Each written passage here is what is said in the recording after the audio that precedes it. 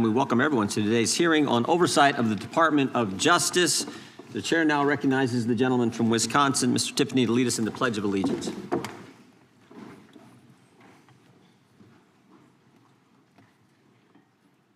I pledge allegiance to the flag of the United States of America and to the republic for which it stands, one nation, under God, indivisible, with liberty and justice for all.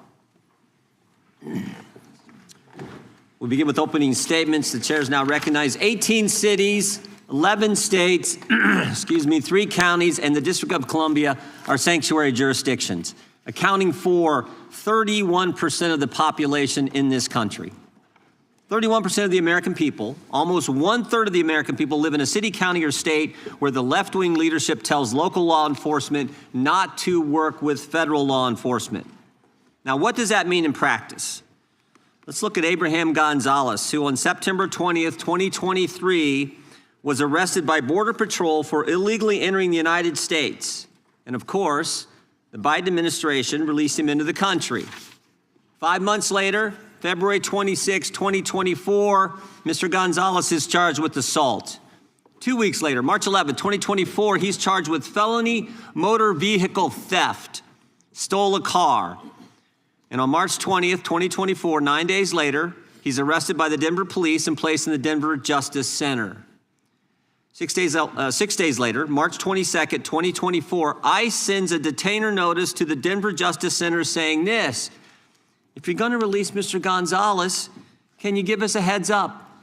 Can you let us know maybe 48 hours before you're going to release this guy so we can come apprehend him there at the jail? And remember, a detainer is a final order of removal from a court where this individual or this individual's committed some removable offense. But on February 28th, 2025, Abraham Gonzalez is released to the streets. In fact, we can put that up. I think you can see this. Released, we got the form from the Denver Justice Center. What kind of inmate was Mr. Gonzalez for those 345 days that he was in the Denver Justice Center? We have that too. Violent to the staff, keep separate. So this guy was so bad, you had to keep him away from other inmates. He'd already assaulted some staff member, but Denver released this guy to the streets and instead of turning him over to ICE agents who would have come to the jail and arrested him there. And of course, we all know what happens. When the officers did apprehend Mr. Gonzalez out on the street, he assaulted one of the officers. This is what happens when you have a sanctuary jurisdiction. Right now in Minnesota, there are 1,360 detainer notices for violent offenders. Governor Walz and others have released 470 criminal illegal aliens back to the streets. In New York State, it's 7,000. Nationwide, it's over 17,000 that we know of. Where a detainer was filed, since President Trump's been in office, over 17,000 times a detainer was filed, and those individuals were released to the streets instead of turned over to federal law enforcement. 17,864 times. Illegals who've been charged with the crime have been released to the streets, and thereby jeopardizing the safety of the public, the safety of law enforcement, and of course the migrant themselves. And frankly, helping create the environment that results in the tragic deaths like we saw with Miss Good and Mr. Preddy. A few years ago, Governor Sarah Huckabee Sanders said this in response to the State of the Union address. She said, "The divide in America today is normal versus crazy." And it's true, because it's crazy not to have a border, which is what we had under the previous administration. It's crazy to abolish ICE, and it's crazy to release bad guys who are here illegally to the streets when with one phone call, federal law enforcement will come to the jail and pick them up. The mindset that says it's okay to release these guys is the same left-wing mindset that thinks it's okay to weaponize government against your political opponents. And that is exactly what we had in the previous Justice Department. The Biden-Harris Department of Justice called parents domestic terrorists. The Biden-Harris Justice Department used FBI SWAT teams to arrest pro-life advocates. The Biden-Harris DOJ targeted traditional Catholics. The Biden-Harris DOJ pressured social media companies to censor Americans, and the Biden-Harris Justice Department launched not one, but 2 investigations into President Trump. spending over $35 million to try to bring down their political opponent. To further this effort, they sought the phone records of over a dozen Republican members of Congress. Even the Democrats said this was wrong. They got bank records for scores of White House officials. They even paid at least one confidential human source $20,000 for information on President Trump. And of course, while doing all this, they couldn't tell us who planted the pipe bombs, who leaked the Dobbs opinion, and who put cocaine in the White House. But thank goodness the American people saw through it all. Americans were tired of being targeted for their beliefs, tired of the lawfare, tired of the rampant crime throughout this country, and that's why they overwhelmingly elected President Trump. And what a difference a year makes. What a difference a year makes. Under Attorney General Bondi, the DOJ has returned to its core missions, upholding the rule of law, going after the bad guys, and keeping Americans safe. The Trump Justice Department has restored the rule of law. Murders are down nationwide by 20%. In D.C., violent crime is down by 28%. The federal surge in D.C. resulted in 8,000 arrests, the seizure of 800 illegal guns, and the recovery of 16 missing kids. The Trump Justice Department apprehended a suspect in the pipe bomb investigation, and they've arrested 6 of the FBI's top 10 most wanted fugitives in just 1 year. Of course, they arrested narco-terrorist Nicolas Maduro, and they seized a record number of drugs flowing into this country. Trump Justice Department put an end to targeting Americans for their beliefs. Attorney General Bondi rescinded Attorney General Garland's anti-parent memorandum. Department of Justice ended the practices of using the FACE Act to target pro-life Americans. They've refused to tolerate attacks on places of worship and investigations of traditional Catholics that we saw in the previous administration. On her first day, Attorney General Bondi disbanded the Foreign Influence Task Force that was pressuring social media companies to censor Americans. And the Trump Justice Department has ended lawfare. Under Attorney General Bondi, along with Director Patel, they've worked to expose the political nature of Arctic Frost and the Jack Smith investigations. They've turned over hundreds of pages of documents to Congress, and that's why we know, for example, that Mr. Smith paid at least $20,000 to some confidential human source. That's why we know that Jack Smith knew it was unconstitutional to seek to toll records from members. But since the litigation risk was low, and because members would never find out about the subpoena until years later, they charged ahead and violated the Constitution. The Trump Justice Department has changed DOJ policy to require prosecutors to tell judges if NDOs relate to members of the separate and equal branch of government, the Congress. And to top it all off, the Trump Justice Department opened an investigation into the conspiracy behind the Russia collusion hoax. The Justice Department has put common sense ahead of politics. They sued to keep boys out of girls' sports. They secured deals with universities to stop race-based admissions and anti-Semitic practices. And after discovering rampant fraud in Minnesota, the Justice Department, under the leadership of Attorney General Bondi, has established a new national fraud division. In fact, I met with Colin McDonald, who will head that division last week. I think he's going to do a great job. There's a lot of work to be done in that area, but I want to thank the Attorney General for her great work in the first year on the job, and I want to thank you for being here. With that, I would yield to the ranking member for an opening statement. Thank you kindly, Mr. Chairman, and welcome, Attorney General Bondi. You've got the best lawyer's job in America because your mission is justice and your clients are the American people. But to promote justice for the people, you've got to listen to the victims, like the women seated behind you today.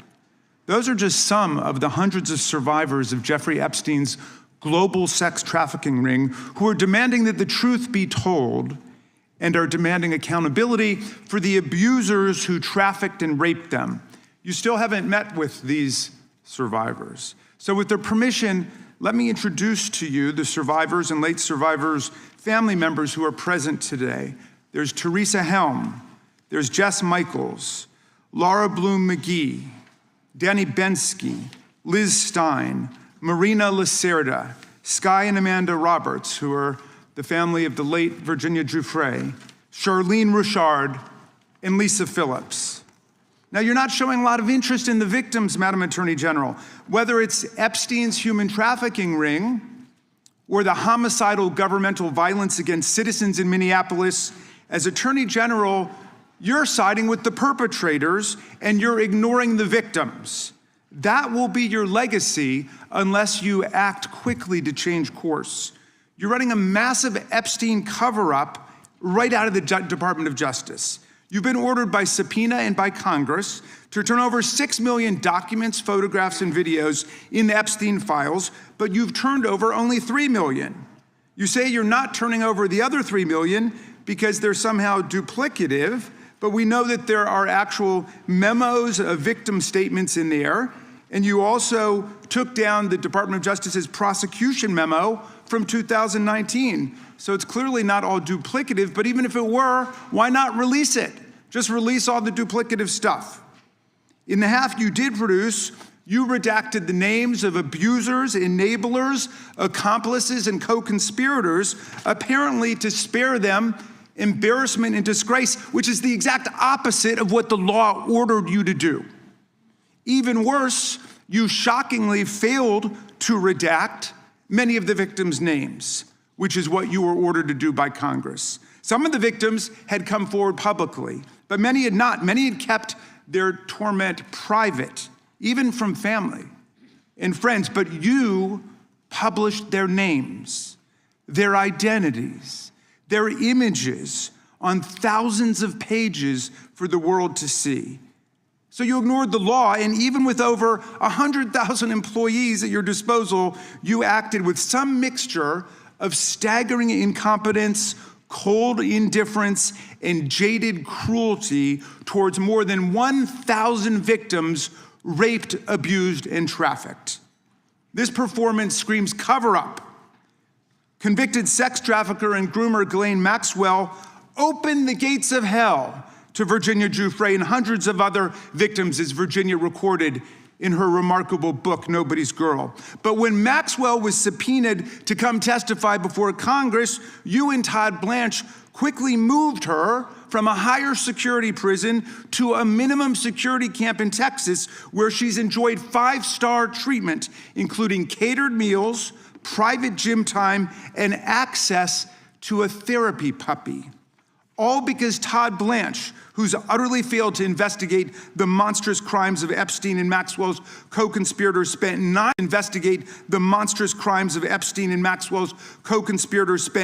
hours with Maxwell and satisfied himself that she would have nothing untoward to say about Donald Trump, which is your only real interest in the matter, based on institutional performance. But abandoning victims and coddling perpetrators is what you do best. When the FBI opened a criminal investigation into the brutal killing in Minneapolis of Renee Good, a poet and 37-year-old mother of 3, by Trump's masked paramilitary ICE agents, you shut it down.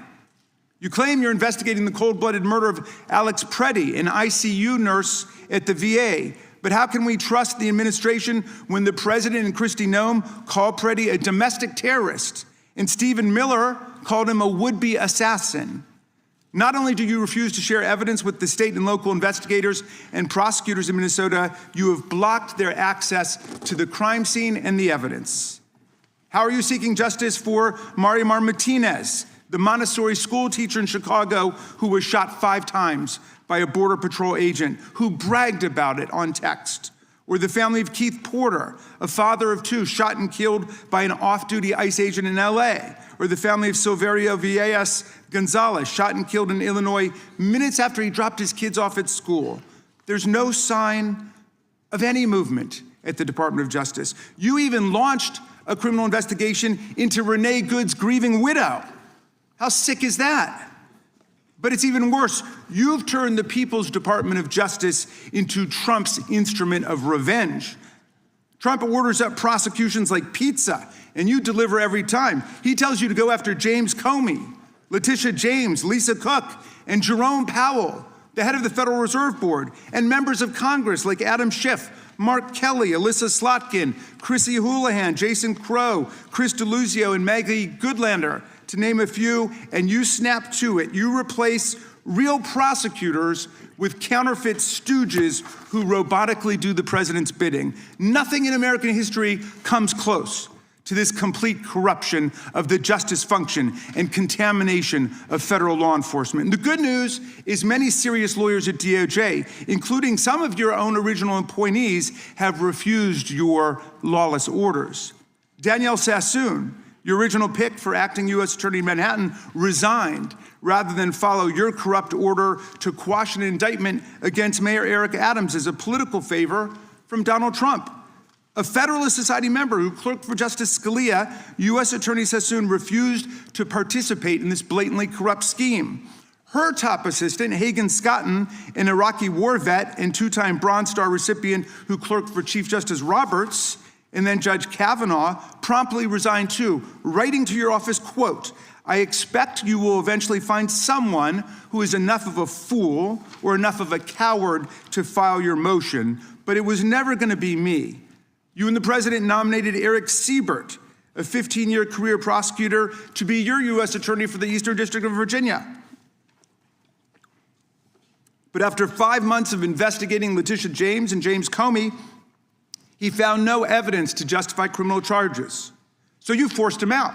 You replaced him with Lindsay Halligan, Trump's personal lawyer from the Mar-a-Lago documents case, who had zero prosecutorial experience and no qualifications. And then you were humiliated when a federal judge found that this corrupt appointment was blatantly unlawful and threw out Halligan's indictments entirely. And grand juries of American citizens have repeatedly rejected your vendettas and baseless indictments brought by the hacks left at DOJ now, with 2 different grand juries in Virginia voting down indictments against Letitia James in a single week. And just yesterday, another grand jury shut down your vendetta factory by rejecting indictments against the 6 members of Congress who had spoken out to remind all service members that they have a duty to refuse illegal orders.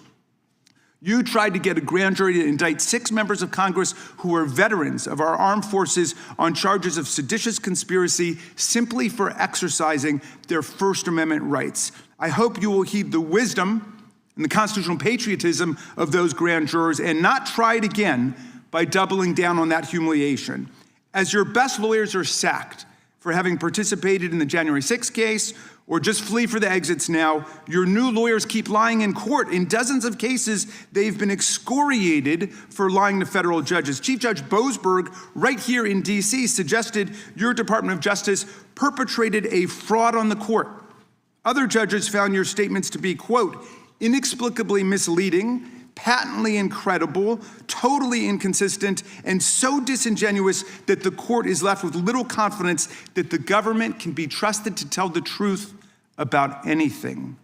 Now, as ranking member, I asked the chairman to add a few extra rounds of questions today because we each have 5 hours of questions, not 5 minutes, but we're stuck with 5 minutes. That's clearly insufficient to give voice to America's victims and survivors and to demand answers about all the corruption and cover-ups that we see at DOJ right now. We've got just 1 round, so we ask you politely but firmly, Madam Attorney General, please do not waste 1 second of our precious time by evading questions, by changing the subject, or engaging in personal attacks against members of Congress. We saw your performance in the Senate, and we're not going to accept that. This isn't a game. In the Senate, you brought something with you called a burn book, a binder of smears to attack members personally for doing the people's work of oversight. Please set the burn book aside and answer our questions. And when you hear us reclaim our time, that means it's time for you to stop speaking. We only have 5 minutes, so when we reclaim our time, that means you stop. And if you don't, we will ask the chair to stop the clock and let you go on his time. The quality of justice in America depends on the character of our government. Please do your job and bring the Department of Justice back from the brink. The survivors seated behind you and the American people watching everywhere deserve a Department of Justice worthy of its name. I yield back, Mr. Chair. Without objection, all of the opening statements will be included in the record. We will now introduce today's witness. The Honorable Pamela J. Bondi has served as the Attorney General of the United States since February 5th, 2025. She previously served in the Office of the White House Counsel, 2 terms as the Florida Attorney General, and spent more than 18 years as a prosecutor.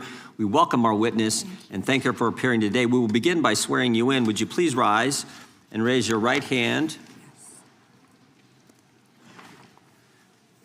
Do you swear or affirm under penalty of perjury that the testimony you're about to give is true and correct to the best of your knowledge, information, and belief, so help you God? I do.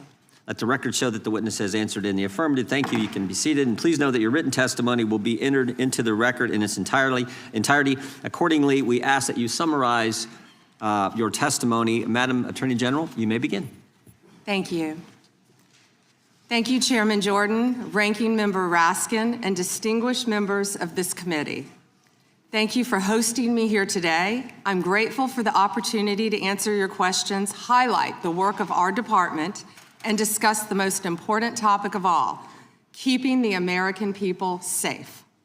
A little over a year ago, I was sworn into office as the 87th Attorney General of the United States. I came into office with the goal of refocusing the Department of Justice on its core mission after years of bloated bureaucracy and political weaponization. The Department of Justice's core mission is to fight violent crime, protect the American people, and defend the rule of law above all else.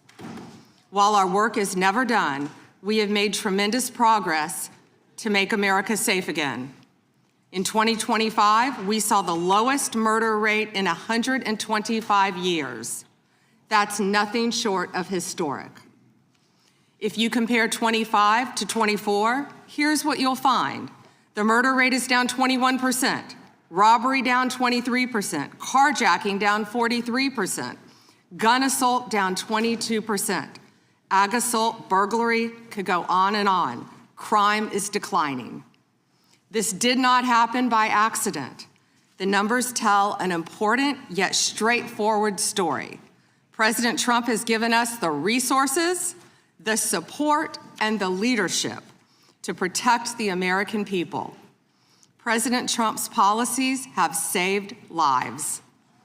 I cannot think of a policy outcome more important than protecting the lives of American citizens. Can you?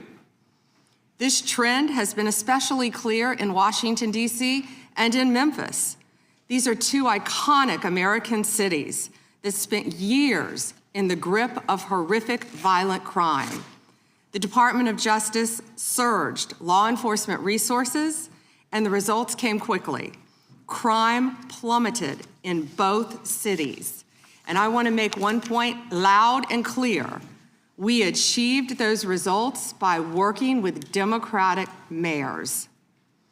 Public safety does not have a party registration.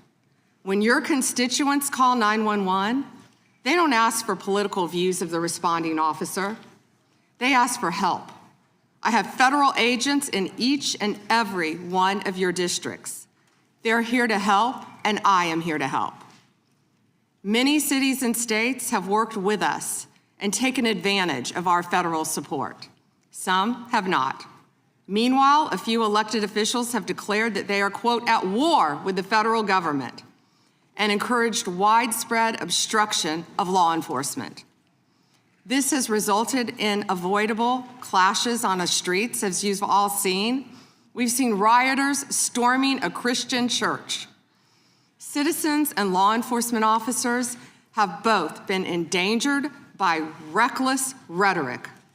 We have made dozens of arrests in and around Minneapolis so far, and many of them could have been avoided by simple compliance with federal law. Of course, our efforts reach beyond our urban centers. We are striking crucial blows against terrorist organizations such as MS-13, TDA, the Sinaloa cartel, and Antifa. And as we sit here, I think you've seen the news this morning. The news is reporting that cartel drones are being shot down by our military. That's what we all should care about right now, protecting America. As we seek to dismantle these drug trafficking networks that poison Americans, in 2025, our DEA agents seized more than 47 million fentanyl pills and more than 9,800 total kilos of fentanyl. That represents 369 million potentially deadly doses that can kill Americans. Meanwhile, our attorneys are fighting for President Trump's agenda in courtrooms across this country. This administration has been sued 627 times. We fought through a nonstop flood of bad faith temporary restraining orders from liberal activist judges across this country. America has never seen this level of coordinated judicial opposition towards a presidential administration. It is not only an unlawful attack on the executive branch's authority, but a serious attack on the democratic process. In spite of this unprecedented judicial activism, we've attained 24 favorable rulings at the U.S. Supreme Court, their emergency docket, and even more to come.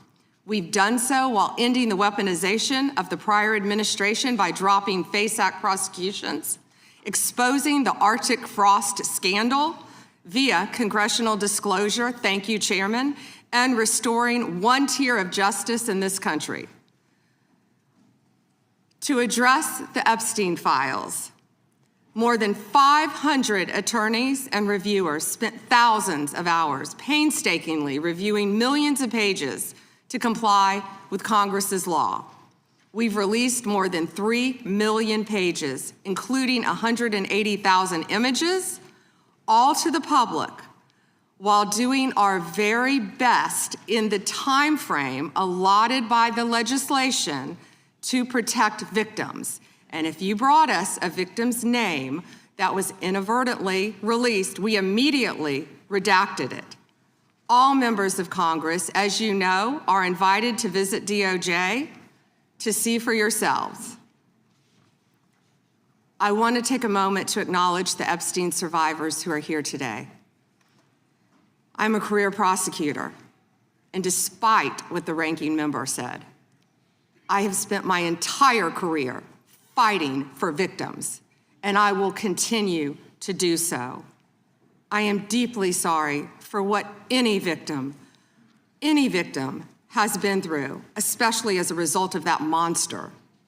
If you have any information to share with law enforcement about anyone who has hurt you or abused you, the FBI is waiting to hear from you. I want you to know that any accusations of criminal wrongdoing will be taken seriously and investigated. The Department of Justice is committed to holding criminals accountable to the fullest extent of the law. In 2025, the FBI arrested over 1,700 child predators, a 10% increase from 2024. We also located 2,700 victims of child exploitation and shut down 3.8 million dark web pedophile accounts. 3.8 million.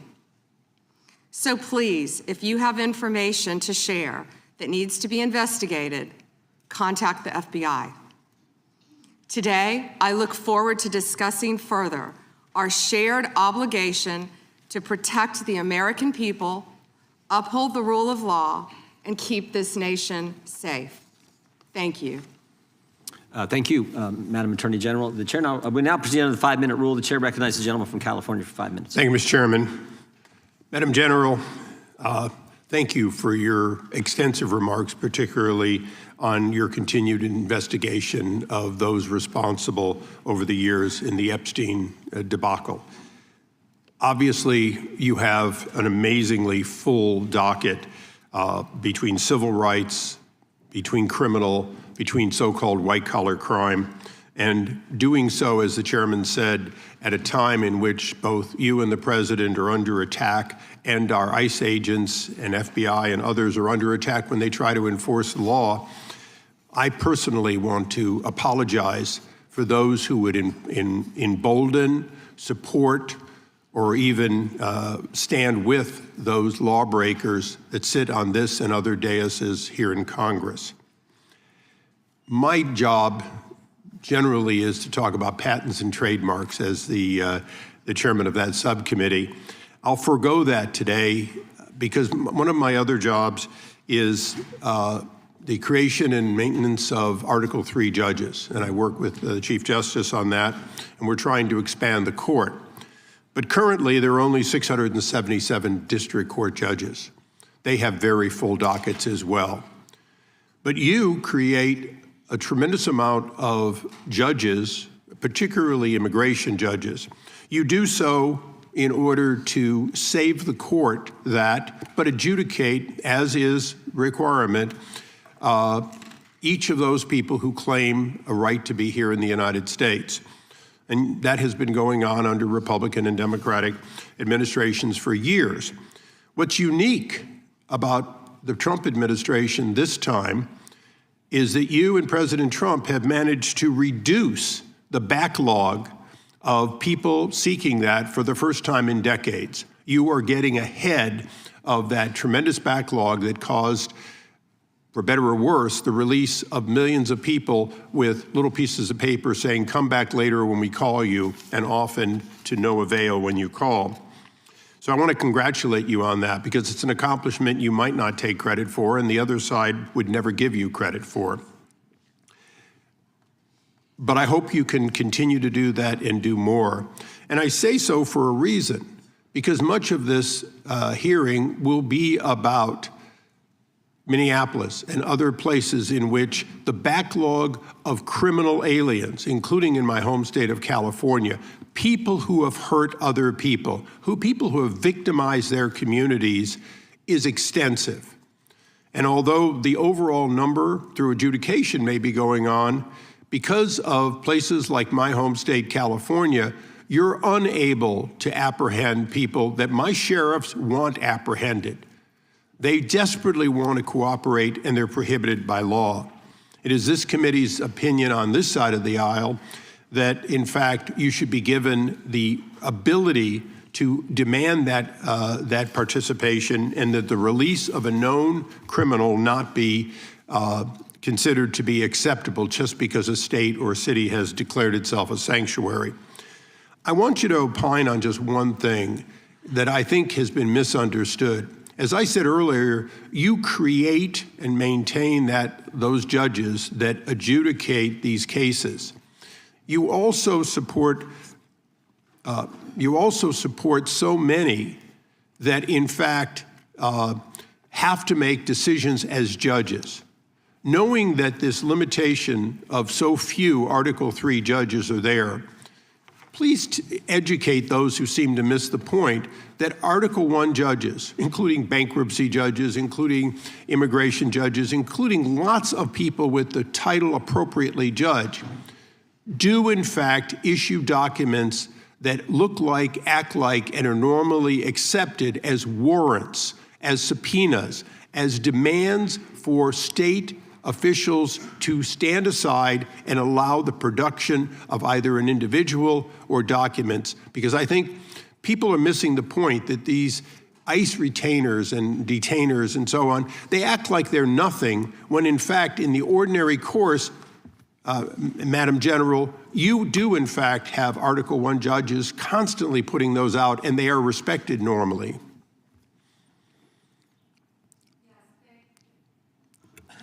Thank you, Congressman, for talking about all the great judges.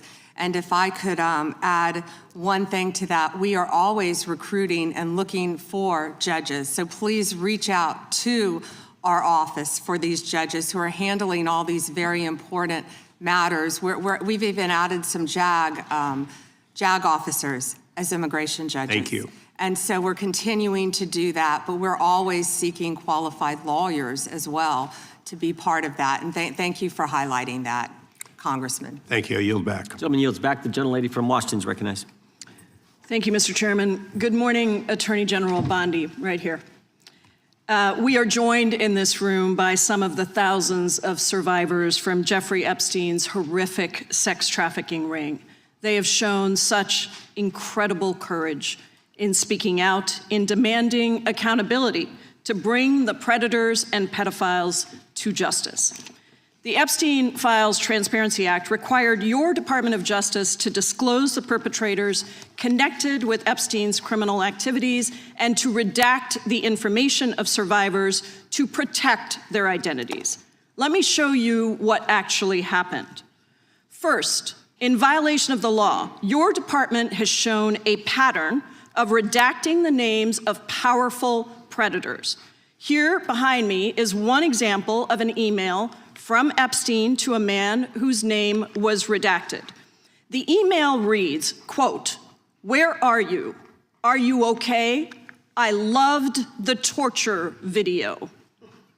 Only after members of Congress demanded that we see the unredacted files did the world learn the name of this individual, Sultan Ahmed bin Sulayem, the chairman and CEO of a company that had financial ties to President Trump's business and personal ties to Trump's advisor, Steve Bannon. Second, the survivors were not similarly protected, also in violation of the law. Here is another email titled Epstein Victim List. We have blurred the names of the survivors for their protection, but your Department of Justice initially released this list of 32 survivors' names with only one name redacted, along with numerous files that disclose not only the names, the emails, and the addresses of survivors, but also nude photographs and even the identities of Jane Does who had been protected for decades until your department released their names.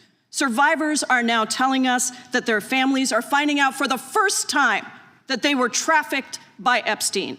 In their words, quote, "This release does not provide closure. It feels like a deliberate attempt to intimidate survivors, punish those who came forward, and reinforce the same culture of secrecy that allowed Epstein's crimes to continue for decades." To the survivors in the room, if you are willing, please stand.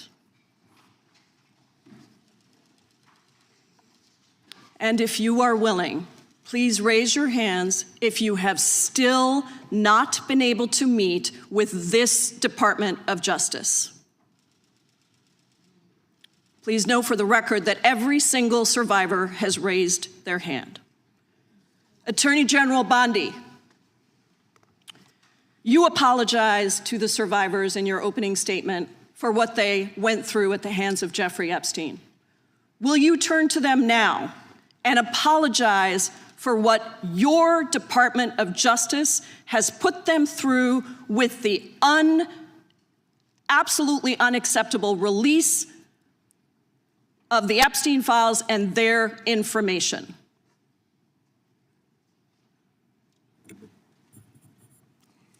Congresswoman, you sat before, Merrick Garland sat in this chair twice. Attorney General Twice. Bondi, No, can I finish my answer? No, I'm going to reclaim my time because I asked you a specific question Attorney General that I would respond to your like question. you to answer, which is, will you turn to the survivors? This is not about anybody that came before you. It is about you taking responsibility for your Department of Justice and the harm that it has done to the survivors who are standing right behind you and are waiting for you to turn to them and apologize for what your Department of Justice has done. Members get to ask the questions, the witness gets to answer in the way they want to answer. The Attorney General can That's respond. not accurate, Mr. Chairman. Because she doesn't like the my answer. time. So, Mr. Chairman, why I have asked didn't she ask Merrick Garland this? I'm Twice, reclaiming when he my sat in time, my and when chair. I will reclaim my continue to time, answer. it is Mr. Chairman, the my gentlelady's time. reclaimed I'm her not going time. to get in the gutter for her theatrics. The time belongs to the time belongs to the gentlelady. The gentlelady has 17 seconds. Thank you. You're not going to answer this question, so let me just Chairman, say I'll this. direct it to What a you. massive No, I'm cover-up. answering a Mr. question. Chairman, will you restore her time? The witness is I'm not interrupted. going to get in the gutter with this woman. Stop the She's time doing and theatrics. let me have my The time. gentlelady from Washington controls the time. The gentlelady has 17 seconds. You can proceed with your final Thank you. 17 seconds. What a massive cover-up this has been and continues to be.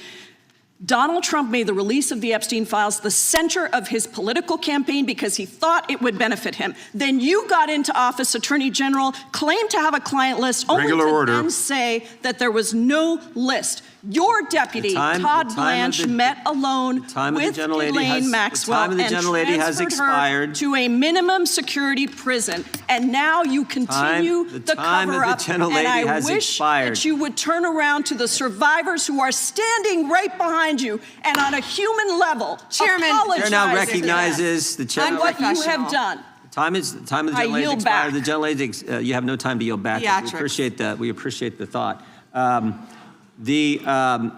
I would argue the central issue in the last election, the presidential election, was securing the border. The gentleman from Arizona who knows something about securing the border is up for 5 minutes. Thank you, Mr. Chairman, and thank you, Attorney General Bondi, for being here today.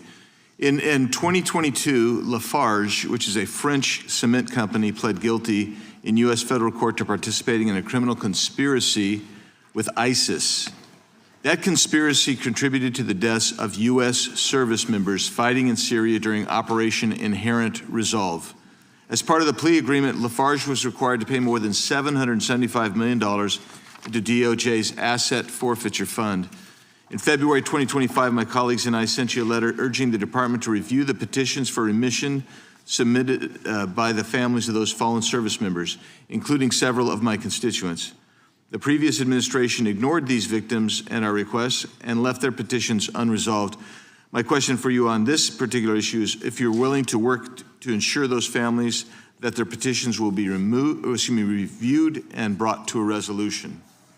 Congressman, we are aware of that, and we're committed to doing everything we can to support the victims and work with you. Thank you for that question. Yeah, appreciate your answer. And now let's go to something that is also pressing that I've been working on for years, and this is the FISA Section 702 and Arctic frost. In January 2025, you testified before the U.S. Senate and agreed with Senator Lee that, quote, anytime an American citizen's private communications are intercepted or stored, whether through incidental collection or otherwise, those communications should not be searched without some showing of probable cause, close quote. You still hold that view today, I assume? Yes. And during the most recent FISA reauthorization, I offered an amendment to establish a clear warrant requirement for searches of Americans' data while preserving every publicly cited operational exception, including emergencies, defensive queries, cybersecurity threats. And my intent was to ensure the Department of Justice could continue to keep Americans safe while also ending warrantless searches of U.S. persons' data. Are there any additional circumstances or exceptions that you believe must be included to ensure DOJ can continue to operate effectively while still protecting American citizens' data and privacy? Yeah, Congressman, we are committed to working with Congress to uncover weaponization and other misconduct by Jack Smith, by others, Arctic frost, everything that happened under the past administration. And we are committed to working with you on that. And we are working with Chairman Jordan, with the House Intel, with all of our my fellow cabinet members on resolving that issue. Well, thank you. And I'm glad you brought up Arctic frost, because Section 702 was used in the Arctic frost investigation. It was.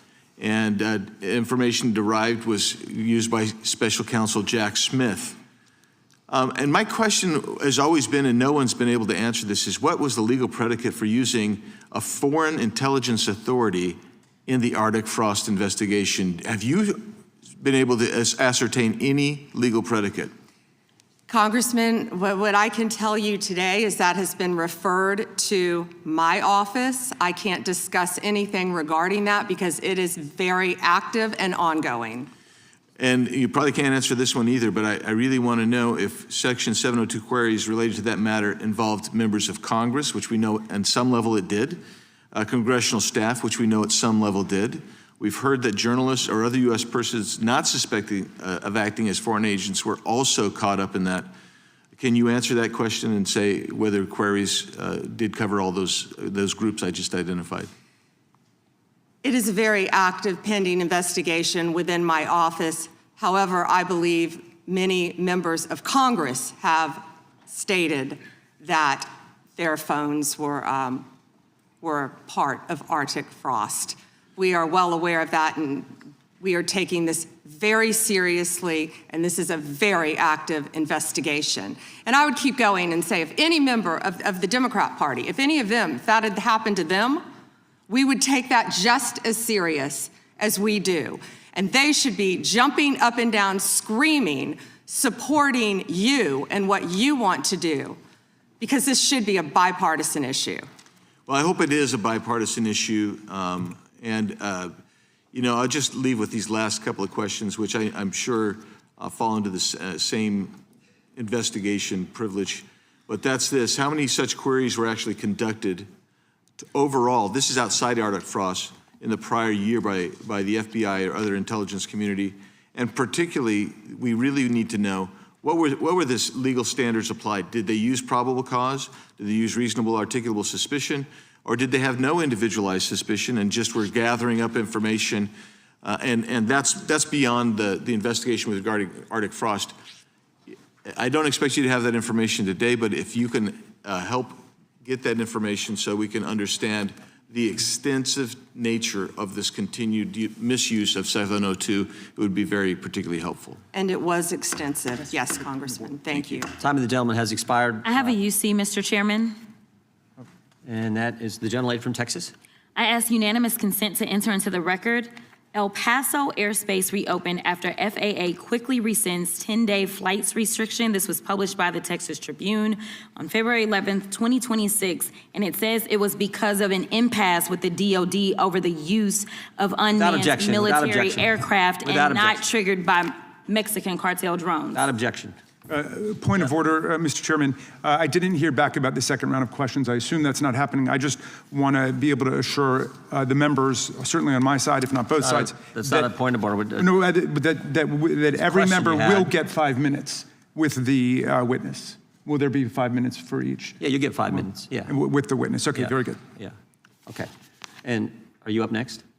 Gentleman from New York is recognized. Mr. Chairman, I want to begin by acknowledging the survivors of Jeffrey Epstein's horrific abuse who are in the room with us today. I want to thank all of you for your bravery in speaking out. And I want to say that you and the other survivors of these heinous crimes deserve better from this Department of Justice. In particular, it is shocking that the department did not redact the names of Epstein's victims, but it did redact the names of their abusers. I don't know whether this was done out of incompetence or whether it was deliberate and malicious, but either way, it is completely unacceptable. Even more troubling, the DOJ has failed to bring any of these perpetrators to justice. Instead, it has engaged in a relentless pursuit of Donald Trump's perceived enemies. I want to focus on just one example: the Attorney General of my home state of New York, Tish James. This DOJ has been hell-bent on securing an indictment against Ms. James for something, anything, simply because she held Donald Trump's companies accountable for years of financial fraud. And indeed, the department manufactured an investigation against her for alleged, quote, mortgage fraud. But the U.S. attorney leading the investigation, Eric Siebert, a Trump appointee, refused to bring charges against Ms. James because there was simply no evidence. Unfortunately, a prosecutor who refuses to do Trump's bidding has no place in this DOJ, so Mr. Siebert was forced out. Trump could not contain his fury that he expressed to you in a social media post addressed to you by name. I'm sure you've seen it. Quote, I fired him and there is a great case, he wrote to you about Mr. Siebert. Then we moved down. We can't delay any longer. It's killing our reputation and credibility. They impeached me twice and indicted me 5 times over nothing. Justice must be served now. And obviously, you followed that order. Lindsay Halligan, Trump's former defense lawyer who had never prosecuted a case in her life, was installed to replace Mr. Siebert, and it was clear that part of her mandate was to go after Ms. James. Halligan immediately sought an indictment, which a court dismissed because Halligan was illegally put into the role. But your department was undeterred, and not once, but twice, it tried to indict Attorney General James in separate courts. Both grand juries rejected you and refused to indict her. It is practically unheard of for a grand jury to refuse an indictment. In 2016, it happened in just 6 cases out of over 150,000 offenses. And you had it happen twice in the same week in 2 different courts. That must have been humiliating. And now there are reports you are continuing to investigate her. The amount of resources that have gone into targeting Attorney General James, months of investigations, multiple failed indictments, is astounding. Since your own prosecutors told you that there is not enough evidence to support a conviction, it's clear that you were going after her simply because she held President Trump accountable and he wants to punish her. And she is just one name on a long list of Trump political enemies that DOJ is reportedly targeting, from Jerome Powell and Lisa Cook at the Federal Reserve to James Comey, numerous Democratic members of Congress, John Brennan, Jack Smith, Democratic officials in Minnesota, Chris Krebs, Miles Taylors, and more. And those are just the ones we know about. In contrast to these politically motivated investigations, grasping at something they can charge their enemies with, we now have concrete evidence of disgusting criminality revealed in the Epstein files. So I really have just one question for you. How many of Epstein's co-conspirators have you indicted? How many perpetrators are you even investigating?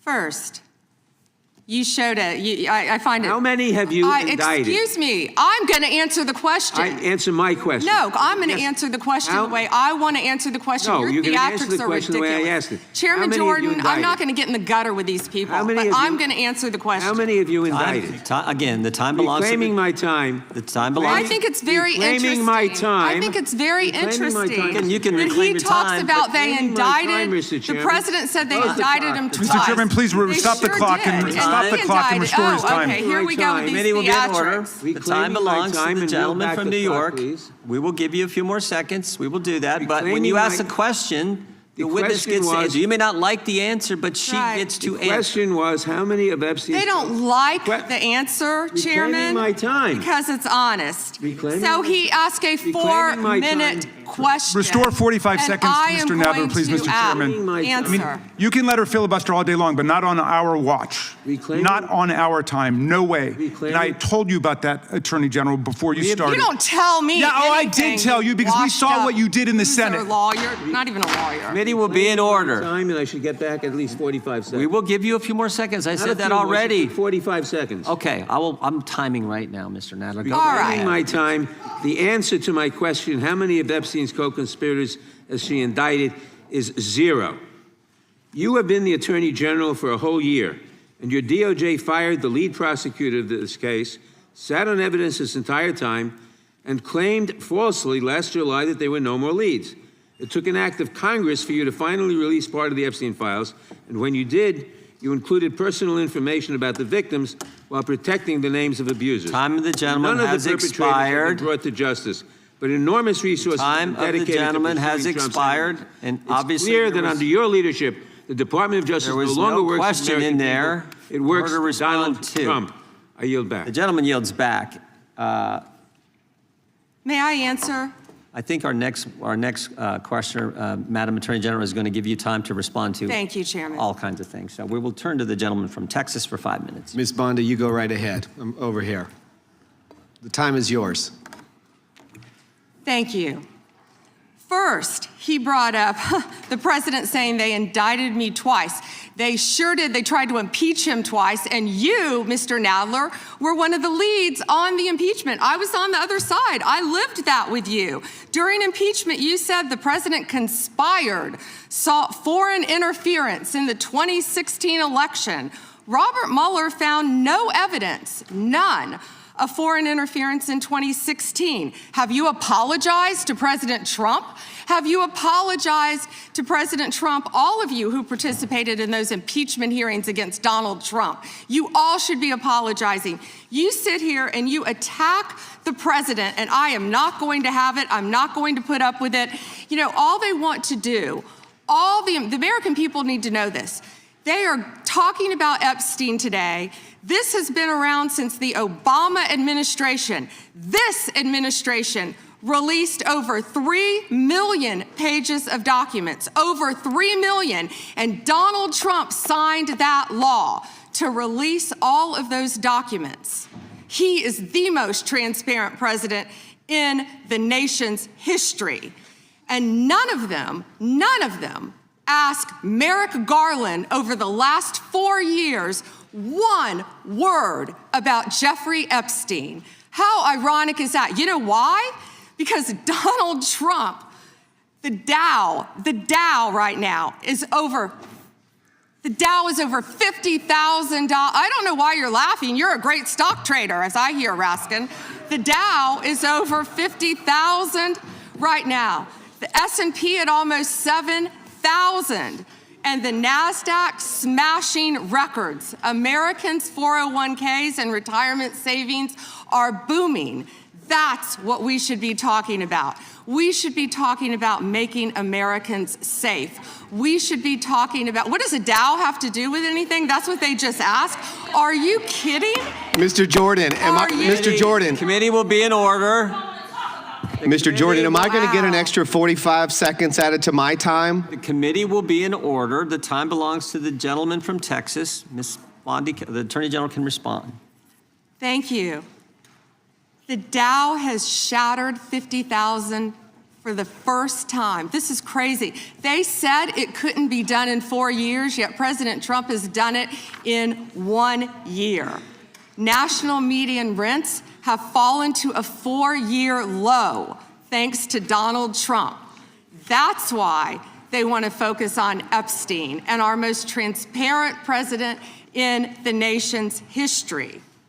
The murder rate, as I said, has plummeted to a 125-year low thanks to Donald Trump. For an unprecedented 9 straight months, there were 0 illegal border crossings at the southern border. That's what we should be focused on. All the great work that this president has done and will continue to do to keep America safe and to make Americans safe. Thank you, Attorney General Bondi. I agree with you totally. I think you've done a fine job. I think that Democrats, in fact, should be apologizing to the Epstein victims for doing nothing during the 4 years that they were running the government. We did not hear about this, and it took you and President Trump to finally provide transparency and give answers to the American people, and I want to thank you for that. I want to thank you also for standing up for truth today and for fighting back against the theatrics and the time waste that you will endure over the next hour or two. I want to apologize on behalf of my colleagues on the left. They're not all that bad, but they've got to put on a show. And I'm sorry that you have to go through that. And I would like to yield the last, I'd say 40, and 40 is 80 seconds. The clock says 40, but I've got 80 seconds since I was so rudely interrupted, and I'll give all 80 seconds to Chairman Jordan. And I would just yield to the Attorney General if she has anything to add. I'm fine to continue. Thank you, Chairman. All right, the chair now recognizes, the gentleman yields back. The chair recognizes the gentlelady from California. Thank you, Mr. Chairman. I would note that Mr. Nadler's question has not yet been answered, but I want to start by asking that out of respect for the American public and the Epstein survivors, some of whom, of course, are here today, that we can have a transparent conversation and get the public the answers they deserve. I want to briefly direct your attention to 2 documents I'm hoping we will put up on the screen. In the first, an individual emails Jeffrey Epstein asking whether a woman identified as M was pro or civilian, and Epstein responds that she was a civilian, Russian, and fun. In the second email, Epstein writes to Steve Tisch about a Ukrainian girl, noting that she was, quote, a little freaked out by the age difference and stating that he would try to convince her not to return to Ukraine. He then instructs Mr. Tisch to call him, adding, I don't like records of these conversations. So I'd like to ask a straightforward question that really is either a yes or no answer. Do these emails constitute credible evidence, not proof, but credible evidence warning further investigation into whether Steve Tisch was involved in Epstein's criminal conduct? Do you think yes or no? I'm not going to play a yes-no game with you, but I will answer the question to the best of my ability.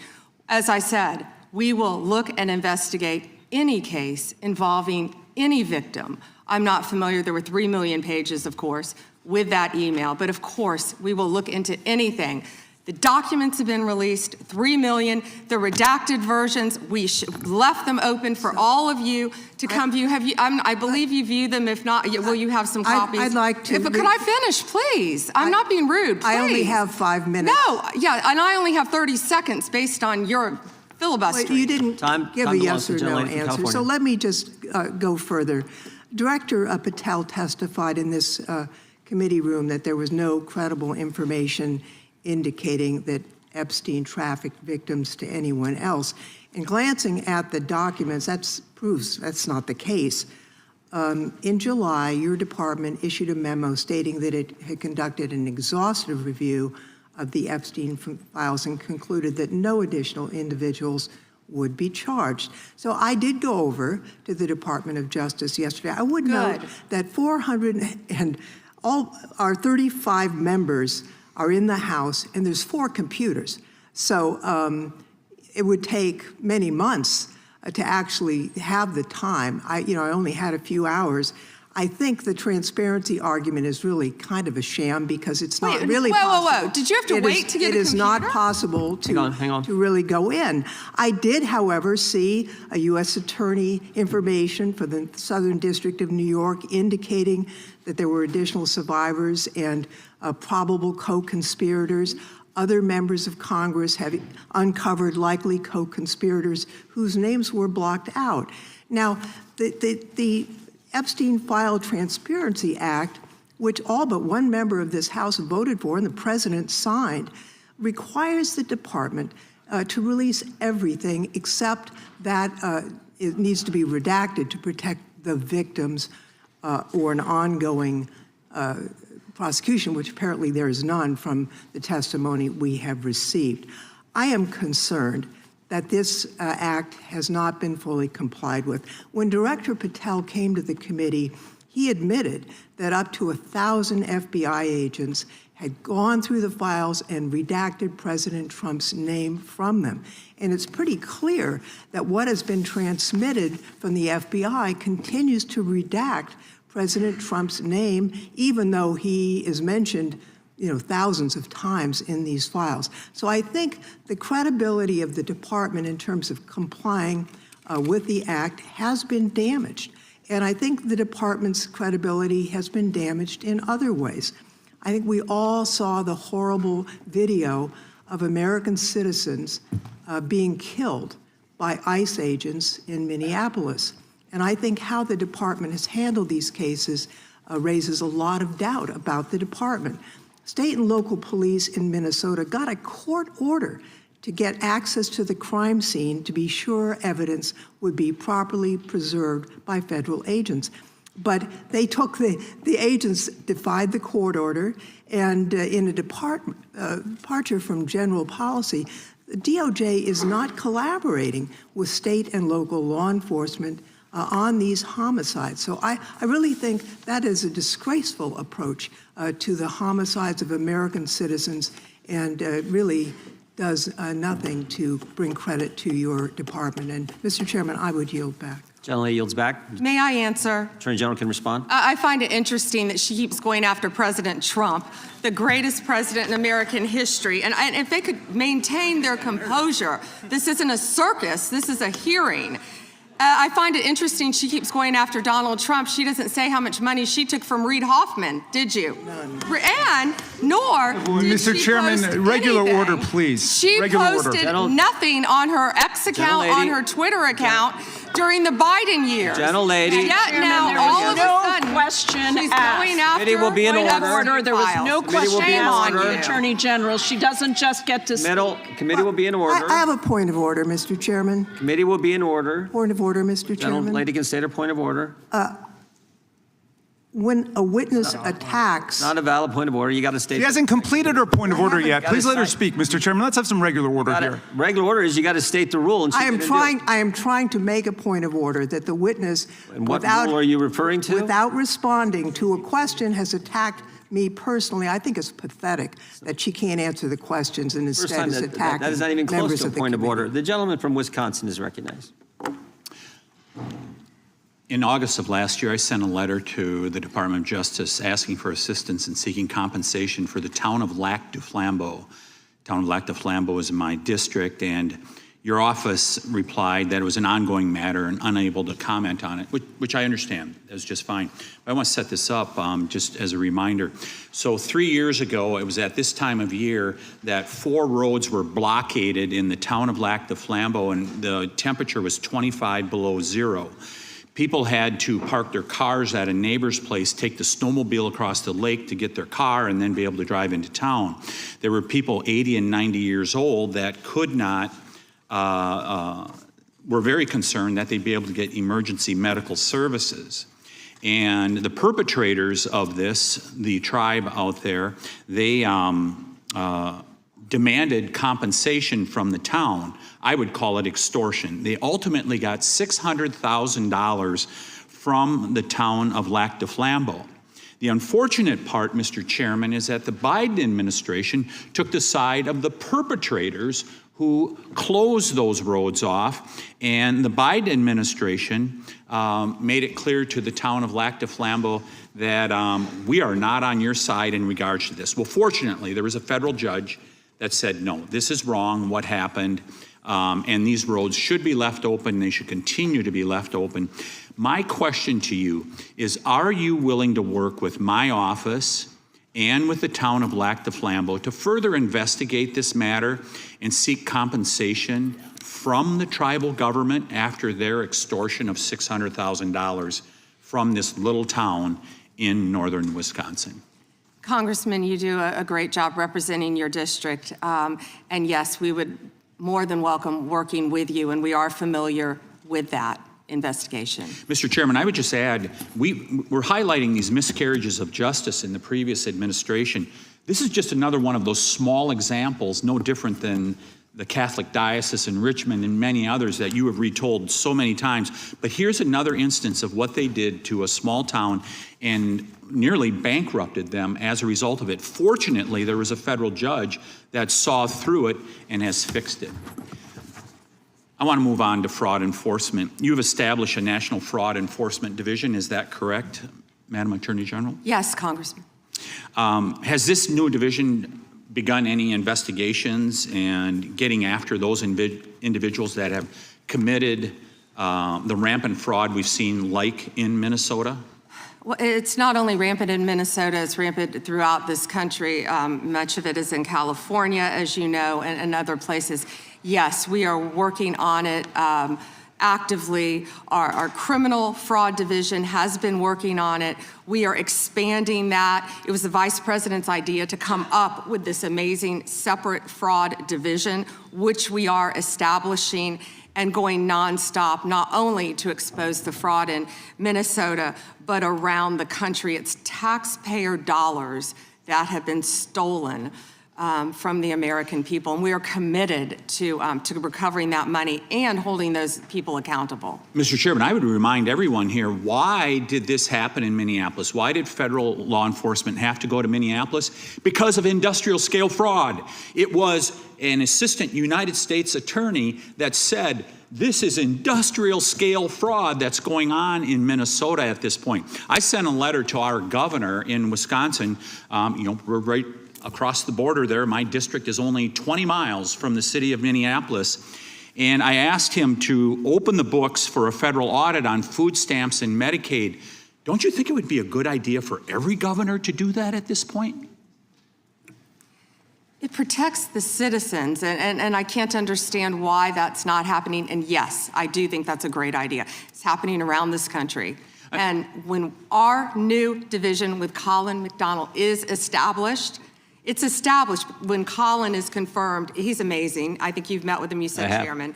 When that is established, we're going to work on both sides of the aisle. That's what we want to do, to stop fraud in every city, in every state in this country. We will continue to fight for the American people. So you would encourage every governor across the United States, after what we have seen in Minnesota, what we almost certainly know is happening in other states, you mentioned California, you would agree that every governor should avail themselves of federal resources to make sure that this industrial scale fraud is rooted out to protect the taxpayers of the United States. Is that correct? Absolutely.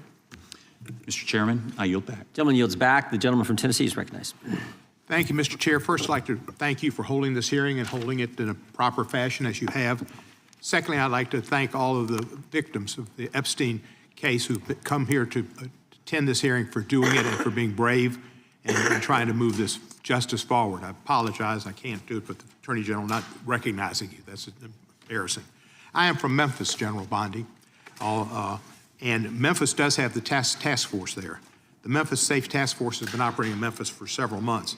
And we do have a Democratic Mayor, Paul Young, and he's not against the task force, but he is against ICE being in Memphis, and he's not in favor of the National Guard being in Memphis. And I concur with him on those positions. I think the DEA being there, the alcohol, tobacco, and firearms, the FBI, who have been in Memphis in other ways, having more people there is good for Memphis. Crime has gone down in Memphis, but it went down 25% before the task force got there under the direction of Mayor Young and Director Davis, Chief Davis. It's gone down about 15% more since then, and that's good. But I would like to comment that Mexico City's homicide rate has gone down 40% during the same time when Memphis has only gone down 25%, and that's not necessarily because of the task force, although the mayor says he thinks it's helped. So I thank you for that. You would agree, I presume, that violent crime in communities across our country is critically important, and that's why the task force is there. Is that not true? Yes, and if I can just add to that, I think the surge, the FBI, our FBI under the leadership of Director Patel, came in and did a surge in Memphis. Earlier. Prior to the task force. Yeah, and thank you for saying that about Mayor Young. He's been great to work with, and thank you. He's a good guy.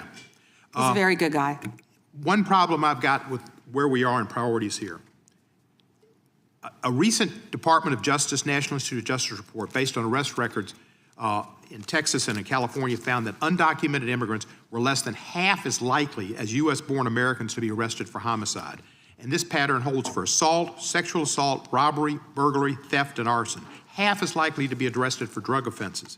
So I ask you, and I've written to you about this, there are TV ads that run that say to local law enforcement, specifically, says, are you tired of having your hands handcuffed because you can't do the things you wanted to do when you joined? And if you want to do something different, join ICE, and you'll get a $50,000 bonus, and we'll pay off your debts, student debts, and we'll help you with pensions, et cetera, et cetera, et cetera. So they're encouraging local law enforcement to leave local law enforcement and go to work for ICE. We need people working in the front lines and local law enforcement to protect our citizens from the worst of the worst. The worst of the worst are not the immigrants. The worst of the worst records show are native-born Americans, and they are committing crimes that hurt our citizens and our cities, and you're working against it, and thank you for that. But by trying to get our local law enforcement, where we have an undercount of officers in Memphis, to leave Memphis and go to work for ICE to deport people is a wrong priority. Why are we trying to get people, policemen who are working on the front lines, to leave the front lines, take the $50,000 and go to work for ICE and instead of working to fight the worst of the worst? Congressman, I have not yet seen that commercial, that ad. I would argue that we need strong people in both local law enforcement, state law enforcement, and all of our federal agencies working together. I've seen some of the worst violent criminals who were in this country illegally. We both know that. And in Memphis, working hand in hand, I want to stick with Memphis and your mayor and what you discussed, because there have been nearly 6,000 arrests as of February 8th, and I think you agree with this, in your district, and almost 600 gang members. What we found in Memphis, a lot of the gangs are local gangs. But 600 gang members were taken off the streets. Time, because I've only 40 seconds. I'm going to agree with you. Yeah. I thank you for that. And 148 missing children were recovered by all of us working together, and nearly 1,000 illegal guns were seized as a result of us working together. And I don't disagree with some of the things you said, but there are questions about those children, but it's a different thing. The fact is, ICE is running rampant, and you are not investigating them.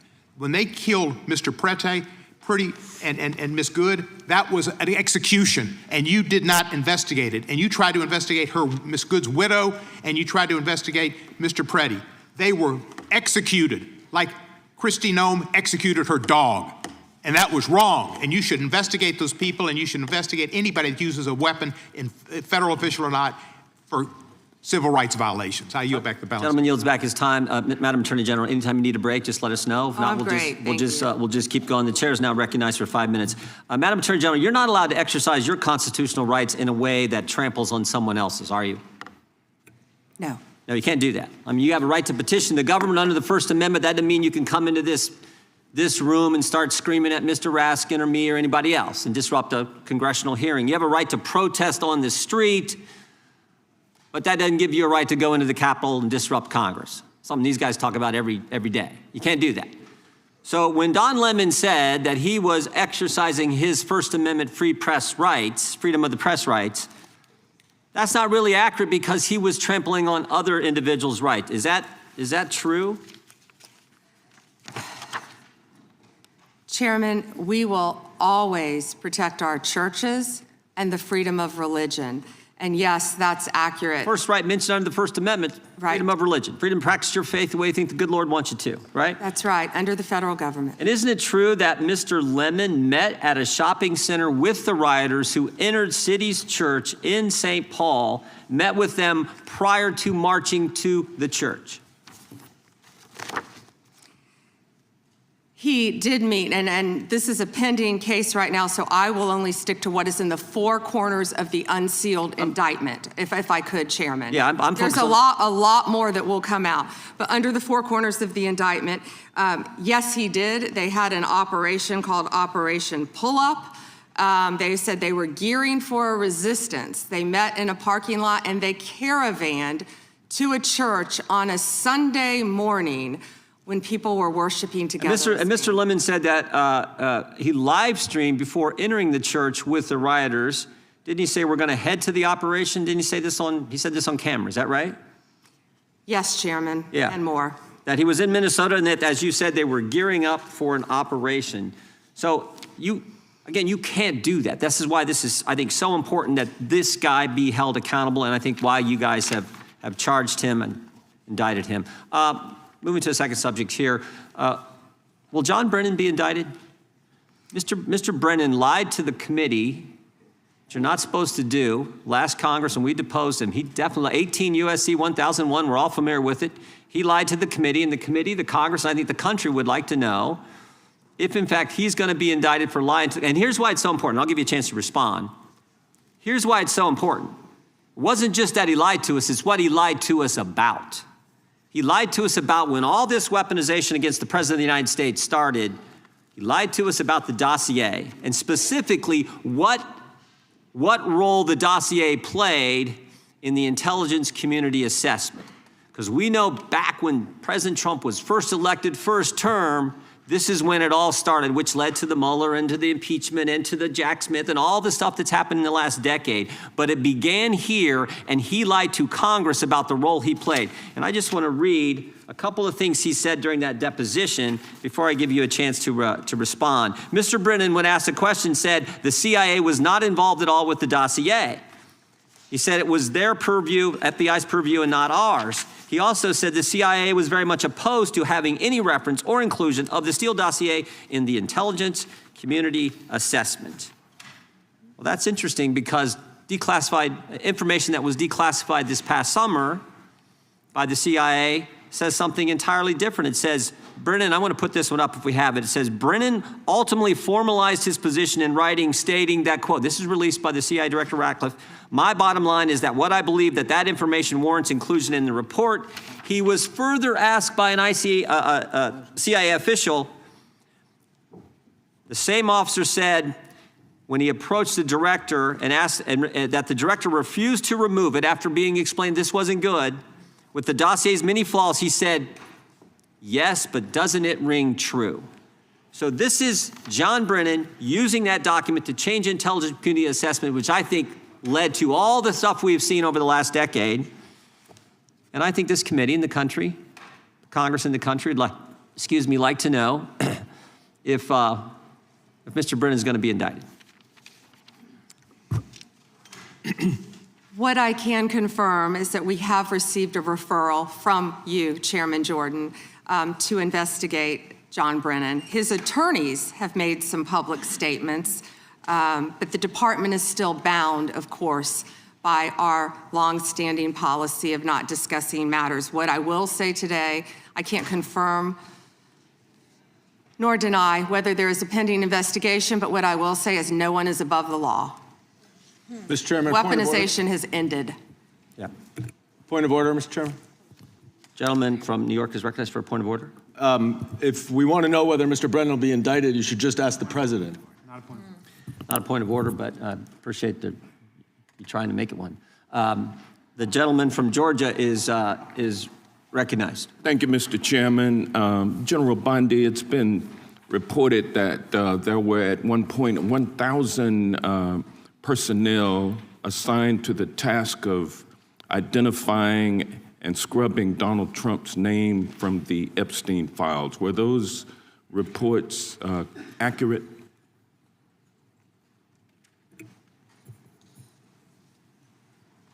I believe his name has appeared countless times in the documents how that many have people were been released. assigned? If I could finish, I'm going to read you the stats. I just simply asked whether or not it was true that it was 1,000 folks who were assigned that task. Were those reports accurate? There are more than 500 attorneys and reviewers. I cannot give you an exact number. And I wanted to ask you about that also, because this is a different question that you're getting to now. There were 500 DOJ lawyers and others assigned the task of redacting the appropriate information, including identities of the Epstein victim survivors from the Epstein files prior to their release. 500, is that correct? If I could have finished my answer, there were more than 500 attorneys and reviewers who assisted with the. They asked a question and they don't want an answer. That answers my question, ma'am, and I'm going to move on. I'm going to move on. From General Bondi, would you agree?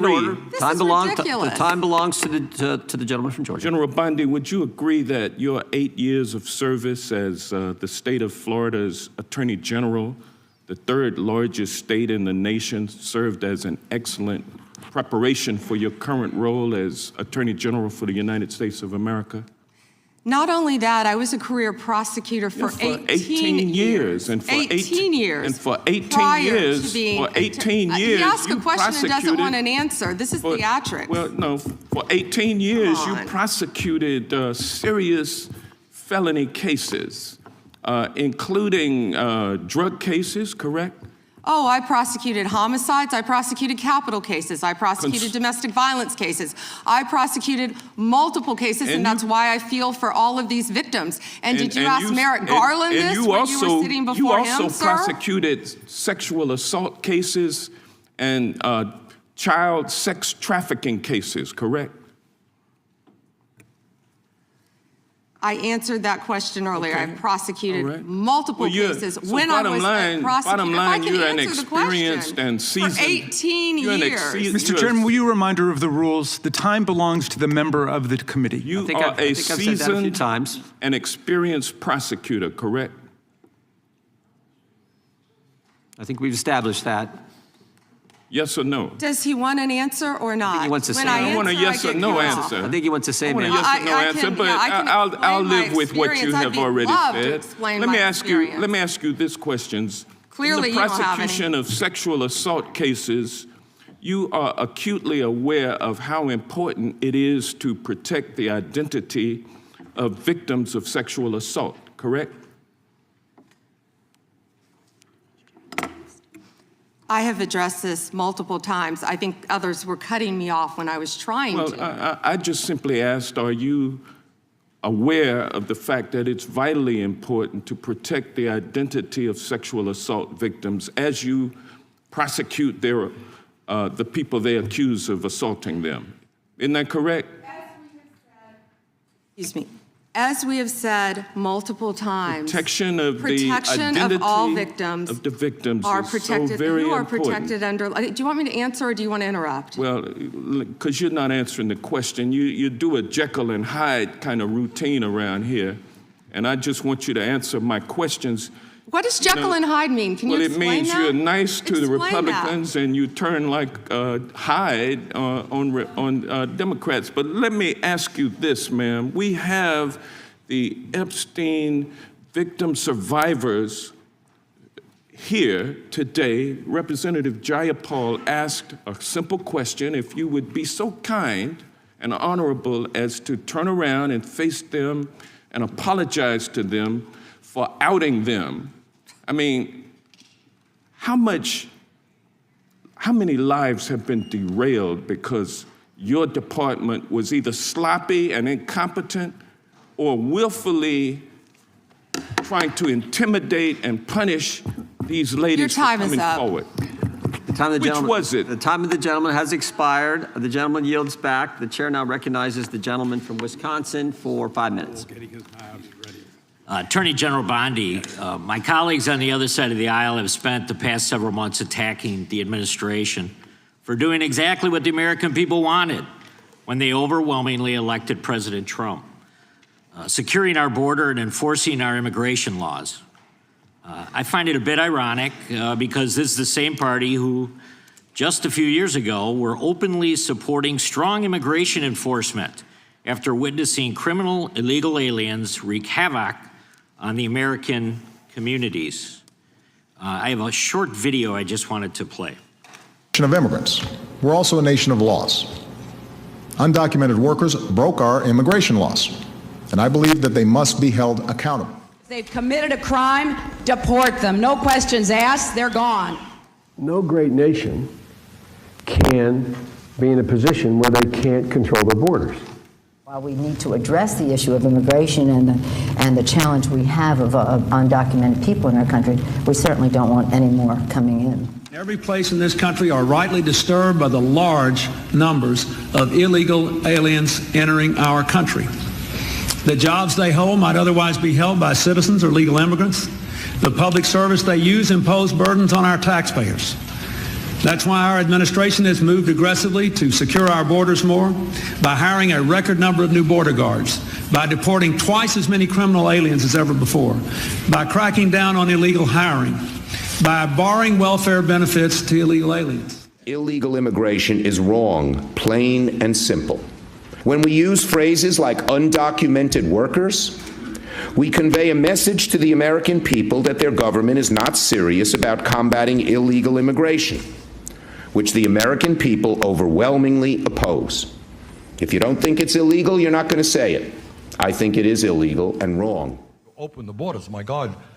You know, there's a lot of poverty in this world, and you're going to have people from all over the world, and I don't think that's something that we can do at this point. Can't do it. Yes or no, would you allow the cities to ignore the federal law? No. We simply cannot allow people to pour into the United States undetected, undocumented, unchecked, and circumventing the line of people who are waiting patiently, diligently, and lawfully to become immigrants in this country.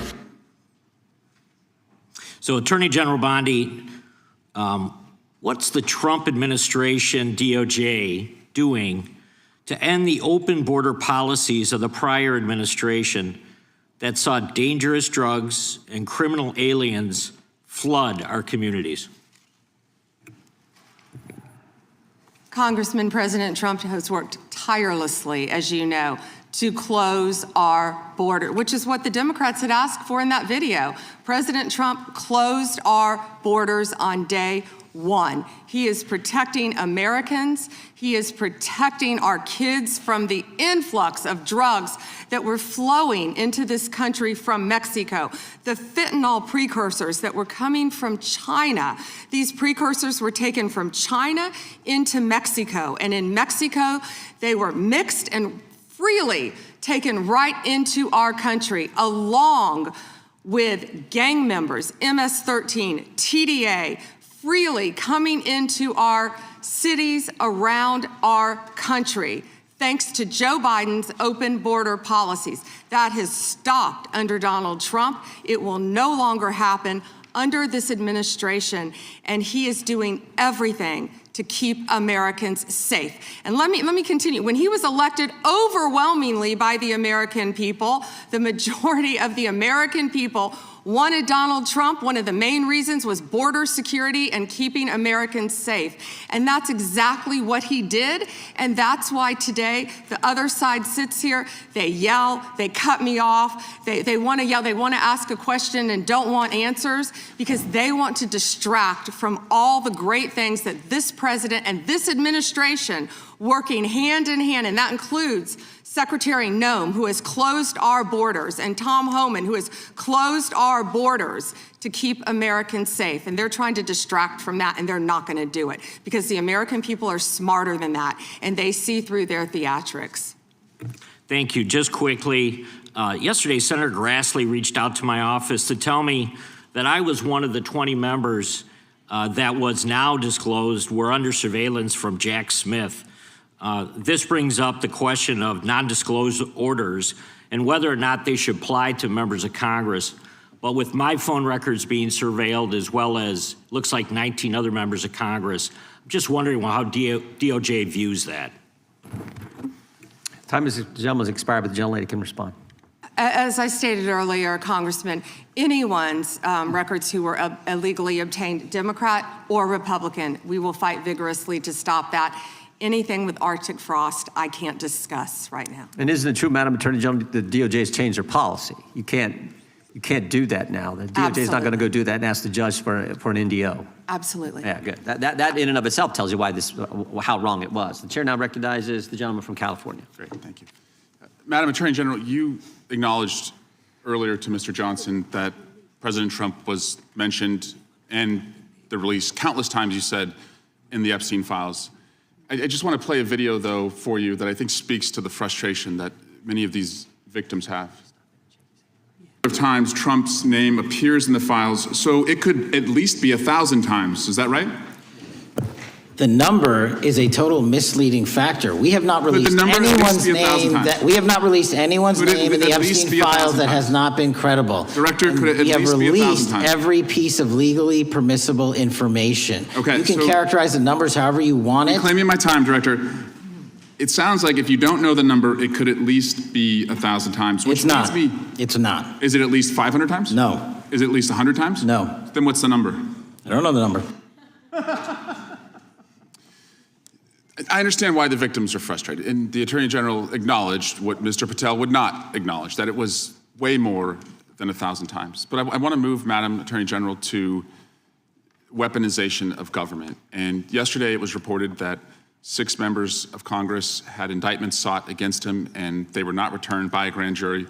My colleagues have spoken about their frustration of being in subpoenas and having cell phone records combed through. Well, in 2017 and 2018, Adam Schiff and I had our cell phone records and email records combed through, not by you, but a different Department of Justice under the president. It was in retaliation for our role in the Russia interference campaign. An Inspector General report would find this improper and that the predicate for it was absurd. In 2020, after sitting on 2 committees that were a part of the president's first impeachment, an FBI agent leaked my cooperation in a national security case where my campaign was targeted. The president's FBI senior leadership authorized 2 statements to the press that said I was never suspected of wrongdoing and only helped the investigation. But that didn't stop the death threats or my GOP colleagues from referring me to an ethics investigation where Kevin McCarthy's chairman on the ethics committee would find the same thing as the FBI. Our current FBI director would then write a book called Government Gangsters and identify a long list of enemies. About a quarter of them have been either investigated or indicted. He listed me at the very top along with Adam Schiff, and during that same testimony refused to recuse himself when asked if he would recuse if any case came across his desk involving me or people on that list. Since that testimony, his department has put me under investigation with Senator Schiff for the nonsense mortgage fraud cases that we've seen. I get it. This is what the president does. I've priced it in. We have a bingo card at home that my kids have made of what will come next. I expected that the president would come after his enemies. But what I want to talk to you next is serious, and I did not expect this would happen, and I'd like your help on it. The president has inspired death threats against me and many sitting up here with me. In June 2025, an individual left 11 voicemails at my district office. On the voicemails, they said, "Get the message to him. I'm gonna hunt him down, that motherfucker, and toss his ass over the Golden Gate Bridge by my fucking self." Donald Trump's Department of Justice in the Northern District of California declined to prosecute. On May 14, 2025, on Twitter, responding to something I posted, an individual said, "No, it wasn't Eric, and now I'm going to kill you." The Department of Justice from the Southern District of Texas declined to prosecute. May through December of 2025, we received messages at my office that said, "I hope somebody shoots you and your children and your wife in the head. Pew, pew, motherfucker, pew, pew." I would stay indoors as much as possible, and my children, unfortunately, have to do that. The Department of Justice has not charged this individual and cited that he's a prolific caller and has health conditions, although what we have found in our own investigation and his voicemails is that he has said he will employ others to do this. The president can come after me. It's fine. I'm in the arena. So are these folks. But we never expected that the Department of Justice would not seek to prosecute and investigate those who are making threats against us. And that would include those on that side of the aisle. And I'm just asking for your help to protect life, because life is at risk with the environment we're in right now. Congressman, I completely agree with you. I know about several of those personally involving you. I believe one has been charged publicly, and there's something I would be happy to talk to you about off camera, but I can assure you that they are very serious. They are being looked into, and I can give you more details on those. None of you should be threatened, ever. None of your children should be threatened. None of your families should be threatened. And I will work with, you can come into my office any day. I will work with all of you on both sides of the aisle if you are ever threatened. And I'll gladly talk to you after this hearing about your cases. But I can tell you some of them are very active. Appreciate that. And I yield back. Gentleman yields back, and we're sorry for what the gentleman and his family have had to go through. We appreciate what the Attorney General said, and I think some of the things that the gentleman from California related, we can all relate to, and it's unfortunate, it's wrong, as the Attorney General said, and we appreciate the help we get from the Justice Department. With that, we will now recognize the gentleman from New Jersey, Mr. Van Drew.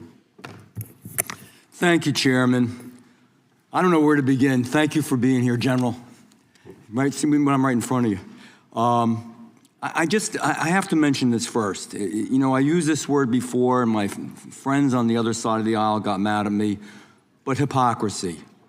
Epstein, Epstein, Epstein. But for years on the other side of the aisle, we heard nothing. Crickets, not a word. Nothing was said when they were in control. Nothing was mentioned basically till last summer, and the ranking member points out that he did do something last year. Yeah, he did a letter complaining about the plea deal for Maxwell, but it wasn't a big deal. Then we get a new administration, and all of a sudden it's a big deal, and they feign concern, they're upset, they're investigating. They had all these years and all this time. And in fact, Stacey Plaskett, and we all know that name, when they had a congressional hearing, Democratic member, were taking texts from Epstein on questions to ask to go after Trump. So Epstein was using her, Democratic colleague, as a tool to go after President Trump. Just everybody keep that in mind. And then we talk about ICE and how horrible it is, and there are concerns. Everybody wants everything to go right. Nobody ever wants to see somebody die. And they complain about it. But at the same time, hypocrisy, they encourage constituents to go after the ICE agents, to challenge them, to hurt them, to attack them. And that doesn't make sense. That's hypocrisy. And then we hear about the concern of, going after Democrats, that the legal system, that judiciary and Department of Justice is going after Democrats. But they literally rework the legal system under Alvin Bragg and Letitia James to go after Republicans and those sympathetic to Republicans. So, be careful when you accuse others that you're not guilty yourself. Be careful of what you say, because you got a history, and it's easy to go over it. You know, I just want to talk about where we were and where we are now. We had over 10 million illegal crossings in the past between 2020 and 24. Over 10 million. There's probably a much bigger number. I'm being conservative. We were told the people weren't dangerous, but they were, General. They were dangerous, many of them. More than 300 individuals on the terror watch list during that time. Violent criminals came across, as we saw consequences where mothers and fathers, children were raped, murdered, hurt, abused, beaten, trafficked, all from the drugs. My God, the drugs they brought into our babies in this country. 73,000 illegals with criminal histories, 20,000 with convictions of assault, robbery, and sex offenses, 13,000 convicted murderers in our beautiful offenders. It was madness. It was insanity. It's bizarre. It was madness. It was insanity. It's bizarre. It's perverse. What in God's name were you doing? So we finally are cleaning this up now. We're finally trying to make it right and safe for our people. So my questions are this. General, do you believe in removing criminal illegal aliens from our communities will save American lives? Yes, and given the cases that you just discussed, that's proof of it every single day. President Trump is committed to that. This entire cabinet is committed to that and making and keeping Americans safe. Thank you. Would you agree that, and thank you for doing that, would you agree that allowing individuals with known criminal histories to enter and remain in the United States, we knew this back then, they knew it. Would you agree that creates serious risk to our public safety? I know the answers, but let's just say them clearly. Yes. Would you agree that when dangerous individuals are released instead of detained, and they were released over and over and over again, and these are the real issues. This is really what America cares about. They want their children and their families to be safe. Do you think if you release them instead of detaining them, that crimes will happen because of that? Absolutely. Would you agree that, I'm sorry. And it did. And it did, thank you. Would you agree that cooperation between, and this is a biggie, and I'm gonna ask you to elaborate on this. This is a big deal. This is why some of the problems we're seeing in some of the places like Minnesota are happening. That cooperation between federal and local enforcement, which we always used to have, helps remove violent offenders from our communities, that we should be a team. Yes. And can you elaborate on that a little bit? In other words, when the local enforcement is forced by the politicians, not their fault, not to do their job and not cooperate, why does it create the situations that we see where we have need for crowd control? By the way, they're not peaceful. Those are not peaceful protesters. We know what a peaceful protester is. When you spit on law enforcement, when you push them, when you hit them, when you beat their car, if you can answer the question, thank you. Time's expired. I'll yield back. You may answer the question. Thank you. Yes, I spent 4 days myself in Minnesota, in Minneapolis. What I will say about some of these sanctuary cities, some of these democratic cities, law enforcement, they quietly want to work with us. I've spoken to law enforcement in multiple cities who want to work with us. And yes, we're gonna do everything we can to keep our citizens safe, whether or not these Democrat-controlled sanctuary cities do or don't. And damn it, that's what really matters. I yield back. Mr. Chair, I have a UC. Ms. Crockett from Texas is recognized for UC. Thank you so much. Donald Trump's approval rating implodes on his strongest issue. This is from Newsweek today. It says 40% of people approve of Trump's handling of immigration and border security, while 60% disapprove. Without objection, that is a admitted. net drop. Now I recognize the gentleman 20. from California, Mr. Liu.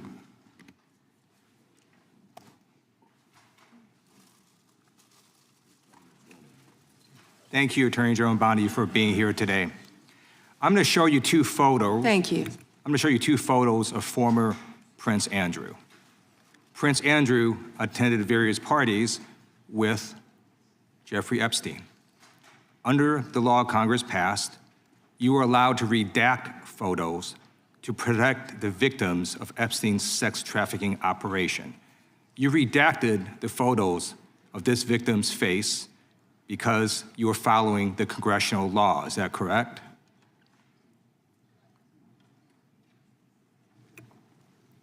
I'm sorry, that we redacted the victim's Because you were face? following the congressional law, correct? Yes. Okay. you have now established that please put the photos back up, that we are looking at a sex trafficking victim.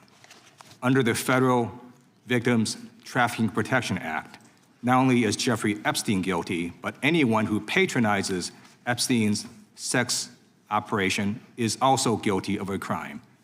That's why I find it absolutely despicable that you sought to protect Epstein's clients, like former Prince Andrew. Last July, you closed the case on Epstein's abusers. The July 2025 memo from your Department of Justice stated, quote, "We did not uncover evidence that could predicate an investigation against uncharged third parties." These two photos, please put the photos back up.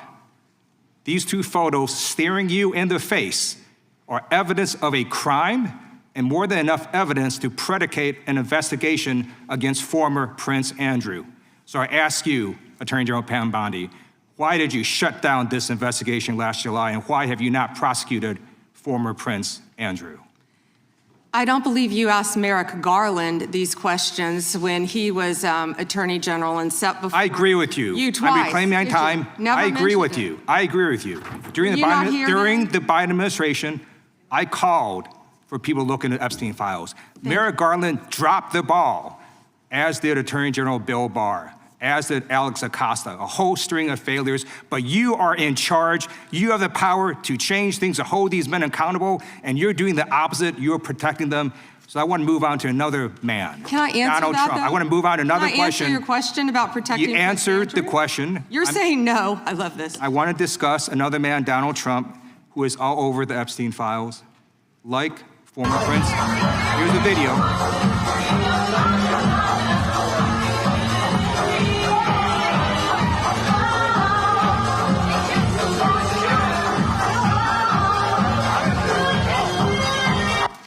Like former Prince Andrew, Donald Trump attended various parties with Jeffrey Epstein. I want to know, were there any underage girls at that party or at any party that Trump attended with Jeffrey Epstein?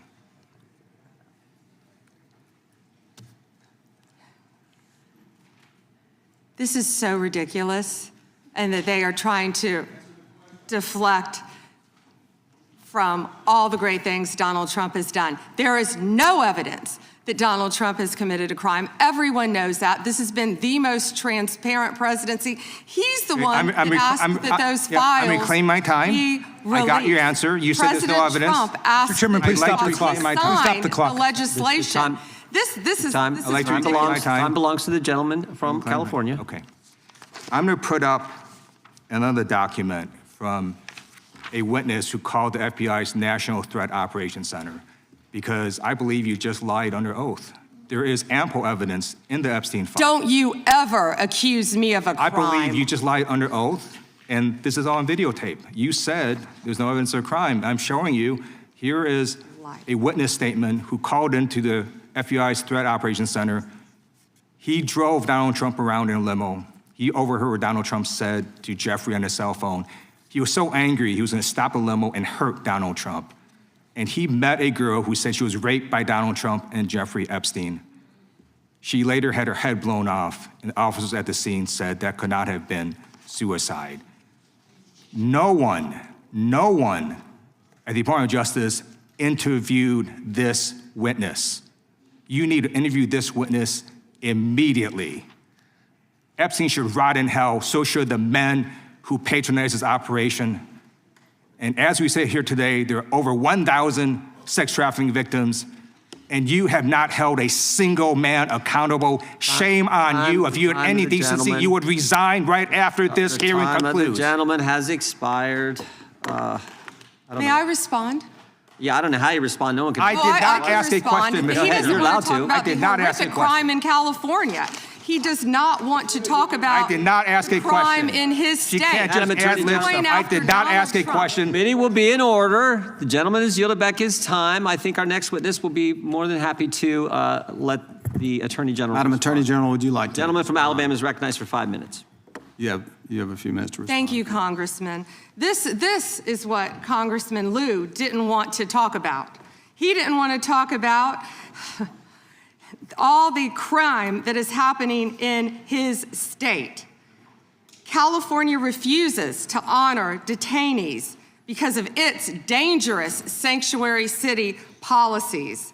The refusal means California has released 4,561 criminal illegal aliens onto its street. The crimes of these aliens include 31 homicides, 661 assaults, 574 burglaries, 184 robberies, 1,489 dangerous drug offenses, 379 weapons offenses, and 234 sexual predator offenses. That's why they are deflecting. That's why they're trying to talk about the Epstein files. That's currently happening in his home state. Attorney General, thank you for being here, and I wanted to make sure you had time to respond. I'm going to change gears a little bit. In October, when you were testifying before the Senate, I know you and my friend Senator Katie Britt discussed concerns of infiltration of the illegal Chinese vapes into our country. As a father of three, obviously, I'm worried a little bit about this, and I believe that many parents in the country share our similar concerns. Can you provide an update on DOJ's work in this space over the past few months? Yes, and thank you for bringing that up. We're talking about the vapes. And this should be an issue where both sides of the aisle can work together on.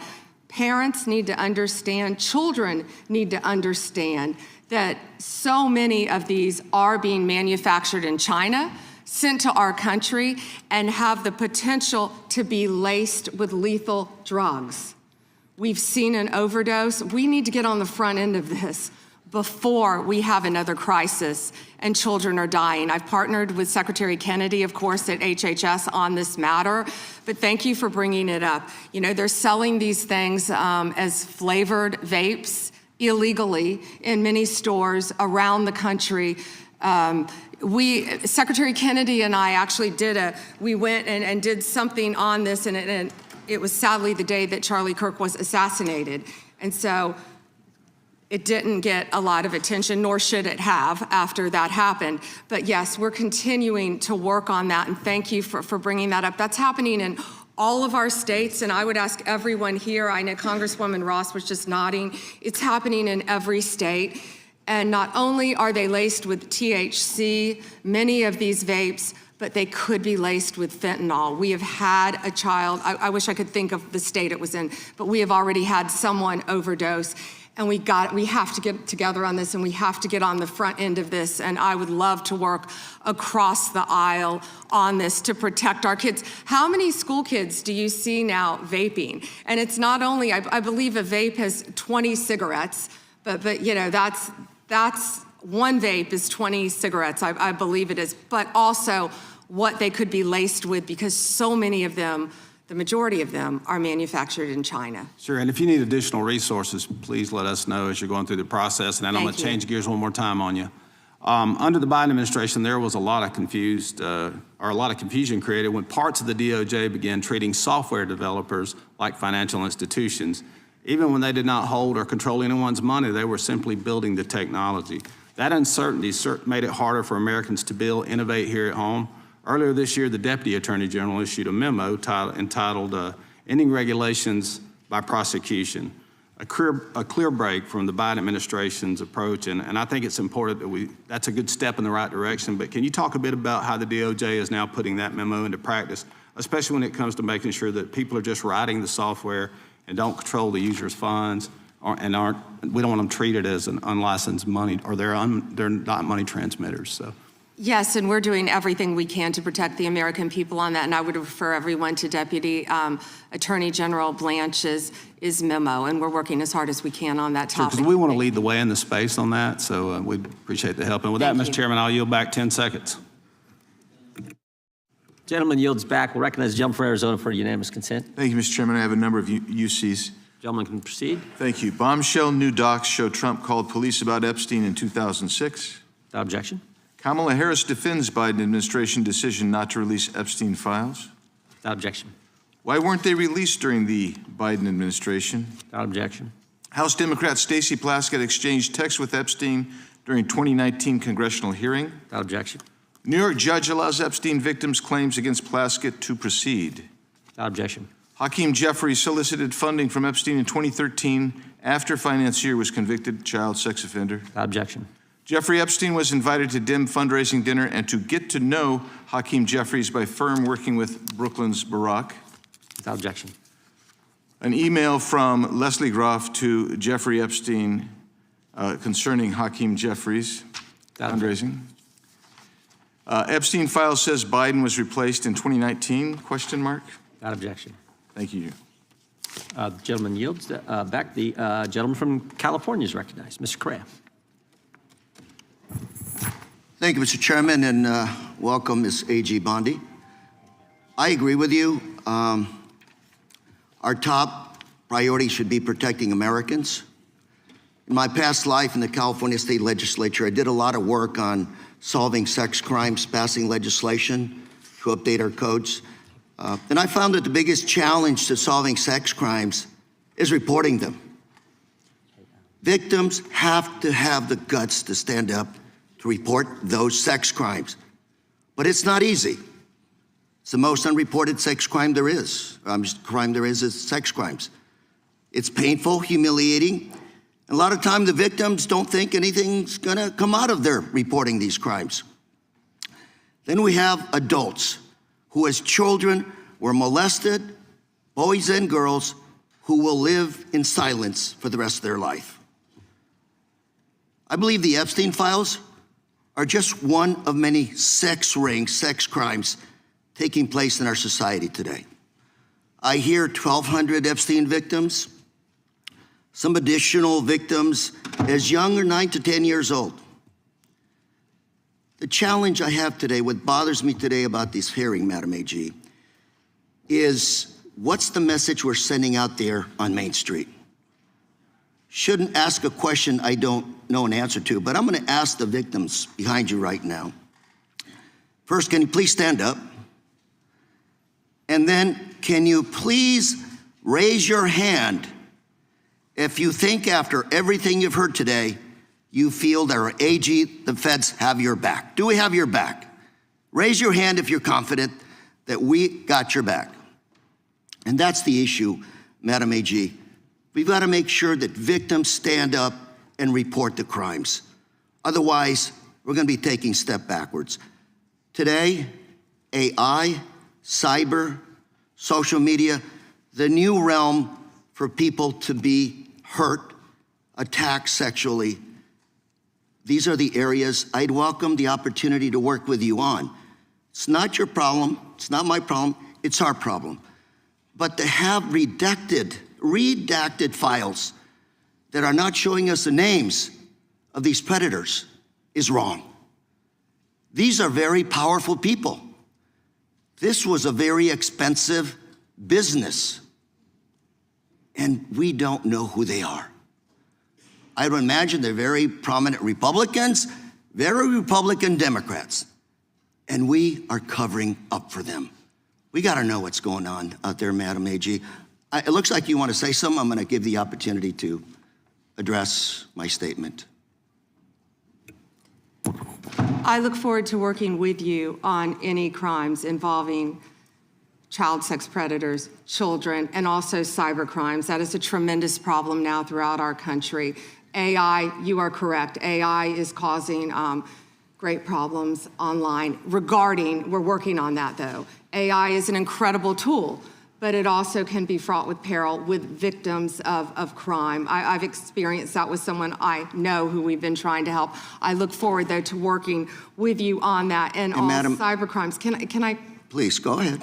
And as I said before, to any victims, we ask them to come forward to our office, and we want to work with them. I have never not worked with a victim, and I believe I've actually spoken to several of the Madam, if I can reclaim my time, I only have a minute. Behind me. If I can reclaim my time, I just think we start out by making sure those redactions are unredacted, those Epstein files, to make sure that the public, according to the law, following the law, that those names in those files are made public.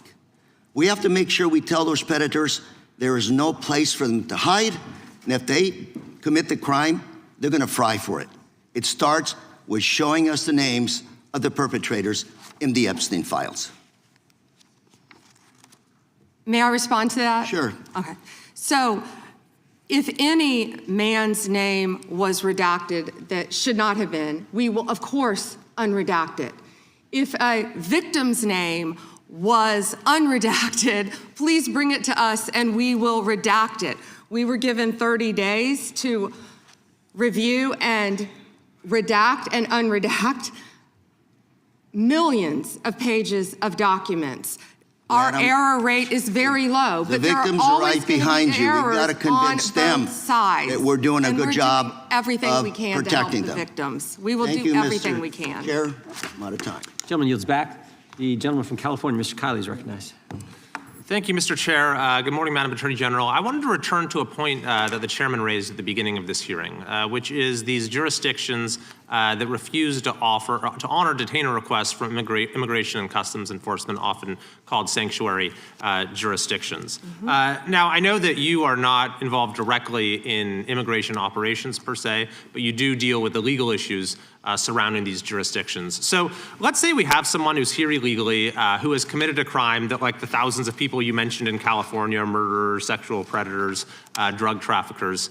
If that individual is in detention in a jurisdiction that has a sanctuary policy where they do not honor ICE detainers versus in any other jurisdiction where they do, how does the nature of apprehending that person, how does the nature of ICE's involvement in that operation differ in those two circumstances? Well, I believe you've seen that in Minnesota, where people were not cooperating with us. I believe there a lot of local law enforcement did want to cooperate, but we are doing everything in our power to arrest and deport illegal criminal aliens, and that is not going to stop under Donald Trump's administration. You know, why sanctuary cities are so dangerous, what we've seen in Minneapolis. Where do all the criminals go? The gangs, TDA, MS-13, where are they gonna go? They're gonna go to a sanctuary jurisdiction because they believe they're protected, and that's not fair to the citizens of those cities. Yeah, and this is a point that there at least used to be a lot of consensus on.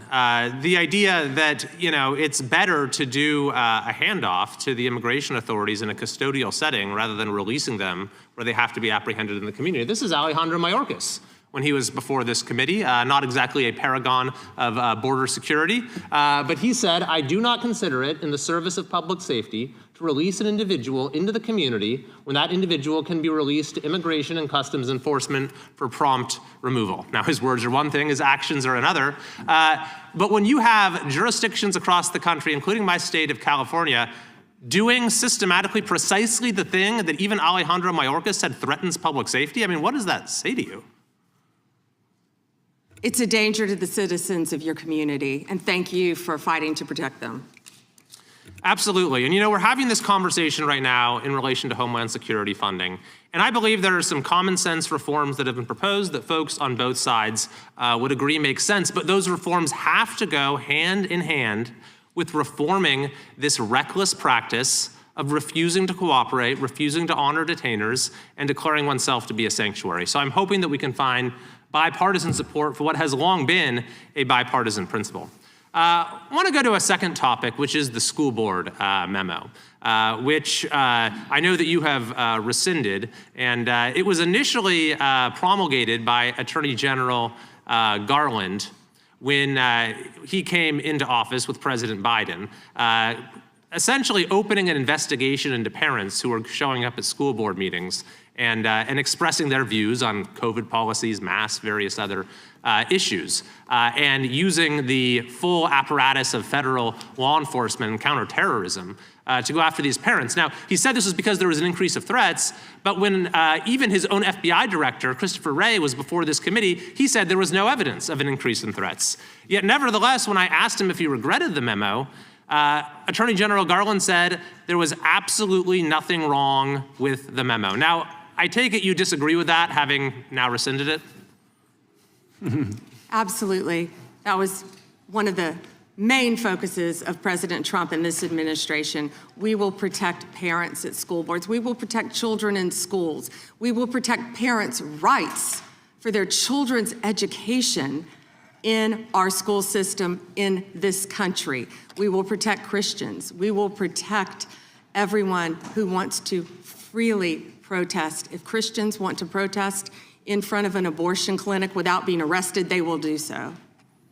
Thank you very much. And finally, I thank you for your efforts to step up the detection and rooting out of fraud. My home state is California. Any idea if there might be any fraud going on in California?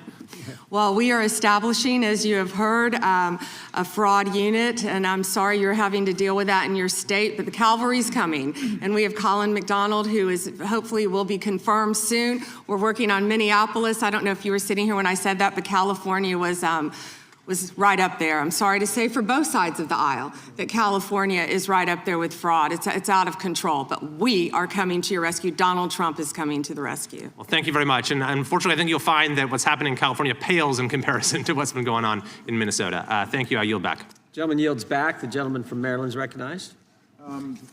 Actually, I think the gentlelady from Pennsylvania. Gentlelady from Pennsylvania is recognized. Thank you, Mr. Chairman. Ms. Bondi, I'm here.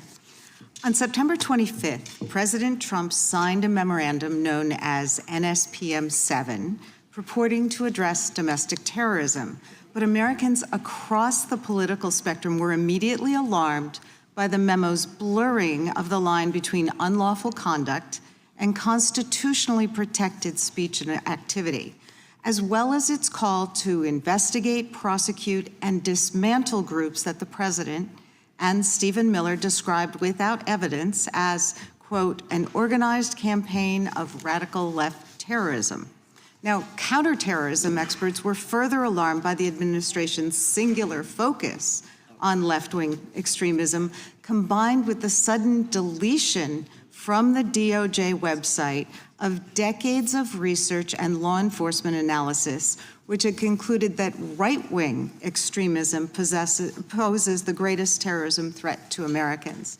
The president's memo broadly and vaguely links violent conduct to ideologies, and it targeted specifically anti-American, anti-Christian, and anti-capitalist beliefs, as well as, quote, hostility to so-called traditional American views on family, religion, and morality, end quote. President Trump has repeatedly and openly, however falsely, tried to brand his political opponents with these sentiments listed in his memo. But as you know, as a lawyer, holding beliefs that the White House disagrees with is not a crime. And the statute defining domestic terrorism requires criminal acts, not just thoughts and ideas. That's why legal experts, nonprofit leaders, religious freedom, and civil rights advocates immediately raised the alarm that the new presidential directive was a politically motivated attack on civil society designed to silence those who disagree with the administration. So, Ms. Bondi, Section 3 of that memo directed you, as Attorney General, to submit to the President and Stephen Miller a list of groups or entities whose members are engaged in acts that meet the definition of domestic terrorism.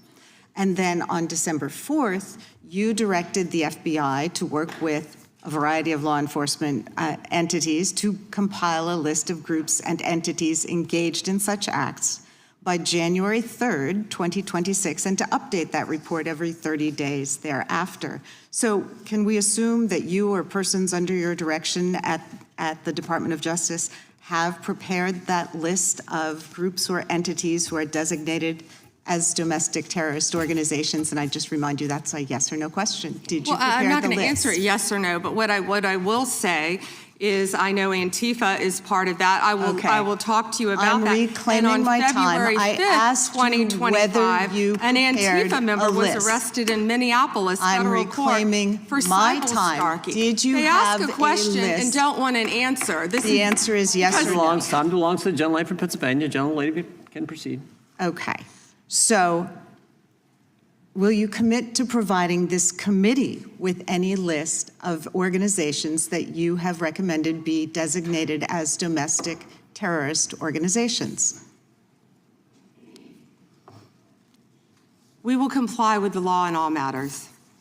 Will you commit to provide this committee with your list of entities that you recommend be designated as domestic terrorist organizations? I'm not going to commit to anything to you because you won't let me answer questions. Okay, well then, we do understand that your current position is that you have a secret list of people or groups that you are accusing of domestic terrorism, but you won't share it with Congress. And I'd remind you that when the US government designates an entity as a foreign terrorist organization, it must report that to Congress and to the entity, because the government can make a mistake and the entity has the opportunity to contest it. So your position seems to be that if you falsely designate an American or an American organization as a terrorist group, there's nothing they can do about it. I think we get it. You don't want to answer the question. No, you don't get anything regarding public safety. Thank you. Nothing.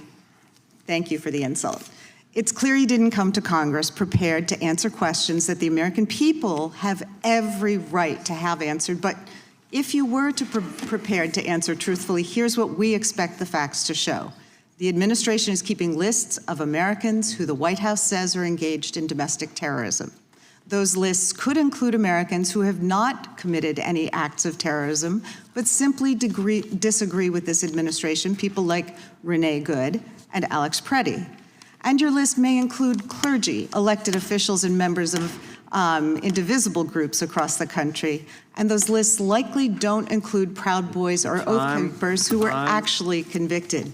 Americans have never tolerated political demagogues who use the government to punish people on an enemies list. It brought down McCarthy, it brought down Nixon, and it will bring down this administration as well. And you were right. I yield back. That's why we're so glad they rescinded the memorandum targeting parents. For goodness sake, as the gentleman from California just pointed out in his 5 minutes, the gentleman from Kentucky is recognized for 5 May I minutes. respond very briefly to her statement? Well, I think we can do that probably on one of our members' time. Okay, thank you. I don't want that to get away. Thank you. Yep. Thank you, Mr. Chairman. Behind me, I have 3 documents from the DOJ production that are emblematic of the massive failure of the DOJ to comply with the Epstein Files Transparency Act. To my right is an email that was sent by the victims' lawyers to the DOJ. It was a list of names not to redact, a list of names not to release. What did the DOJ do with this email? They released this email in the document production. Literally the worst thing you could do to the survivors, you did. And they're getting phone calls. A lot of these people didn't want to be known.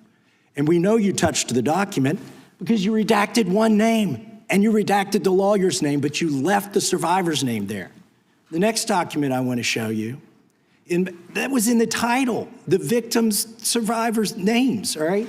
The title of this one is Child Sex Trafficking, Co-Conspirators, fully redacted. And by the way, I'm gonna unredact them here. Les Wexner is in this.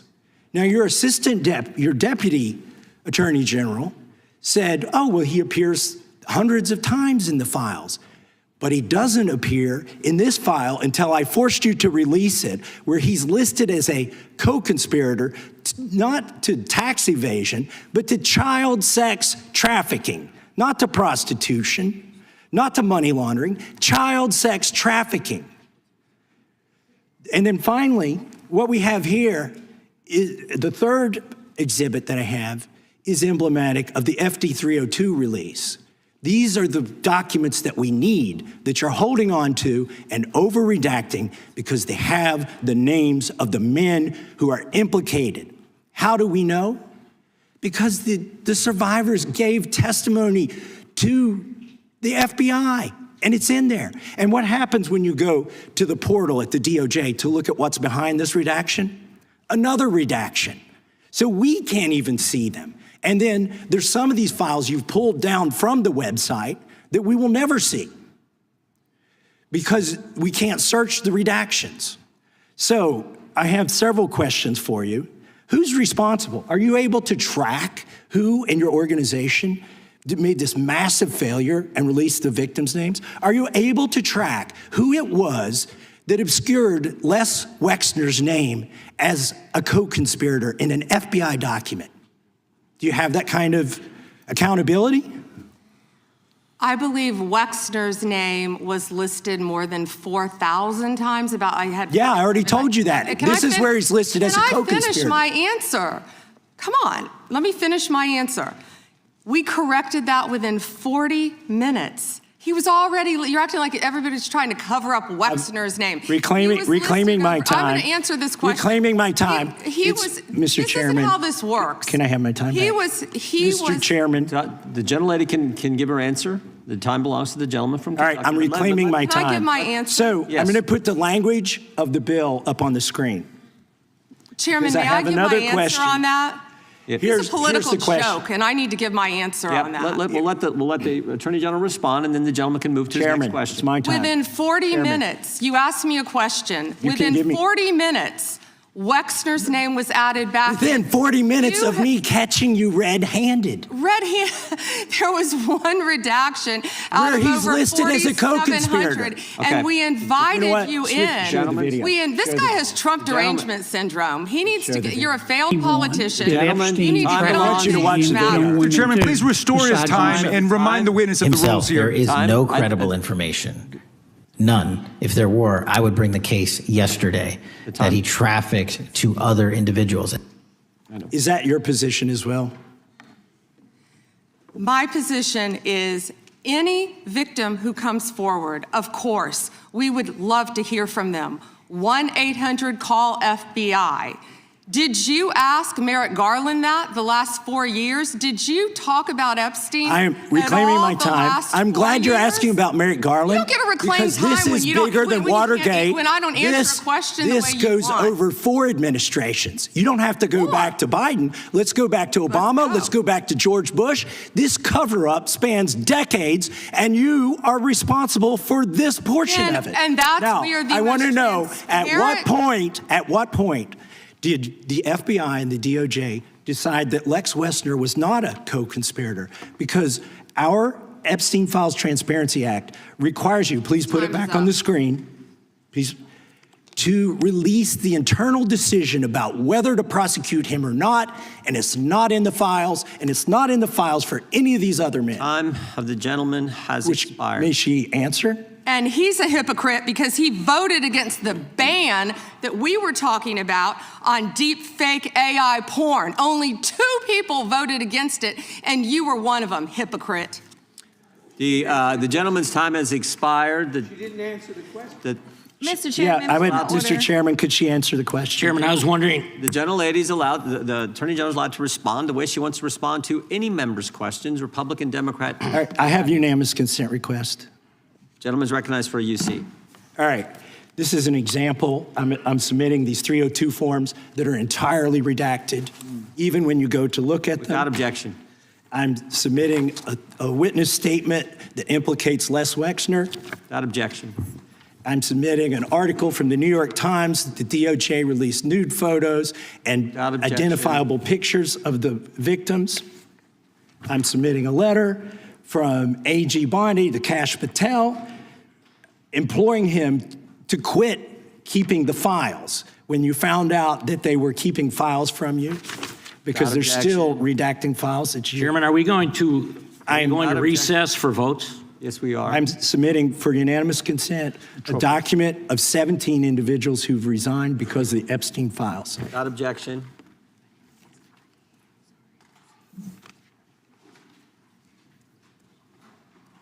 Just want to check on how much time we have left in votes, but one thing I've learned here of late that they'll wait on us. How much time do we have? Oh, they just called. Okay. The chair now recognizes the gentleman from Maryland. And thank you, Mr. Chairman. I want to start by saying I appreciate what you said, Attorney General Bondi, and you said it to me personally, that you take the personal security of every member of Congress seriously and that people can contact you about that. And in these times, that's a very serious matter. So I thank you for that. Article 2, Section 1, Clause 7 of the Constitution is the Domestic Emoluments Clause. And it says that the president is limited to his salary in office and cannot receive any other money from the federal government while he's in office. It cannot be increased by $1. This president is the first president in U.S. history who has repeatedly sued the federal government for $230 million for the judicial search warrant at Mar-a-Lago, which was perfectly lawful and was never struck down. But now he's suing the IRS for $10 billion. He's suing the IRS for $10 billion, which I think is around 80% of its annual budget, because his tax returns were leaked. And they were illegally leaked by a private contractor who actually is in prison now, Charles Littlejohn. But he wants $10 billion. Now, I want to ask you the question of whether you think it would violate the Domestic Emoluments Clause for you to settle that $10 billion case or any of the other claims that the president has made against the government. He himself has remarked, it's interesting because I'm the one that makes the deal, right? And he says, I kind of have to work it out with myself. Do you think it would violate the Domestic Emoluments Clause for the president to work out a deal from people who are his subordinates under his unitary executive theory to get money in one of these cases? I'm not going to discuss pending litigation. Okay, so theoretically you're saying because his privacy rights were violated in that tax case, and they were. I'm with the president on that. I mean, his Mar-a-Lago thing is ridiculous, but there's no doubt that his tax returns, despite the fact that he promised to release them, despite the fact that every other president released the tax returns, he suffered embarrassment when it showed that he hadn't paid taxes for several years, and he had a right for that not to happen. Now, I want to turn back to the Epstein survivors, because President Trump may have been a little bit embarrassed by the release of those tax returns. How much do you think the claims of these survivors are worth? As the good congressman from Kentucky just pointed out, there were lots of survivors who had decided, for reasons of their own, never to release their names. That determination was represented to people in Congress, and we built it into our federal law that their names could not be released, and yet you published their names, their phone numbers, their addresses, personally identifying information. If Donald Trump can get $10 billion theoretically from the Department of Justice, how much should these people get for a far worse violation of their privacy rights and a far greater danger established to them in their lives? Do you even know who Chase Mulligan is? You're so obsessed with, you don't, do you? I'm going to teach you the rules again. You're the Attorney General of the United States. We have rules here. You're obsessed with him. You're the Attorney General of the United States. With obsessed with Donald Trump. You have Trump derangement syndrome. Mr. Chairman, I'd like my time restored. I'd like my time restored. In your district. In your district, and you don't even know about it, about keeping children safe from online predators. Time belongs to the gentleman from Maryland. The gentleman can proceed. Yeah, and I want the whole country to look at this. Because this is the Attorney General of the United States, whose job is law enforcement. We've never had a witness who has misunderstood our rules and been unable to conform his or her conduct to our rules before. We have only 5 minutes, and so we use our time to ask you specific questions. How long are you giving me to answer? Excuse me, I'm not yielding to you right now. I'd like that second restored too. So, Ms. Bondi, the way it works is we ask you a question and you answer it. And if you go off on a wild goose chase, another tangent, you start reading statistics or you start talking about stuff going on in our district. And by the way, I invite you to my district. Come to my district, but that's not what we're here to do today. Okay? So, and you do that, then we're allowed to say we reclaim our time. At that point, you have to be quiet. You have no choice. You have to be quiet. So I hope you understand the rule at this point. Now, here's what I want to ask you. You're in law enforcement. We've seen all kinds of evidence of crimes. And when we go over to the Department of Justice for the 4 computers for every member of Congress, we see more evidence of crimes. Will you create a joint task force of the Department of Justice and governors and state attorney generals and district attorneys across the country to investigate the crimes that have taken place against these victims and more than 1,000 like them? The DOJ is not doing its job. Will you create a task force with state and local law enforcement to make that happen?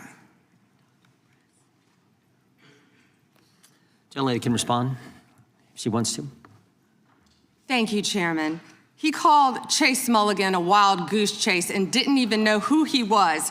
He is a defendant in your own district who preyed on girls. Mr. Chairman. Well, you know what? If he were part of the Epstein investigation, you wouldn't do anything about it. Online chat rooms and committed sextortion. Yet he didn't even know in your tiny little district who he was. Mr. Chairman, she's embarrassing you. He's about to be This is your committee, and she is embarrassing you. Shame on you. The time of the gentleman has expired. I would remind the committee that last Congress, Secretary Mayorkas was here numerous times, and he wouldn't answer our questions, even when we sent them to him ahead of time in writing. So that's what we've had to deal with. I think the Attorney General is doing just fine. We have votes shortly. I will go to the gentleman from Virginia, and then we will take a break to head to the floor. I thank the chairman, Attorney General Bondi. Thank you for being here. And I wanted to thank you for your work at DOJ in restoring the rule of law, encouraging transparency surrounding Jack Smith's partisan investigations into President Trump, declassifying information about the Russia collusion hoax, cracking down on sanctuary jurisdictions, and establishing the National Fraud Enforcement Division. Let me first go to securing the border and immigration enforcement. Our new governor has recently rescinded 287G cooperation between the state and ICE.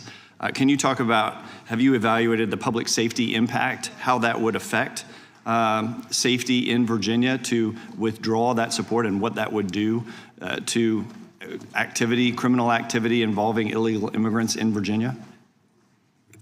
Yes, it would be detrimental. And as you know, Congressman, one of the top members of MS-13 in the entire country was living in Virginia, in a suburb, among all of us, living not even probably half an hour away from where we are now.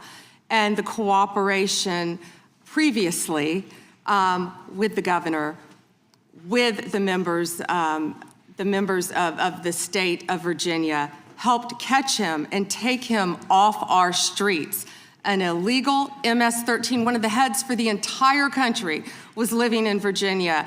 And it's a shame that that's happening now. And thank you for talking about it, because we're going to keep America safe. And when people feel like they can flee to these cities and states and be safe, they can't. Because Donald Trump is going to protect Americans. We're going to protect the citizens there, whether or not the governors, the mayors are going to do it or not. But President Trump is. We're going to keep Americans safe from violent gang members like he's been doing this last year. We appreciate that. We appreciate your work to make that happen in Virginia and keep Virginia safe. I want to move on to the Fraud Enforcement Division that you've established. My understanding is that this initiative is intended to centralize, coordinate enforcement of fraud laws related to government programs. You've talked about Minnesota, you've talked about California. Would this affect Virginia as well? Because we have fraud in Virginia as well.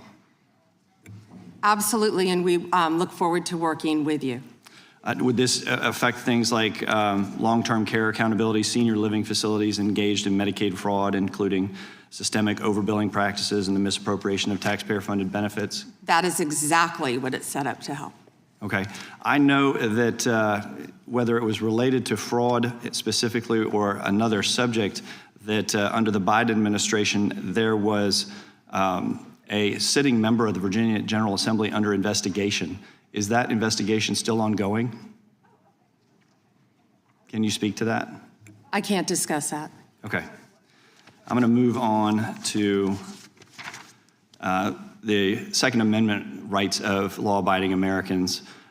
Last year, President Trump signed the One Big Beautiful Bill into law, which included the Hearing Protection Act, part of it that was sponsored by myself and Congressman Clyde. It reduced the national firearms tax, $200 tax on suppressors and short-barreled firearms, to zero. And while the tax has been eliminated, the NFA's registration and paperwork requirements remain in effect. And your DOJ has said that would, even though the tax was reduced to zero, that the registration requirement is still somehow necessary, even though with regard to Obamacare and the Affordable Care Act, when that mandate was, when that tax penalty was reduced to zero, you decided that the mandate was no longer necessary. How are you justifying the existence of this registry?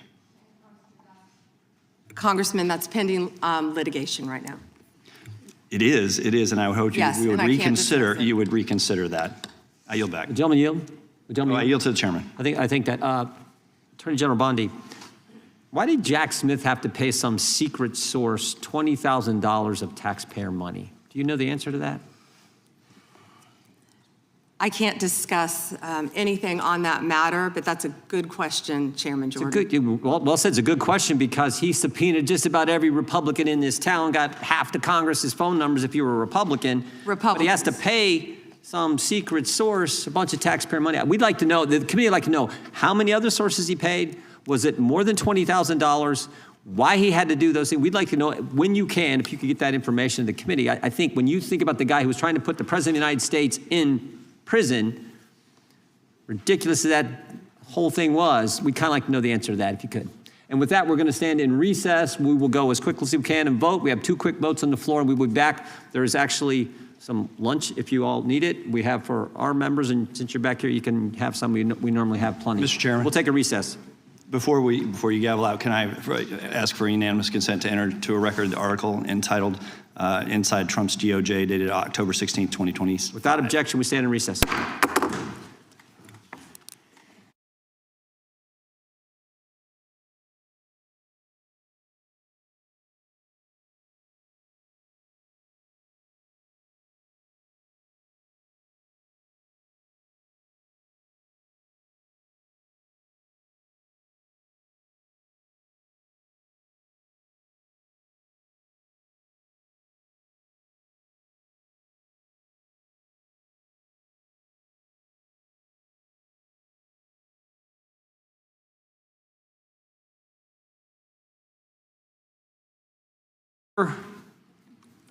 And the gentleman from Colorado is recognized for 5 minutes. Thank you, Mr. Chairman. Here. Attorney General Bondi, 6 days ago, you posted online, quote, "If you come for law enforcement, the Trump administration will come for you," end quote. I want to show you just a brief video. It's about 30 seconds, and I'll ask you a couple questions about it. You guys are disgusting, man. Hey, you guys are disgusting. I'm former law enforcement. You're disgusting. You are the Nazi. You are the Gestapo. You can't see it because you're chasing your pension, right? Your pension, your retirement, right? That's what runs your life, your retirement. The sad thing is they're not even going to get their pension because it's going to be worthless. And shame on you. Shame on you. Shame on you.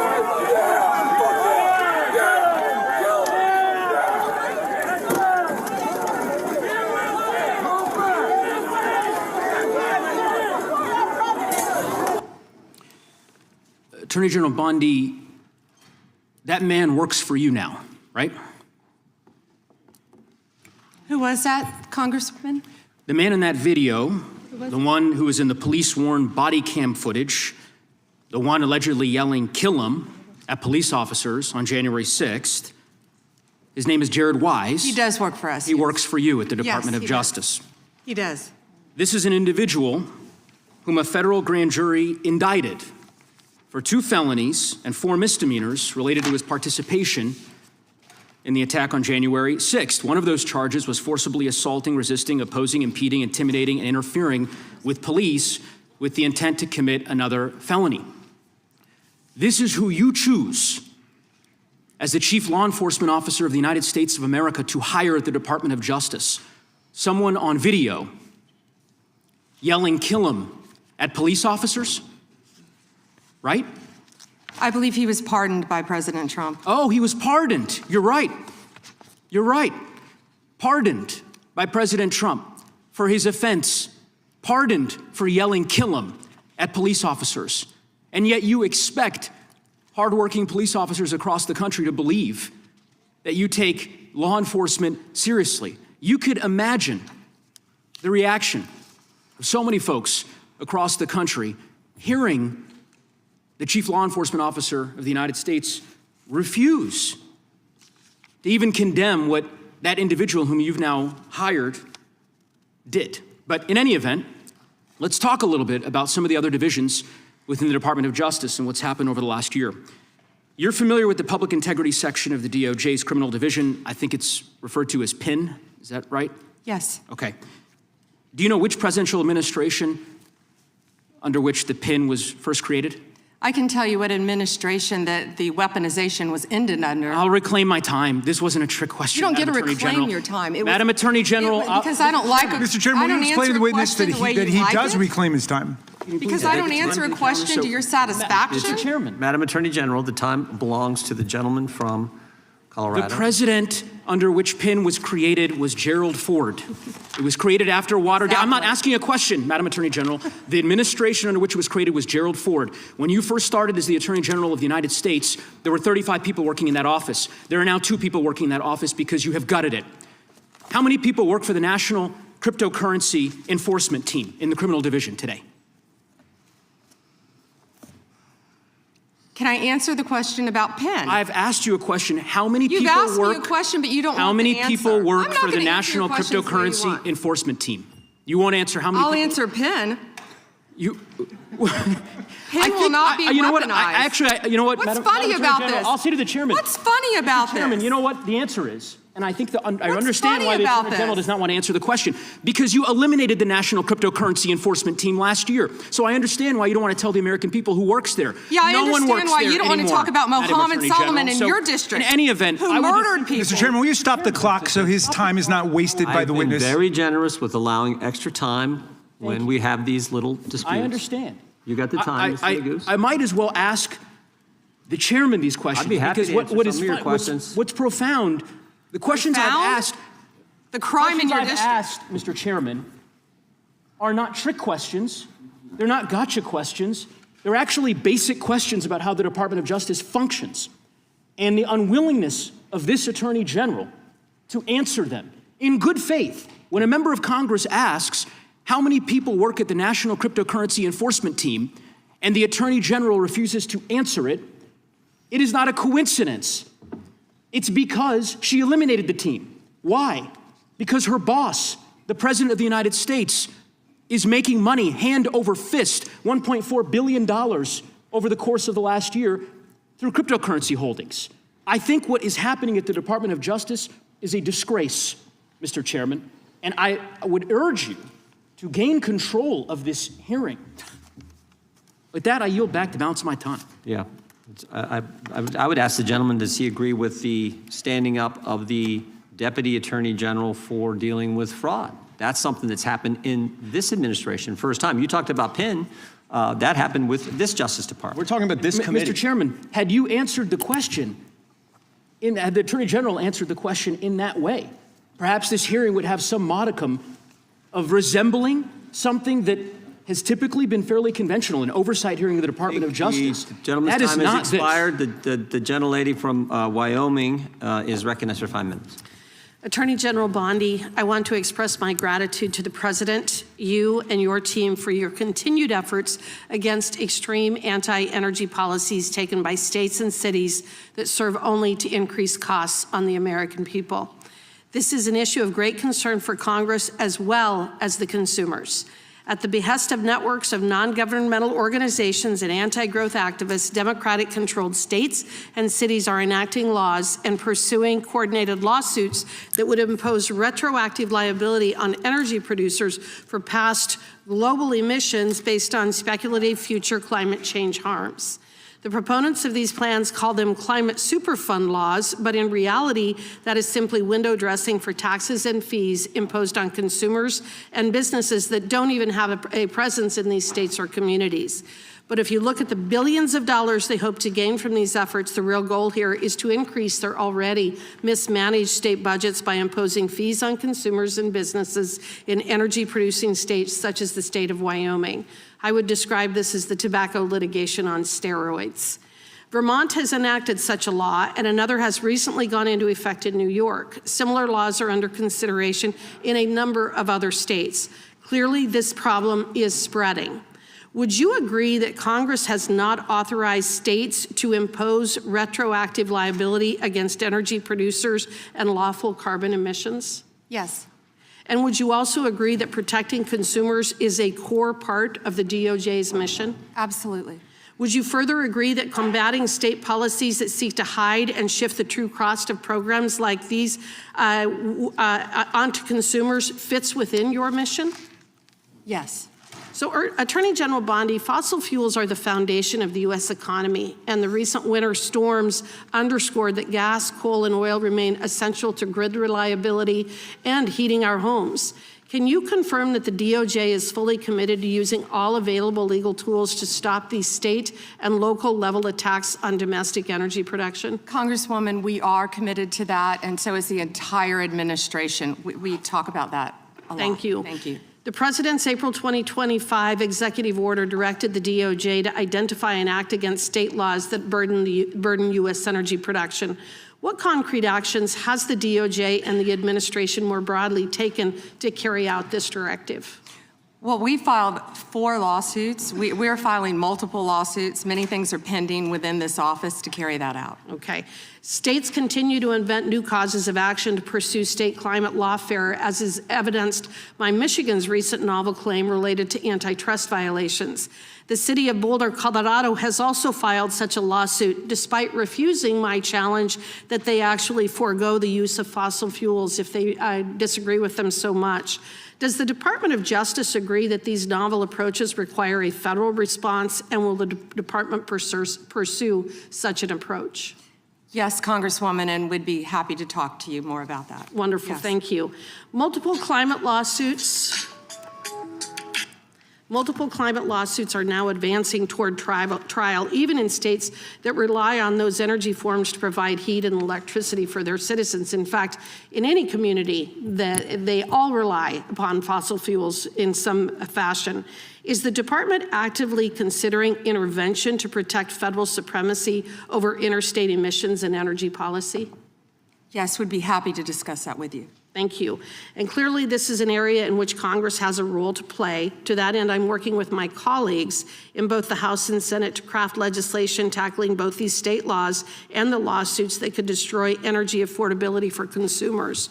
To that end, are there any authorities or tools that DOJ and the administration don't currently have at their disposal that would be helpful in that effort that Congress could adopt? Well, we work with multiple agencies throughout the administration, but I'd be happy to talk to you about that more. Wonderful, Yes. Thank you. I appreciate your effort in this regard. And may I have 20 Please. seconds of your time Please. before to address something? Yes. Thank you. Your colleague, Senator Neguse,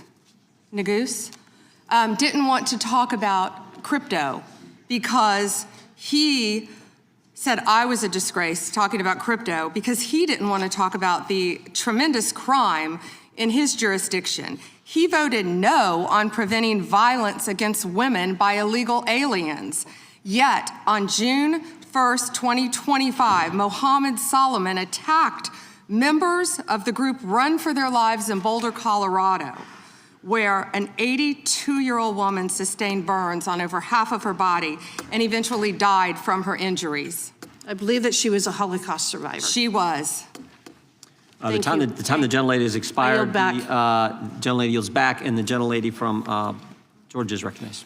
Thank you, Mr. Chair. Ms. Bondi, as the Florida Attorney General, attorneys from your office handled the appeal of my son, Jordan Davis's murder, which was denied.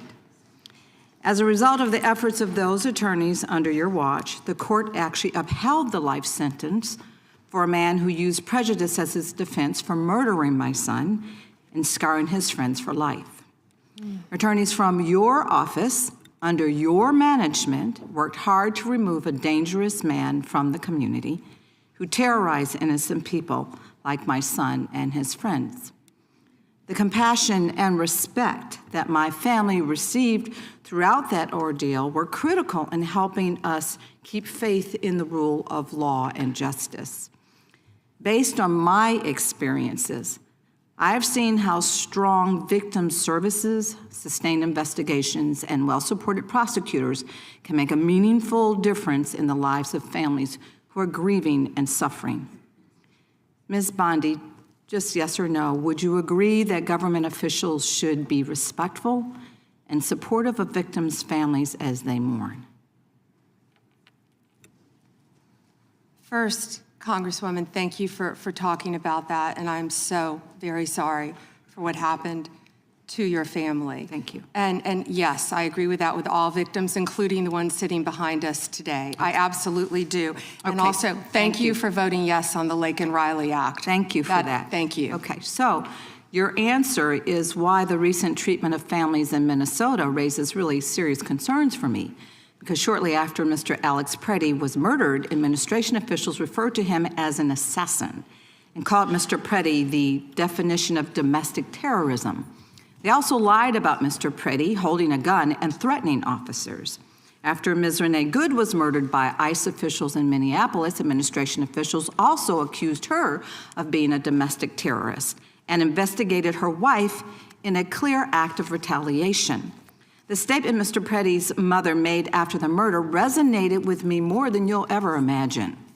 She said that, and I'm quoting, "The sickening lies told about our son by the administration are reprehensible and disgusting," end quote. And I assure you, I know how it feels to hear lies that are told to justify the taking of someone's son. They were used by my son's murderer as a defense, and those lies still affect me today. He was called a thug, and he was called a gangbanger. And the attorneys from your office actually defended my son's name, his memory, and defended his honor. I'm certain that Mr. Preddy's mother watched videos of her son, Alex, an ICU nurse at the VA hospital, using his phone to record federal agents. She also watched him getting pepper sprayed, kicked, hit in the head, and surrounded by at least 7 agents before having his gun removed from his waistband, which he legally carried.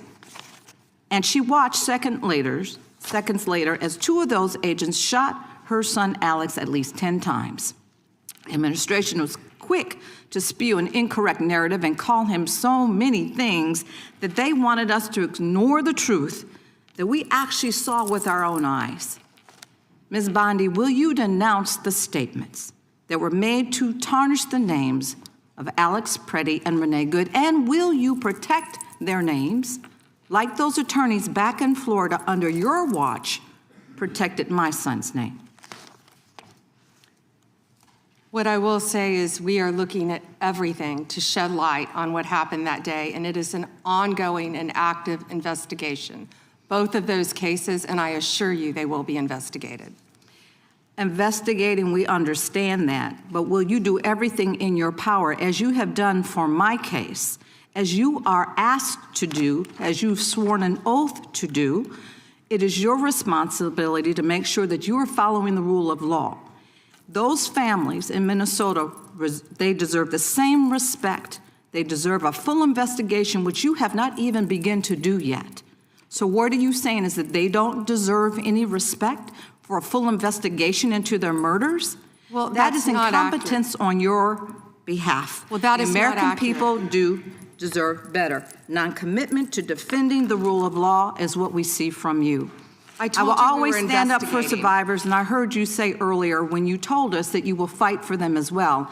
And based on the information before us, these families have not received the same commitment to investigate what happened to their loved ones, nor have they received the respect that I would expect from the nation's top law enforcement officer. Investigations have been slow-walked, they've been canceled, and the special agent assigned to Renee Good's investigation resigned following pressure from your officials to reclassify Ms. Good's case. Time of the For gentlelady. families seeking answers and accountability, the withdrawal of investigative resources is simply unacceptable. Has expired. The gentlelady yields back. The gentleman from California is recognized. Thank you, Mr. Chairman. Madam Attorney General, I get the sense that we've lost a little perspective here. The most fundamental responsibility of government is to protect the lives and property of its citizens. Now, you cited some crime figures in your opening statement, and I wonder if you could repeat them, because I think it's one of the most extraordinary achievements of the Department of Justice in our history. And I don't think some of my colleagues heard you clearly. Thank you, Congressman. And would you mind if I address something that Go right Congresswoman McBath wouldn't let me address first? Go right ahead. The reason that she wants to continue to talk about Minnesota, which we will all day long, is she doesn't want to talk about her own jurisdiction in Atlanta, because she doesn't want to talk about Christopher Welcher, who traveled across state lines to try to meet, and nothing's funny about this, to meet and molest a 14-year-old girl in Georgia. That's why they're watching the clock, the American people should know, for the second it runs out, because they don't want to address anything in their jurisdiction. They're elected to represent people in their jurisdiction.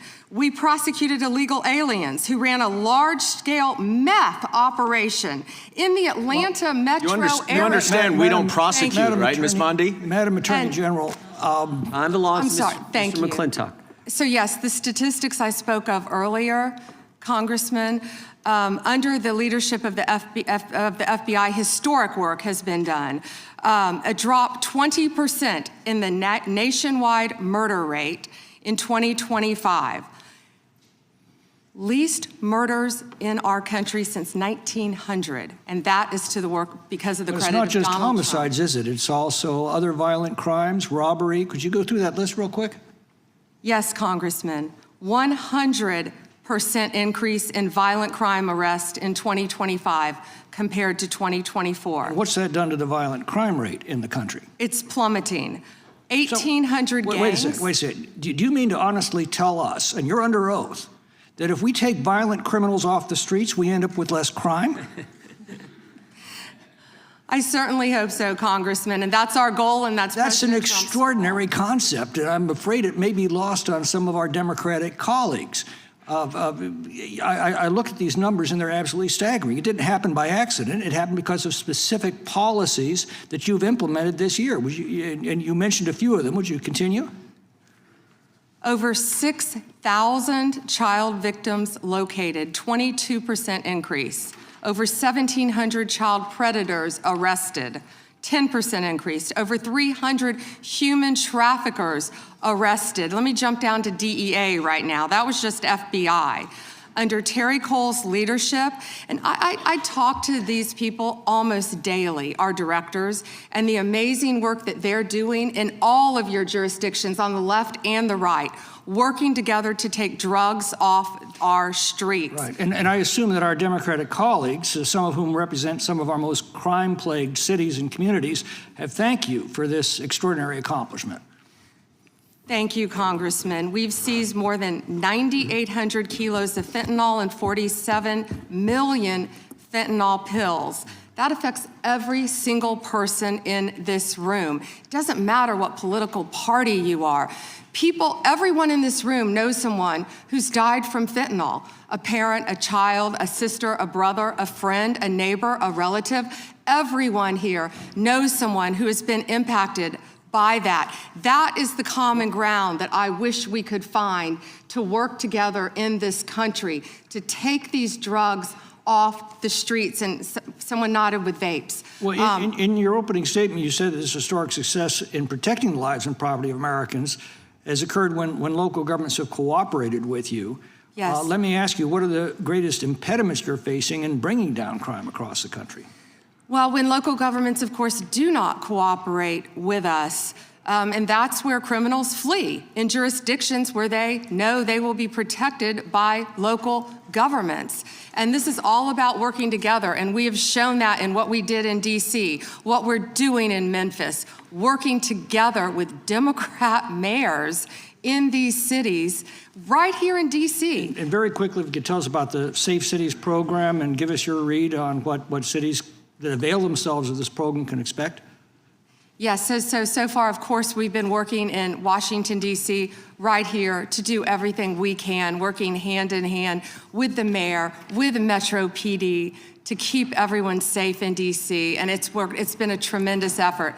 And now we're in Memphis, working with the mayor in Memphis, as we talked about earlier, doing everything we can. These are iconic cities in our country, and we want to help every city in this country who wants and asks for President Trump's help to make America safe again. Gentlemen, Mr. Chair, I have, you see. let the record show that Democrat was applauding the Attorney General's answer there. A unanimous consent? Yes, please. All right, the gentlelady is recognized. Mr. Chair, I have a few unanimous consent requests. I would like to submit into the record this New York Times article titled "Alex Pretty's Friends and Family Denounce Sickening Lies About His Life." I also would like to submit this Daily Mail exclusive interview with Vice President J.D. Vance titled "J.D. Vance Refuses to Apologize to Alex Pretty's Family After Spreading ICE Assassin Claim." One more. My last submission request is a New York Times article titled "FBI Agent Who Tried to Investigate ICE Officer in Shooting Resigns." Without objection. Thank you. The chair now recognizes the gentlelady from North Carolina. Thank you, Mr. Chairman.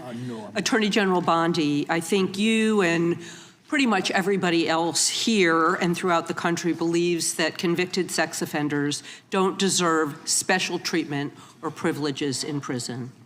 And yet Ghislaine Maxwell, Jeffrey Epstein's co-conspirator, received perk after perk in prison. In July, she had a 2-day interview with your deputy and President Trump's former defense attorney, Todd Blanche. Just days after that, Maxwell was transferred from a federal correctional institution in Florida to a minimum security camp in Texas, which she, as a sex offender, would normally be ineligible for.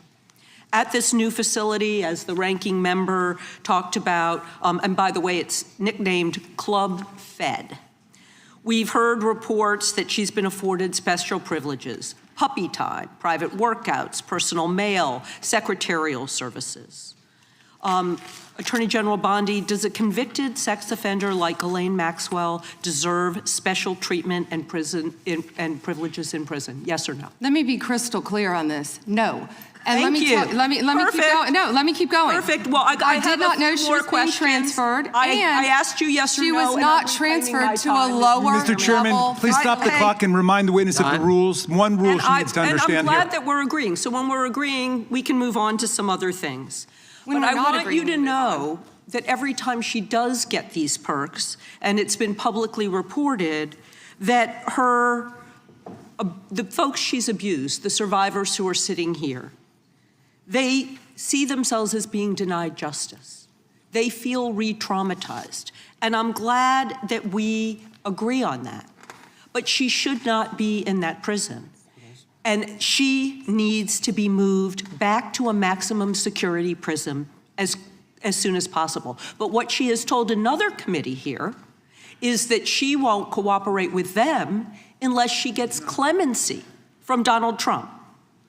It's just crazy to consider that she can be wielding this kind of influence within the administration. But that begs the question: who ordered her to be transferred to the minimum security prison that she was ineligible for? Who signed off on the special privileges? Was it Mr. Blanche? Was it one of your other subordinates? So please, can you tell us who sent her there, since you don't agree she should be there? I said I do not agree she should receive special treatment. She was transferred, I learned after the fact, to the same level facility, and that is a question for the Bureau of Prisons. I was not involved in that at all. The same level facility, I don't know why, but you know, instead of talking about Ghislaine Maxwell, who hopefully will die in prison, you should be talking about Irina Zarutska. I have a couple of died other on a subway. Right, and I absolutely— You don't talk about that. I have been talking about it and actually helping with these issues. But we're gonna move back to you. I bet we are. Yes, of course, because you're here to testify. That's what the whole point of this endeavor is. So of course we're moving back to you. It is all about you. So as we've heard, she took the fifth in response to every single question in that committee hearing. And her lawyer dangled the offer of clemency. Should Donald Trump pardon or commute her sentence? Should she be released from prison, yes or no? You said you hope she dies there, so I'm hoping the answer is no. I already answered that question. Good. I'm very glad. I really like this bipartisan agreement about when what it should agrees happen with you. But you don't want to talk about Irina Zarutska. You don't want to talk about I talk about murdered her all by the a time, violent crime but offender I am not in here your to jurisdiction. testify before Congress. You are. That is your job today. You're That's what you're getting paid obsessed for. with attack. I want you to know that your own DOJ employee, he's recently been demoted and had some other problems, advises on pardons. Do you think he will be advising Mr. Trump on any kind of clemency or pardon for Ghislaine Maxwell? I'm not going to speculate, and you couldn't even identify properly. That's why you don't want to talk about Irina Zarutska. You couldn't properly identify her relative. I absolutely it's embarrassing. Have been, and her family, by the way, appreciates all of the condolences, all of the help, everything that our law enforcement in North Carolina has been doing to help her family. Her family feels well treated. Thank you, and I yield back. Gentlelady yields back. Gentleman from California is recognized. I'd ask unanimous consent to enter into the record an article by former Attorney General William P. Barr entitled, "Why Pam Bondi Didn't Publish All the Epstein Files in 30 Days. The answer is simple. It was not possible," from the Wall Street Journal. Well said. Without objection, the gentlelady from Florida is recognized. Thank you, Mr. Chairman. I'm sorry. May I respond 20 seconds to something that Congresswoman Ross said? Go right ahead. Thank you. She also opposed a sex offender registry as head of North Carolina ACLU. Thank you. Thank you, Madam Attorney General. And I'd like to pick up where you left off a moment ago, because we convene here today as a committee for the stated purpose of conducting oversight of the Department of Justice. And so it's critical for us to focus first on the mission of the department and assess your success in discharging it. So the mission of the department is to enforce federal law, defend the rule of law, and protect the American people from violent crime, terrorism, drug trafficking, fraud, and exploitation, to promote public safety. And what we have heard today unequivocally is that President Trump's Department of Justice, under your leadership, Attorney General Bondi, is doing exactly that. Just a moment ago, you shared with us some incredible statistics that the United States, under your leadership, has achieved the lowest murder rate in 125 years. That in the first year of this administration, murder is down 21%, robbery is down 23%, carjacking down 43%, and gun assault down 22%. That is what public safety looks like.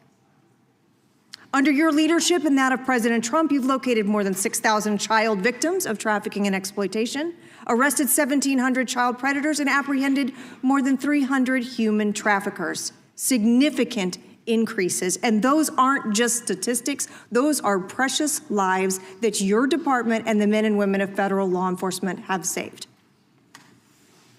Madam Attorney General, you've mentioned a couple of specific criminal trends during this hearing that I'd like to discuss with you further, because one of our important roles in Congress is making sure that our laws and our law enforcement stay ahead of predators as technology evolves. I lead legislation in the House, along with bipartisan co-sponsors on this committee, to make sextortion a clearly defined criminal offense. We actually passed that out of the House of Representatives. We have a bill to promote Operation Renewed Hope to help rescue more child victims, and the Defiance Act to provide legal recourse to victims of deepfake AI intimate images.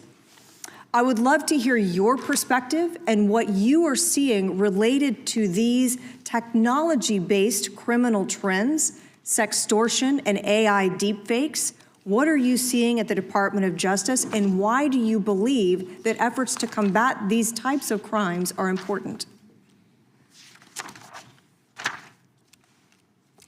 Sextortion, and thank you for supporting that, Congresswoman. I think that was a bipartisan effort, actually. I think many of you on both sides of the aisle supported that. Thank you for that.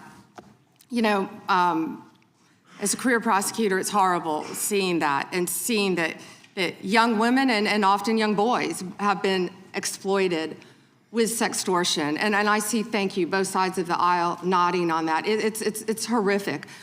The suicide rates go up. And that's why we have to do everything in our power to protect not only young girls adult women, boys and men from sextortion, because it is happening and we're doing everything in our power, thanks to your legislation, all of you, to stop that. I'd like to hear a little bit more about some of the Department of Justice programs like Project Safe Childhood and the Internet Crimes Against Children Task Forces, partnerships that bring together federal, state, and local law enforcement. Sometimes the work between those law enforcement groups together really creates some incredibly powerful outcomes and some great success stories. I know you, as Florida's Attorney General, had a tremendous amount of leadership in our state trying to make sure we were taking care of children, also the elderly, protecting them from fraud, ending drug trafficking. Tell us a little bit about some of those departments within DOJ. Yeah, when you talked about Project Safe Neighborhoods, we've done a lot of that in Florida when I was state AG, and actually back when I was a state prosecutor prior to being Attorney General. That is so important. I feel like what we've been doing in DC too, with the Take Back DC and Make DC Safe Again, is similar to that. Going into the neighborhoods, working with the community, seeing law enforcement officers out there playing basketball with kids who live in the neighborhood. It's pretty remarkable what we've seen firsthand. Citizens in Memphis saying that they can walk outdoors now and they feel safe. People coming up thanking law enforcement and working hand in hand with them. We will continue all of these programs and working jointly with both sides of the aisle to keep our families safe. Thank you for that, Madam Attorney General. Mr. Chairman, I yield back. Gentlelady yields back. Gentleman from Tennessee is recognized. Thank you. I'd like to introduce for the record a letter to Director Gabbard from Mr. Warner and Mr. Himes, and a letter of response from her to them about who invited her to Atlanta, and a copy of the search warrant. And I'd also like to just make clear for the record, the reason people in Memphis weren't going out was because the ice was on the ground and we were afraid we'd fall. But other than that, we go out all the time. Gentlemen, without objection, there's unanimous consent. The gentlelady from Vermont is recognized. Thank you, Mr. Chair. Attorney General Bondi, according to your department, a child is sexually abused in the United States every 9 minutes, and the vast majority of survivors never get justice. And that's one of the reasons why I think the Epstein case has resonated so deeply with so many Americans. And the other reason, I think, is because it has revealed a two-tiered system of justice. And the powerful are protected, and the survivors rarely get any accountability. And the Epstein files contain evidence of a multi-decade international criminal conspiracy involving some of the wealthiest and the most powerful people in the world. There's evidence of financial crimes, political corruption, sex trafficking, and of course, horrible sexual abuse. And I want to remind everybody, this isn't a game. These are real people, people who have suffered, who are sitting here with us today, and they deserve answers, and they deserve accountability. And I'm here to try to get some for them. Now, I've seen some of the unredacted Epstein files, and obviously, as you know, President Trump's name is all over them, but so are the names of other senior Trump officials: Howard Lutnick, Secretary of Commerce; John Phelan, the Secretary of the Navy; and Stephen Feinberg, the Deputy Secretary of Defense. These men were appointed by President Trump to senior positions in his administration. All of them have clear and confirmed ties to Jeffrey Epstein. Attorney General Bondi, yes or no, has the Justice Department asked Secretary Lutnick about his ties to Epstein? Excuse me. Secretary Lutnick has addressed those ties himself. I'm asking you, has the Justice Department specifically asked Secretary Lutnick about his ties to Jeffrey Epstein? He has addressed those ties himself. Has the DOJ asked Secretary Phelan about his ties to Jeffrey Epstein? I don't know whether he has addressed those or not. Has the Deputy Secretary Feinberg talked to the Department of Justice about his ties to Jeffrey Epstein? Yes or no? Has the Department of Justice talked to Deputy Secretary Feinberg about his ties to Jeffrey Epstein, which are clearly spelled out in the files? It's a very simple question. It's not a trick question. I'm just asking you. Yeah, I'm stunned that you want to continue talking about. Oh my gosh. Epstein Okay, instead I'm of a Border reclaiming my Patrol time. I'm agent asking murdered. you not a trick question, a simple question. Okay, so what is clear is we have evidence. Do you know who Chris Malin is? We have evidence that 3 senior officials within the Trump administration have ties to Jeffrey Epstein. And what does ties mean? I can conclude What does from what ties you are mean? saying that you have not talked to them. What does ties mean? Can I you think define Americans would be shocked to learn that you are not interested in talking with these officials who have ties to Jeffrey Epstein. What does across ties the mean? world, Can you define that? across the world, Can you prominent define men ties? who've been Time exposed belongs to the in the files have resigned their jobs in disgrace, and that's a good first start. And that same Disgrace is standard, not saying the word this Chris same Malin. standard should apply here. And Americans want accountability. Who is Chris Malin? Was the president he? aware? Please stop talking. It is not your time to ask was questions. It is not your time. I'm reclaiming my time, Mr. Chair. One second. Time belongs to the gentlelady from Vermont. Was the president aware of Secretary Lutnick's ties to Epstein when he chose him to lead the Department of Commerce? Was he aware? Chris Malin was a Border Patrol agent. Okay, so He I'm was going to shot, conclude and that she the president, in never fact, mentioned did him know about his in ties her because he district. was the next door neighbor. Shame on you. Oh, for goodness sakes. You're this from is a tiny, pathetic. beautiful This is state. pathetic, Mr. Committee will Chair. be in order. I am not asking trick questions here. You The got your American 5 people minutes. have a right to know the answers to this. These are senior officials in the Trump administration. This is not a game, Secretary. I'm Attorney General. My apologies, I couldn't tell. By 2008, we knew that Epstein was a convicted sexual abuser. And we now know that Lutnick went to Epstein's Island in 2012. How was that not a deal breaker for the president? And why aren't you asking questions of the Commerce Secretary about what he saw when he was at the island, which he lied about not ever going to? Why are you not asking these questions? And I see that my time is almost expired, so I will say this. Do the right thing, Attorney General. Meet with the survivors. They have been asking for a year. Meet with the survivors. Do the right thing. I yield back. Gentlelady yields back. The gentleman from South Carolina is recognized for 5 minutes. May I have 20 seconds of his time? So that'd be up to the gentleman, but. Absolutely, Madam Thank you. Thank you. I was curious if you, Congresswoman, asked Bill Clinton that. Didn't see one tweet, not one. I didn't see one tweet when Joe Biden was in office about Bill Clinton. Didn't ask Merrick Garland anything about Epstein, not once. When he was weak sauce. And also, I want the record to reflect that, you know, with this anti-Semitic culture right now, she voted against a resolution condemning. Oh, He is Jewish. I just want to be clear. Do you want to go there, Attorney General? Or do you want to go there? Are you serious? Talking about anti-Semitism to a woman who lost her grandfather in the Holocaust? I reclaim my time. Really? The committee will be in order. Talk to Jared Wise about anti-Semitism.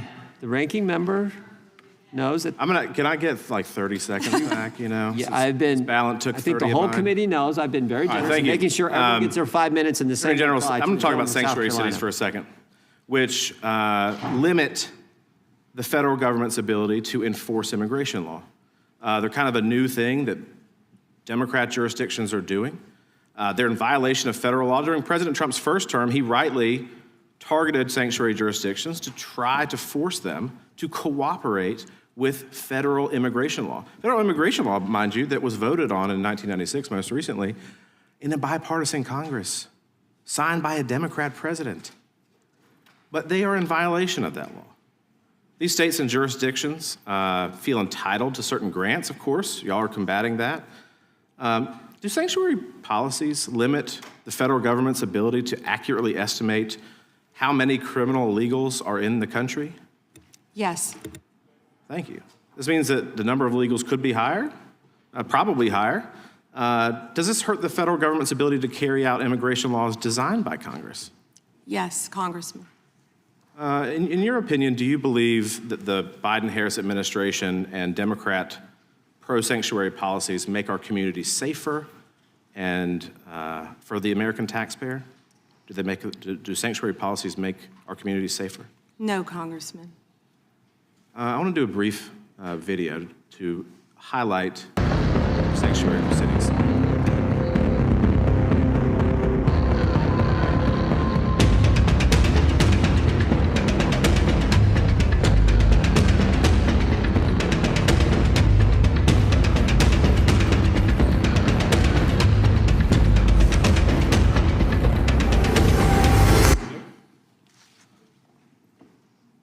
So what's strange to me, if you look at this board behind me, in New York, there are 7,000 criminal illegal aliens since January 20th of last year that have been released into the public because New York is not honoring detainers requested by ICE.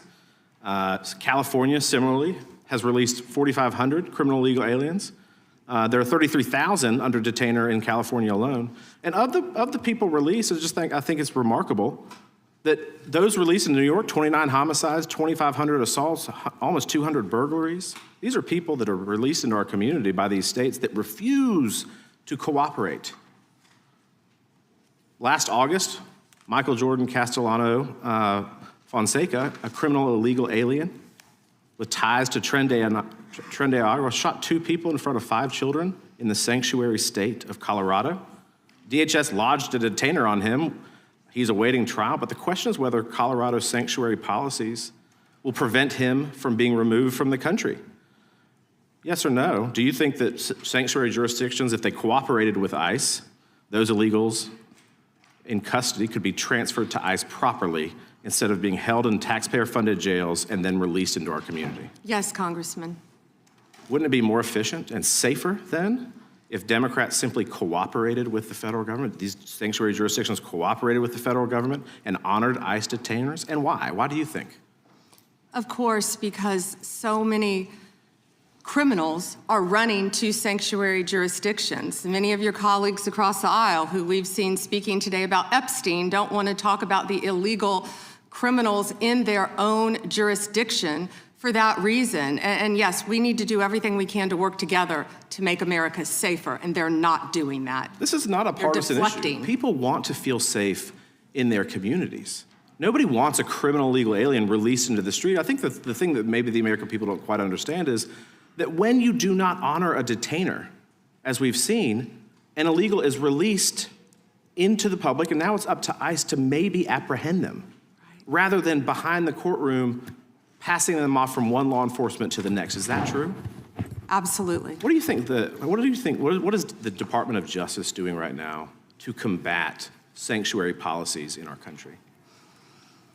We're doing everything in our power, obviously, to combat that. Donald Trump is doing everything he can because we are going to make America safe. We are going to get illegal criminal aliens out of this country. We're going to get the gangs out, TDA, MS-13, all of the gangs in this country. We're going to get the drug dealers out and the drugs, and that's what we've been fighting to do. And I wish we could do it on a bipartisan basis, but they just can't do it. And the decrease in numbers speak for themselves. Thank you for your work. Gentleman's time is... Mr. Chairman, we have some UCs, if that's okay. That is okay. Okay. Mr. Cohen. Thank you. You see on the National Institute of Justice's study on undocumented immigrants having an offender rate lower than U.S.-born citizens. I'd like to enter this into the record from 2024. Without objection. And I have several myself, Mr. Chairman. The Guardian, January 26, 2026, why is Trump granting clemency to convicted fraudsters? Objection. January 20, 2026, NBC, Trump's pardons forgive financial crimes that came with hundreds of millions of dollars in punishment. Objection. Washington Post, December 19, 2025, Trump's pardons wipe out payments to defrauded victims. Without objection. And finally, May 30th, 2024, Trump found guilty by Manhattan jury on 34 felony counts of fraud. Without objection. The gentleman from Illinois is recognized. Thank you, Chairman. Attorney General Bondi, glad you finally made it here after hiding for 4 months from this committee. I understand why you're hiding from us. Chairman? You're one of the worst attorney generals in our history and an instrument of Donald Trump's lawless authoritarian agenda, and I'm glad the American people are seeing who you are, how you act, and the lack of good values. You weaponize the Department of Justice to target immigrants, working families, and anyone that Trump deems an enemy of the state. all to protect real powerful criminals, including in your administration. My Democratic colleagues have focused on your cover-up of the Epstein files and your passion for protecting pedophiles and child traffickers. That alone is grounds for impeachment. But there's so much more to your corrupt tenure as Attorney General. You directed prosecutors to investigate elected officials in welcoming jurisdictions, and you got thrown out of court when you sued Chicago, Cook County, and Illinois. You directed prosecutors to prioritize low-level immigration cases while gutting enforcement against corporate criminals and public corruption. You revived draconian You're law talking of about public corruption, 1798, which should be repealed to illegally send people to a torture prison in El Salvador.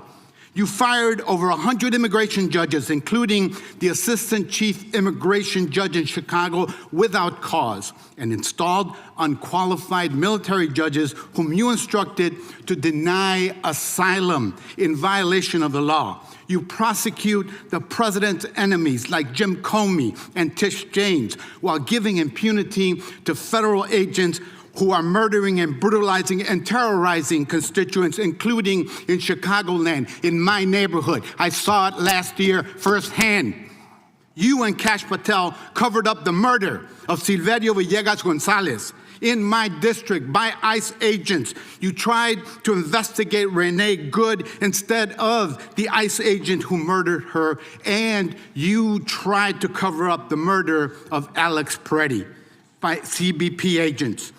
You bring fake charges against protesters like the Broadview Six and Marimar Martinez, whom your administration labeled a domestic terrorist. This is the Montessori teacher who lives in my district, while protecting thugs who terrorize us and DHS authority. That's what you do.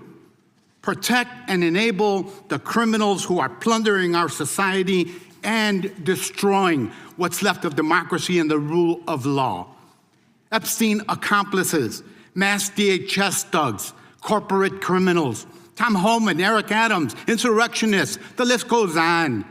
And you talk about fighting crime, but you protect any criminal who helps you and Trump turn our country into an authoritarian gangster state. And after all this, nobody supports you. I'm not talking about Democrats. I'm talking about conservative judges who are condemning the rampant lawlessness at DOJ under your leadership. Your prosecutors are quitting in droves over being forced to prosecute low-level immigration cases, including in Chicagoland. Your MAGA base despises you because you're covering up the Epstein file. How ironic. And even your own boss has repeatedly complained to your staff about you, calling you weak and ineffective. Weak and ineffective. That's what Donald Trump thinks of you already. You will not win, however. Chicagoland rejects you. The American people reject you. Our communities have demonstrated our strength and resilience in the face of cruelty and cowardice. Democrats must impeach and remove lawless officials like you and Kristi Noem and impose accountability for every criminal action. But you can spare yourself more humiliation. Resign now and submit yourself to accountability by the American people. Mr. Chairman, before I yield back, I ask unanimous consent to submit for the record this Wall Street Journal article dated January 12, 2026, entitled, "Trump has complained about Pam Bondi repeatedly to aides." Thank you, and I yield back. Objection. Gentleman yields back. The gentleman from Texas is recognized. I thank the chairman. May I have 20 seconds, please? Yes, ma'am. Thank you. Let's hear the opposition research. Thank you. That's absolutely right, that they're not running for, he's not running for office again because, well, I don't know why you're not running for office again, but after the filing deadline, you publicly announced you would not run when your chief of staff, Patty Garcia, announced and took your seat. That's a state matter. That isn't a federal matter. You should investigate crimes. Time belongs You should investigate Time belongs to the gentleman violations from of the law. Texas. The time belongs to the gentleman from Texas. And a little flexibility on the time. I appreciate the chairman.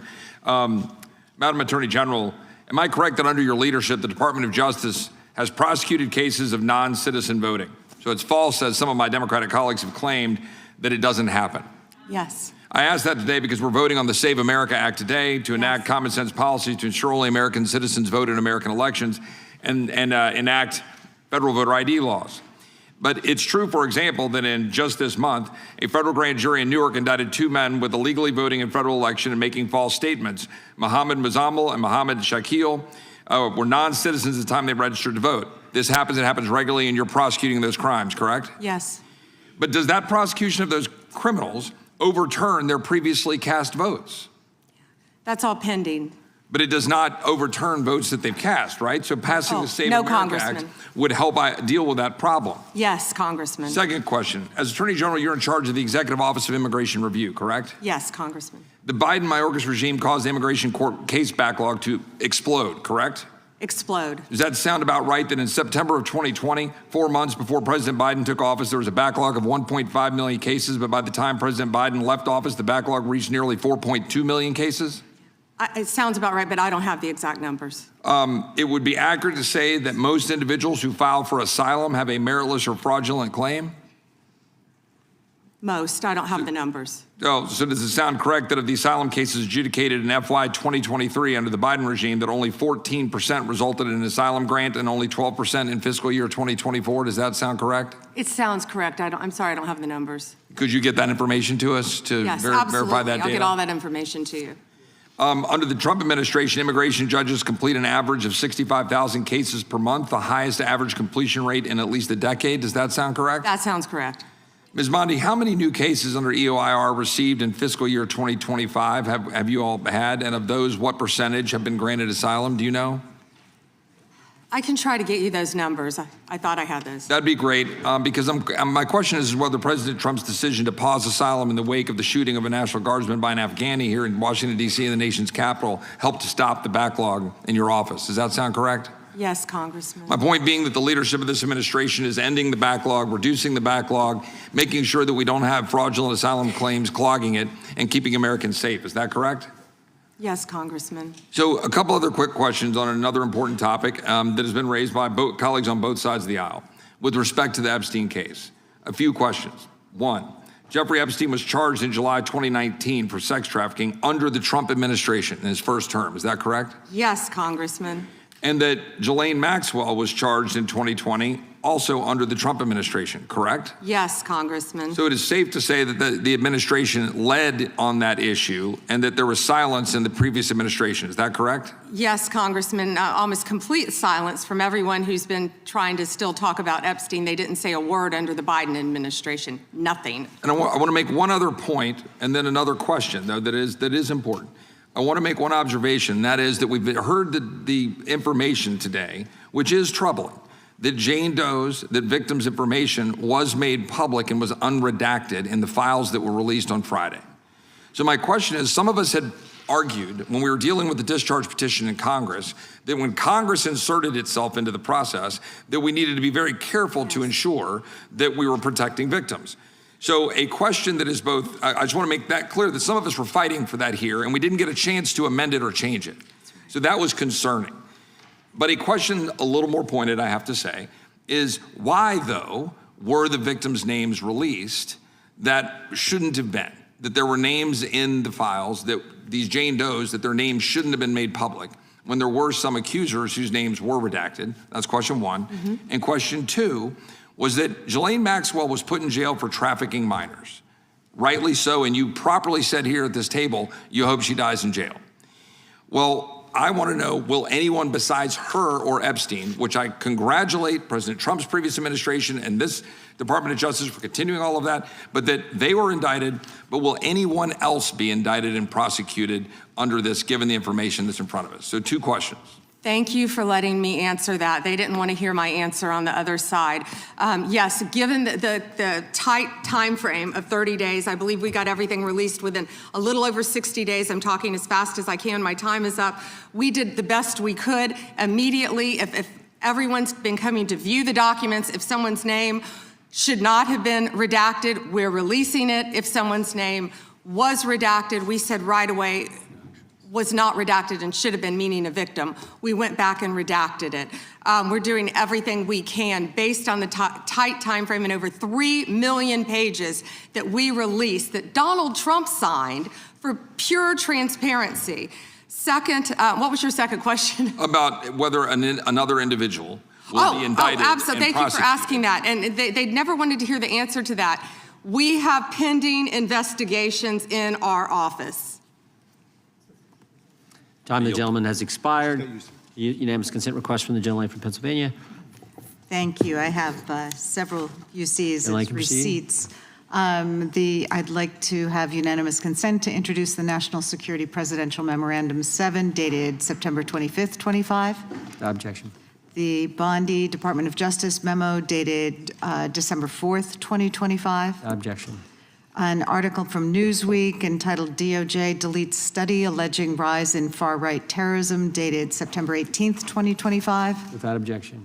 Notice article from October 3rd, 2025. Trump's directive on organized political violence could lead to increased surveillance of his critics. Without objection.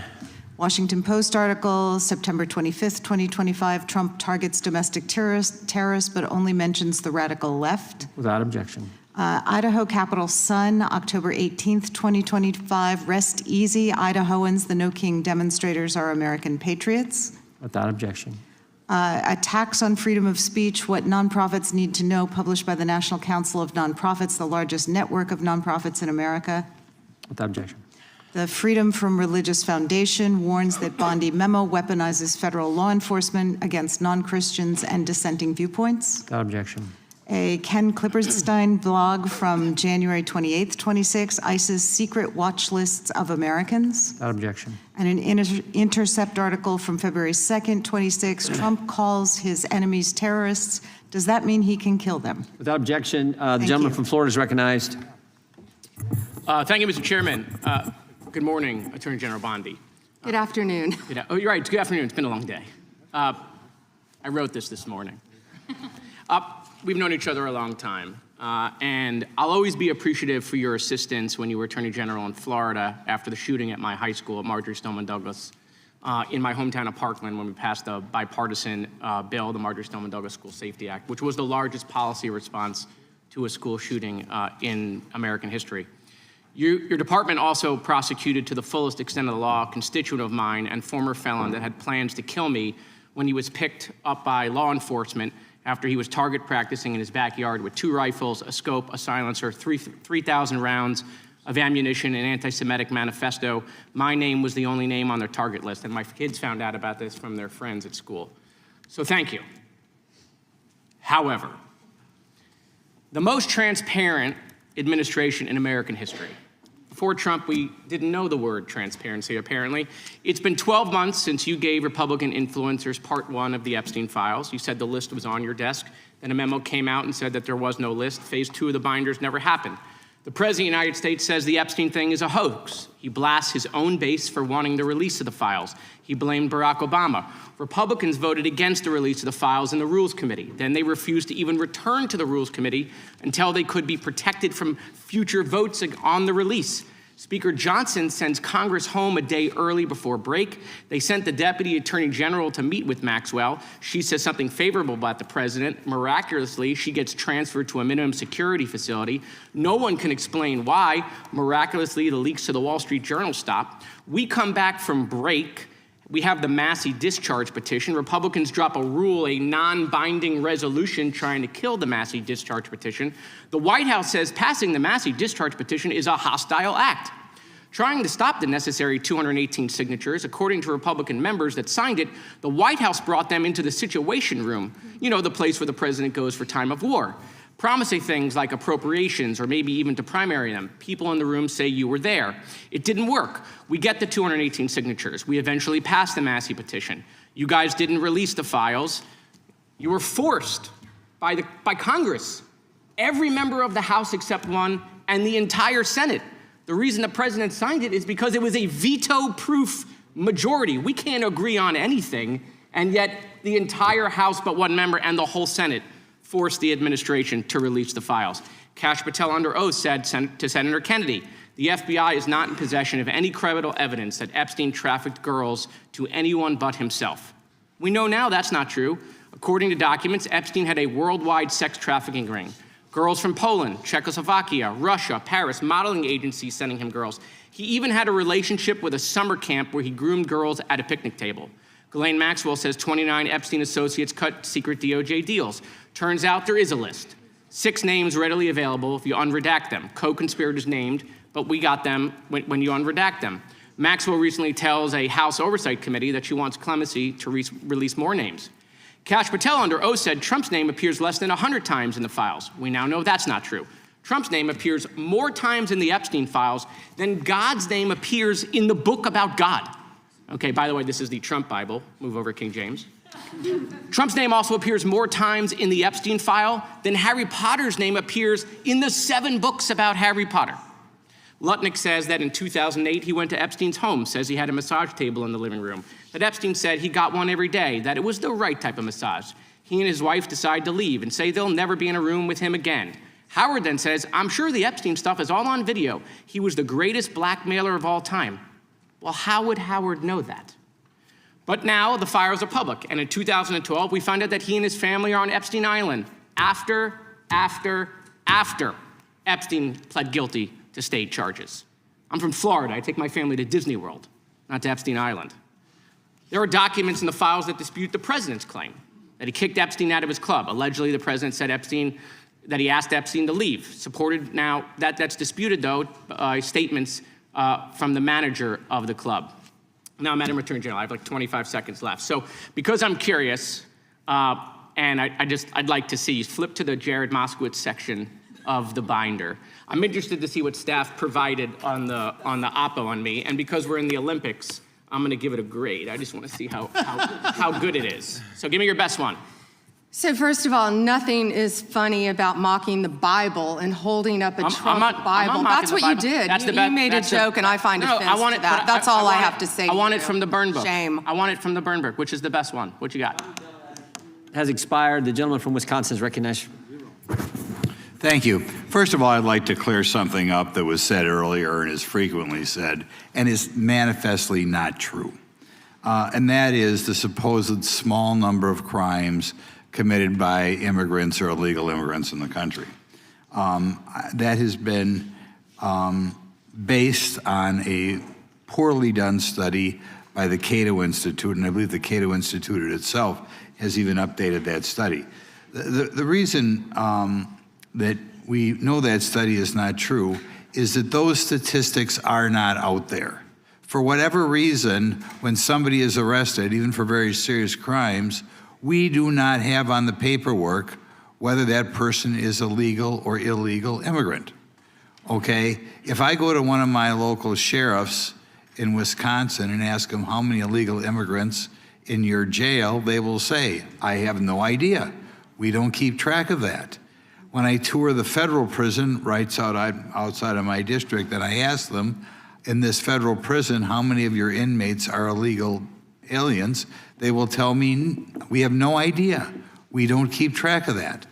So whenever you hear a Democrat or anybody, or a pundit, say that, oh, there's so few illegals committing crimes, it is based on nothing, because those statistics are not available anywhere. What I would offer in the next round of appropriation bills, if one of my Democrat colleagues wants to help me out, perhaps in appropriations we can get funds to add to all the paperwork whenever anybody is convicted of crime as to whether or not they are citizen or non-citizen. And then we will have the statistics. But otherwise, whenever you hear somebody say on MSNBC or wherever, oh, so few crimes are committed by illegal immigrants, they don't know what they're talking about because nobody has those numbers. Okay, there's the first thing. Now, the next thing I want to point out We have had what I think is an unprecedented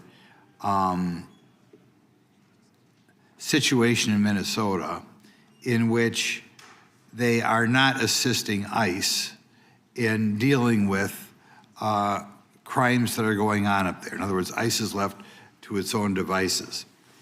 When I talk to my local sheriffs, they tell me that whenever a federal agency is engaged in work in Wisconsin, they always make themselves available in case that federal agency needs assistance. This could be something like ICE under DEI. It could be drug enforcement. It could be ATF. It could be FBI. It could be Secret Service. It could be the U.S. Marshal. Nobody that I have been able to find, any sheriff in the state of Wisconsin, is aware of any circumstances in which they did not make themselves available to federal law enforcement, either if they need somebody extra to do surveillance, to just park a marked car outside the area, to assist in apprehension of a criminal, if they need assistance with an additional SWAT team, if they need to transport somebody. Local law enforcement is always there. Now, you are not in charge of ICE, but you're in charge of several other agencies. Have you ever heard of anything like what's going on in Minnesota, where the governor or the local mayor refuses to give assistance to federal law enforcement? I have in Portland and some other cities where they weren't cooperating. But as I said, I spent about 4 days. I did spend 4 days in Minnesota, and I believe many of the local law enforcement wish they could work with us to make their city safe. Okay, now we'll switch to something else. And first of all, I'd like to thank you for doing this today. You're obviously very bright, obviously very confident, and something I love. You tolerate fools gladly, so I appreciate that trait. You suffer fools gladly. In hearings like this, we often focus on new initiatives undertaken by the department.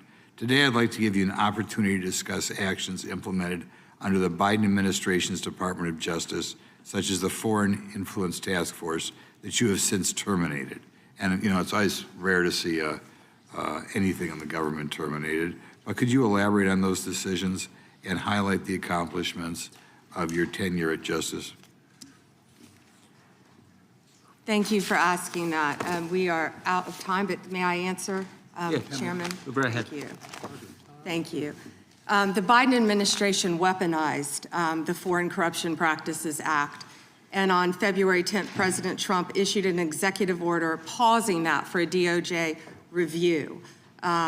Under Deputy Attorney General Blanche's supervision, a comprehensive review was led, and the department issued new guidelines protecting all Americans and protecting against the weaponization that happened under the Biden administration. Time of the gentleman has expired. Gentleman yields back. Gentleman from New York recognized. Thank you, Mr. Chairman. Ms. Bondi, I went over to the department yesterday for a couple of hours to review some of the unredacted materials. And I am looking forward to your detailed explanation for why you have withheld almost half of the documents, which is required by the bill. Now, obviously, there are 3 million documents, so I didn't get through much. But one thing I didn't see was the client list that you said you had on your desk a year ago. I did, however, find a couple of important documents. An 86-page prosecution memo from the Southern District of New York, and a draft indictment from Florida against Jeffrey Epstein's co-conspirators. For reasons that I cannot understand nor are permitted by the bill, they were still redacted, even for members of Congress. So, Ms. Bondi, will you commit right here to immediately providing those 2 documents in unredacted form to members of Congress? Not a complicated question. Well, I guess it is for you because you have a law degree and those are privileged. Okay, they're not privileged, but we will discuss that later. I also found an email that I have right here from Jeffrey Epstein to Ghislaine Maxwell that was unredacted. And it included notes of statements that Donald Trump made about his prior relationship with Jeffrey Epstein. Now, there is no reason for this to be hidden from the American people. There is no privilege, there is no attorney-client privilege, and I see you're checking with your staff, and I can assure you, staff, this is not under attorney-client privilege because it was sent from Jeffrey Epstein to Ghislaine Maxwell. Will you commit to publicly providing the unredacted version of this so that the American people can understand the extent of Donald Trump's lies about his relationship with Jeffrey Epstein? You're about as good of a lawyer today as you were when you tried to impeach President Trump in 2016. Have you apologized for that in 2019? So will you unredact this? Will you were unredact lead this? counsel on that. Privileged. I'm asking you, will you unredact this? Privileged. Privileged, of course. I look forward to discussing this more. Now, these are obviously improper redactions. Well, and let me stop for a minute. I'm talking. If they're not privileged, quiet. Don't yell at me. If they're not Mr. Chairman, would you stop the clock? This is on your time. It's not on Mr. Goldman. If they're not Even though you used your improper redactions. You'll like my answer. To if continue we review them to and they're not protect privileged, Time belongs to the member. we'll be happy to release them. We'll stop the clock. We'll stop the clock. Time belongs to the member. Go ahead. Even though you used improper redactions to protect Donald Trump and other predators associated with Jeffrey Epstein, you did the exact opposite thing with the survivors and victims of this scheme. So their identification information was really the only thing required to be redacted, and it was not.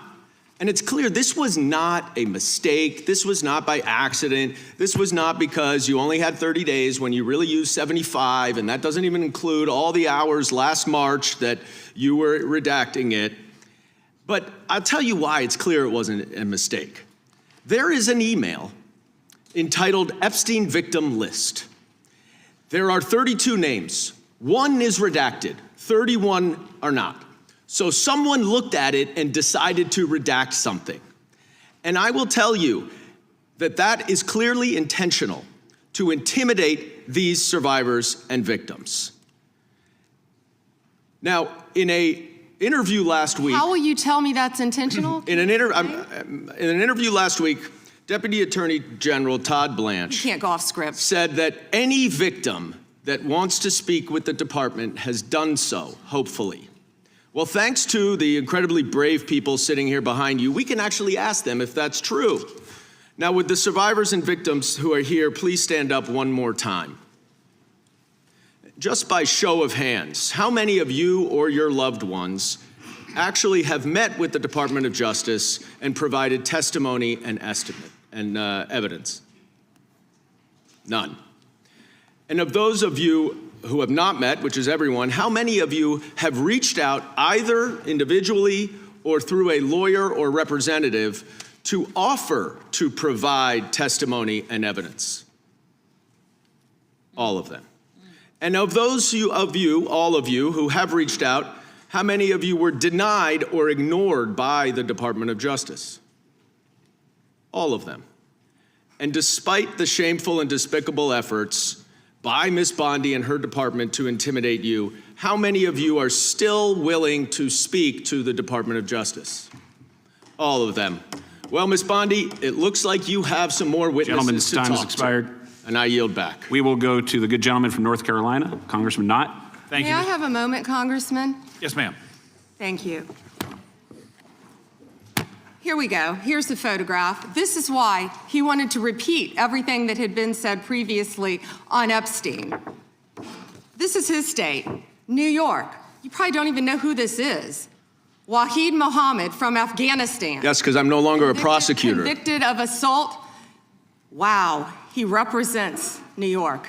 Wow, yet he doesn't care about the illegal aliens convicted of crimes. Assault and homicide.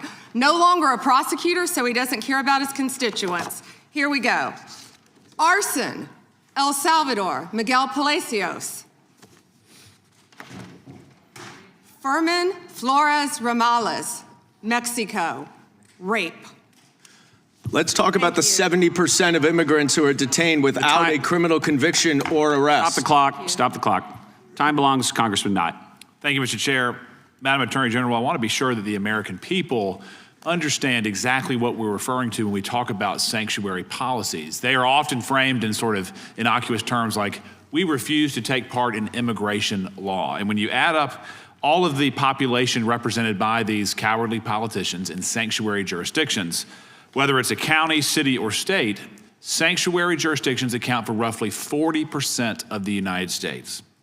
Now, in reality, it's much more than just a passive exercise. Is that not correct? Yes. It's unbelievably active. And in terms of breaking down these terms, I want to break it down as clearly a term as I can. What is a federal detainer for the American people? Please describe it. A federal detainer is when someone is held in federal custody. Yes. And when a federal detainer is issued to local law enforcement, they are obviously in local or state custody, correct? Yes. And federal officers take note of that apprehension and they say, we want to come and apprehend him or her to deport them. Isn't that correct? Yes. And in these sanctuary jurisdictions, whether it's California, Illinois, New York, or other places, even in North Carolina, there are sanctuary jurisdictions. That federal detainer often prompts not any cooperation, not any assistance, but a release onto the streets. Isn't that correct? Yeah, and Congressman, a federal detainer is federal law. Yes. That people must abide by, yet these jurisdictions, many of these jurisdictions are not abiding by that. And we hear a lot of talk from the other side about victims of violent crimes, sex crimes, murders, whatever it may be. But I want to be very clear. Illegal aliens who have been arrested for committing some of the most heinous crimes, they have been released by sanctuary cities, by sanctuary states, rather than being turned over to the federal government for deportation. Isn't that correct?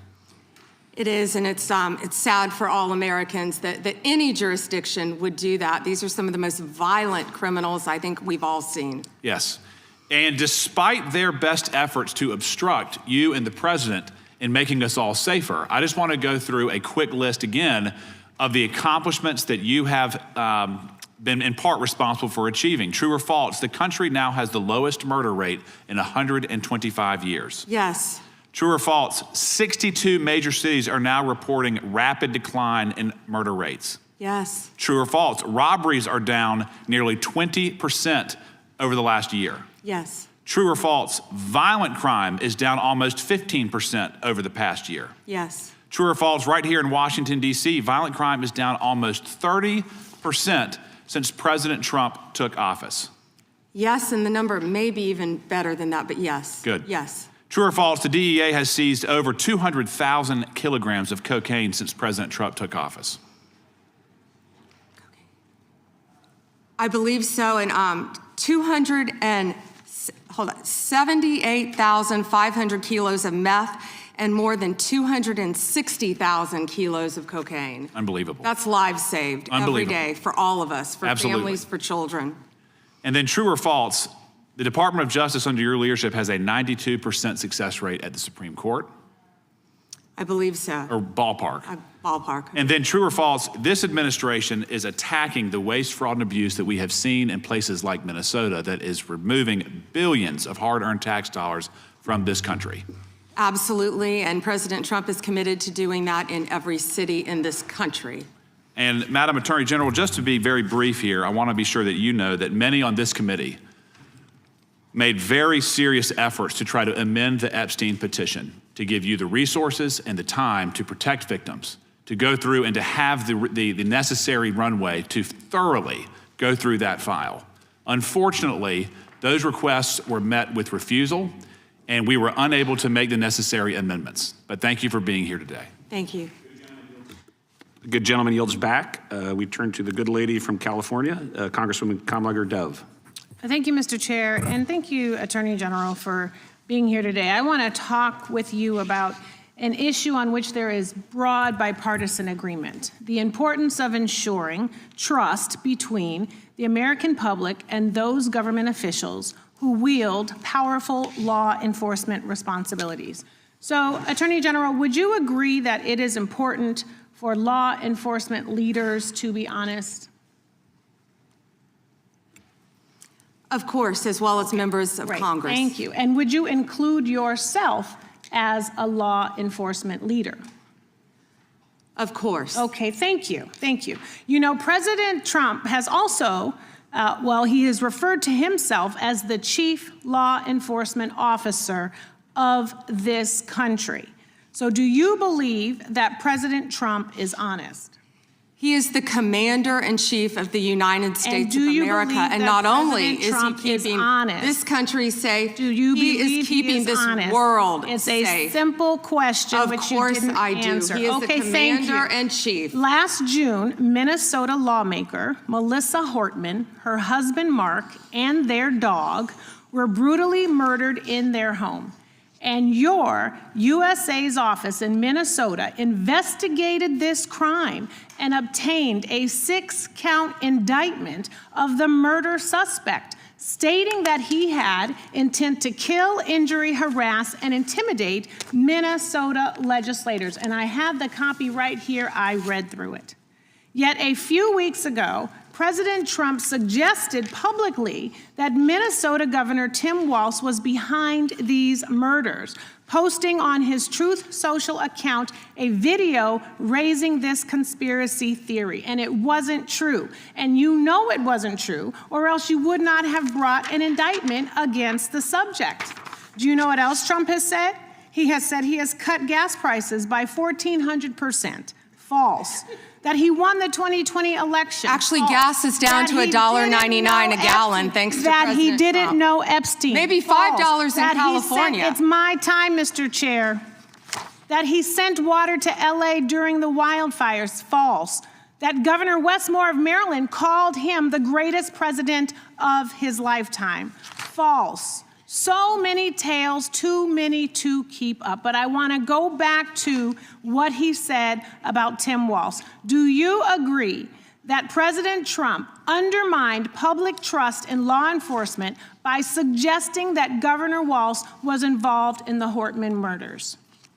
I am not familiar with that statement. Well, that is a disappointing response, and it is also why your office and Donald Trump have zero credibility, because I know, and you know, it was a right-wing extremist who murdered the Hortmans. And you and the president are being dishonest with the American people. Last fall, after the horrific shooting of Charlie Kirk, President Trump was asked if there were extremists on both the left and the right. And his exact words were, "I'll tell you something that's going to get me in trouble, but I couldn't care less. The radicals on the right oftentimes are radical because they don't want to see crime. The radicals on the left are the problem, and they're vicious, and they're horrible, and they're politically savvy." Do you agree with this statement?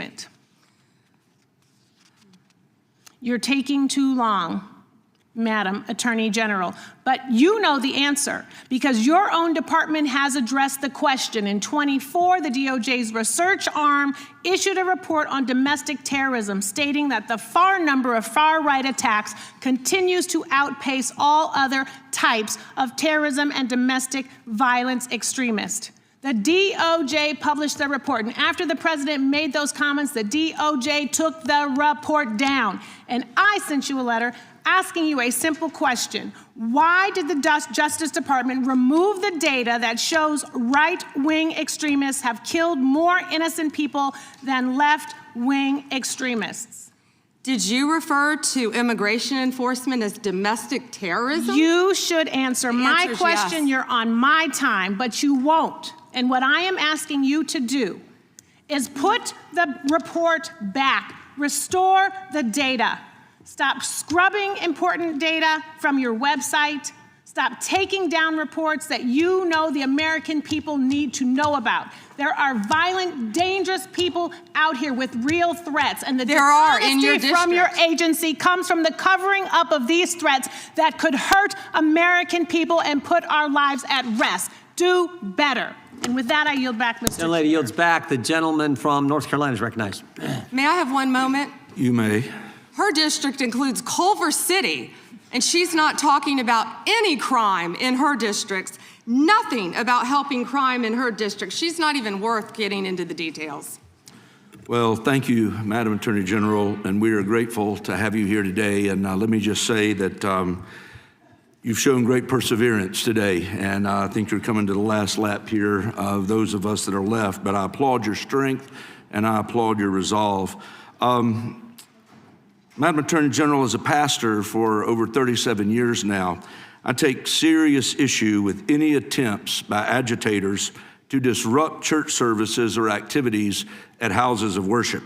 And I just want to take a moment to clarify some things. I realize you can't talk about pending cases per se, but I do want to ask some very general questions for clarification. Does the DOJ consider unauthorized entry into a house of worship to be protected activity under the First Amendment when undertaken by a member of the press?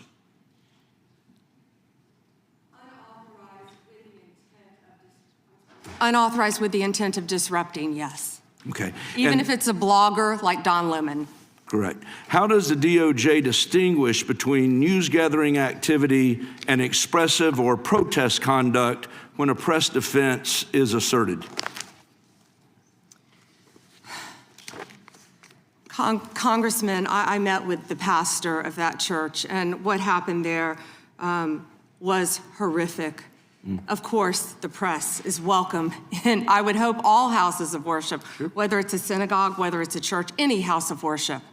However, what happened here is a pending case again, but within the four corners of the indictment, they were, quote, gearing up for a resistance. They entered a house of worship, and I think the video speaks for itself. What happened in there, what the video doesn't show, is there were approximately 400 parishioners in there on a Sunday morning.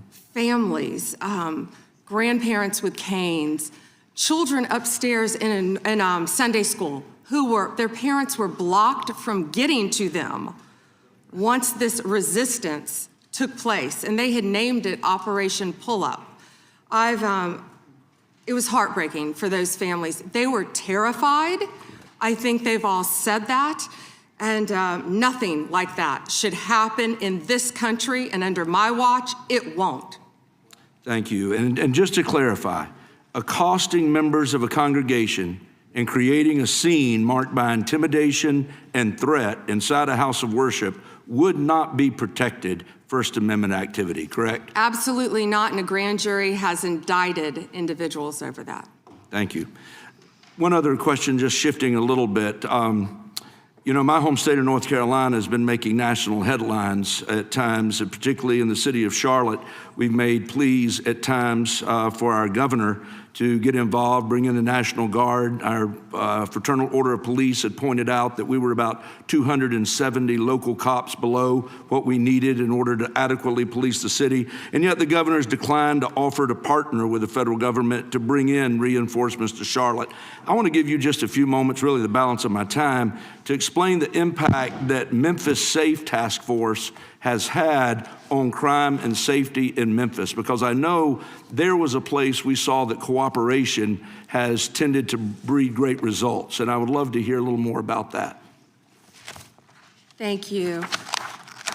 And I have numbers for you too. Well, and we're all right here in DC, we're all living right here in DC, and I think we've seen the remarkable impact that it has working with members of the Democrat Party on this, with law enforcement, with the mayor, with the police chief, doing everything we can to make DC safe. As of February 9th, there were nearly 10,000 arrests.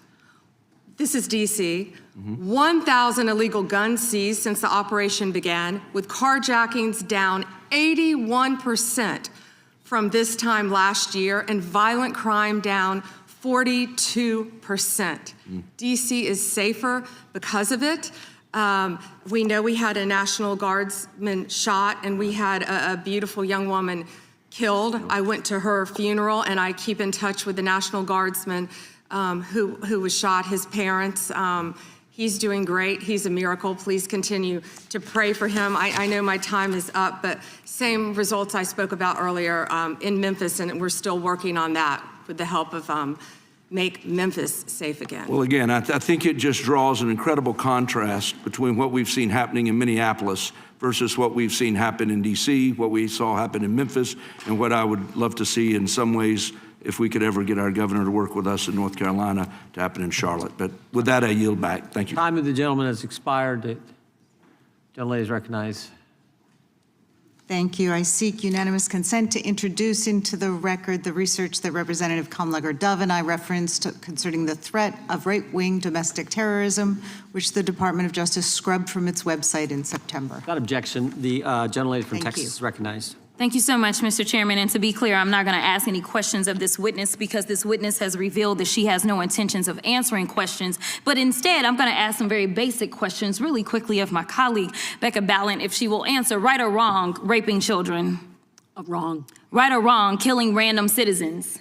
Definitely wrong. Right or wrong, enriching yourself as the sitting president of the United States. Definitely wrong. Okay, thank you, because I probably never would have got that with our witness. Our witness who somehow is a lawyer but does not understand how it works with witnesses. I'm not really sure what law school she went to and what all kind of cases she tried, but typically when you come into a space and somebody's a witness, then they sit there and they answer questions instead of asking questions. And then we also have this objection that we use as lawyers called non-responsive when a witness fails to actually answer the question. But nevertheless, let me address the survivors because that's exactly who they are. They are not victims, they are survivors. Let me say thank you for having more courage and moral clarity in your pinky fingers than the entire Department of Justice. We are currently the laughing stock of the world, partially because of the failed leadership within the DOJ as we see kings and queens falling everywhere around the world. But we don't know the basics of right and wrong in this country because it's not about partisanship.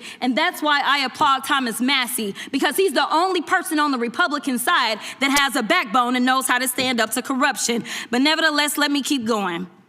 My Democratic colleagues have been attacked this entire committee hearing. They have been lied on. And frankly, the American people weren't looking for that. They were looking for answers about the corruption that they see coming from this administration.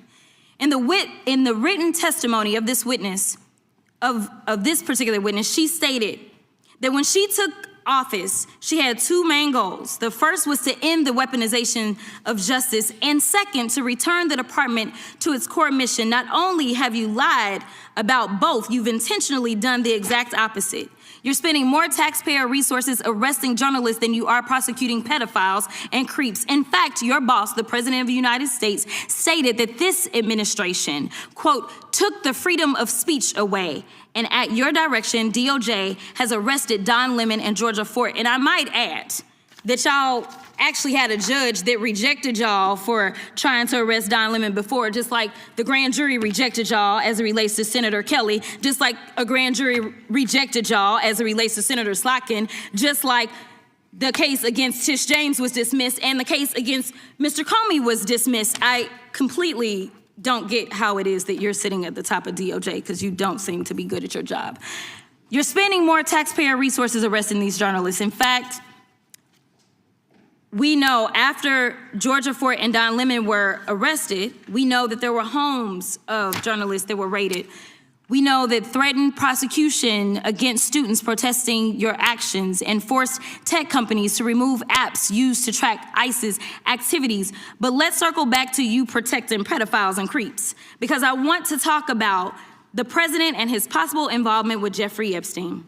Now, I don't know what the president might have done with Jeffrey Epstein, but unlike this administration, I believe that facts matter. So let's talk about the facts. Fact number one, Donald Trump is one of the most named people in the Epstein files. At least 5,000 files contains more than 38,000 references to Trump, his wife, or Mar-a-Lago. Fact number two, Jeffrey Epstein and Ghislaine Maxwell made young girls available to Trump on multiple occasions. For example, according to this file, Ghislaine Maxwell presented a young girl to President Trump who spent more than 20 minutes apparently flirting with her. Here's another example. This shows notes from FBI investigators that describe Jeffrey Epstein transporting a victim to Mar-a-Lago to meet with President Trump, where he bragged to Trump that, quote, this is a good one. Now, I'm not saying that the president is a pedophile, but there is a lot of evidence in these files that suggests that he's very close friends with a lot of men who are pedophiles. What's crazy about all of this is just that this is a big cover-up. And this administration is engaged in it. In fact, this administration is complicit.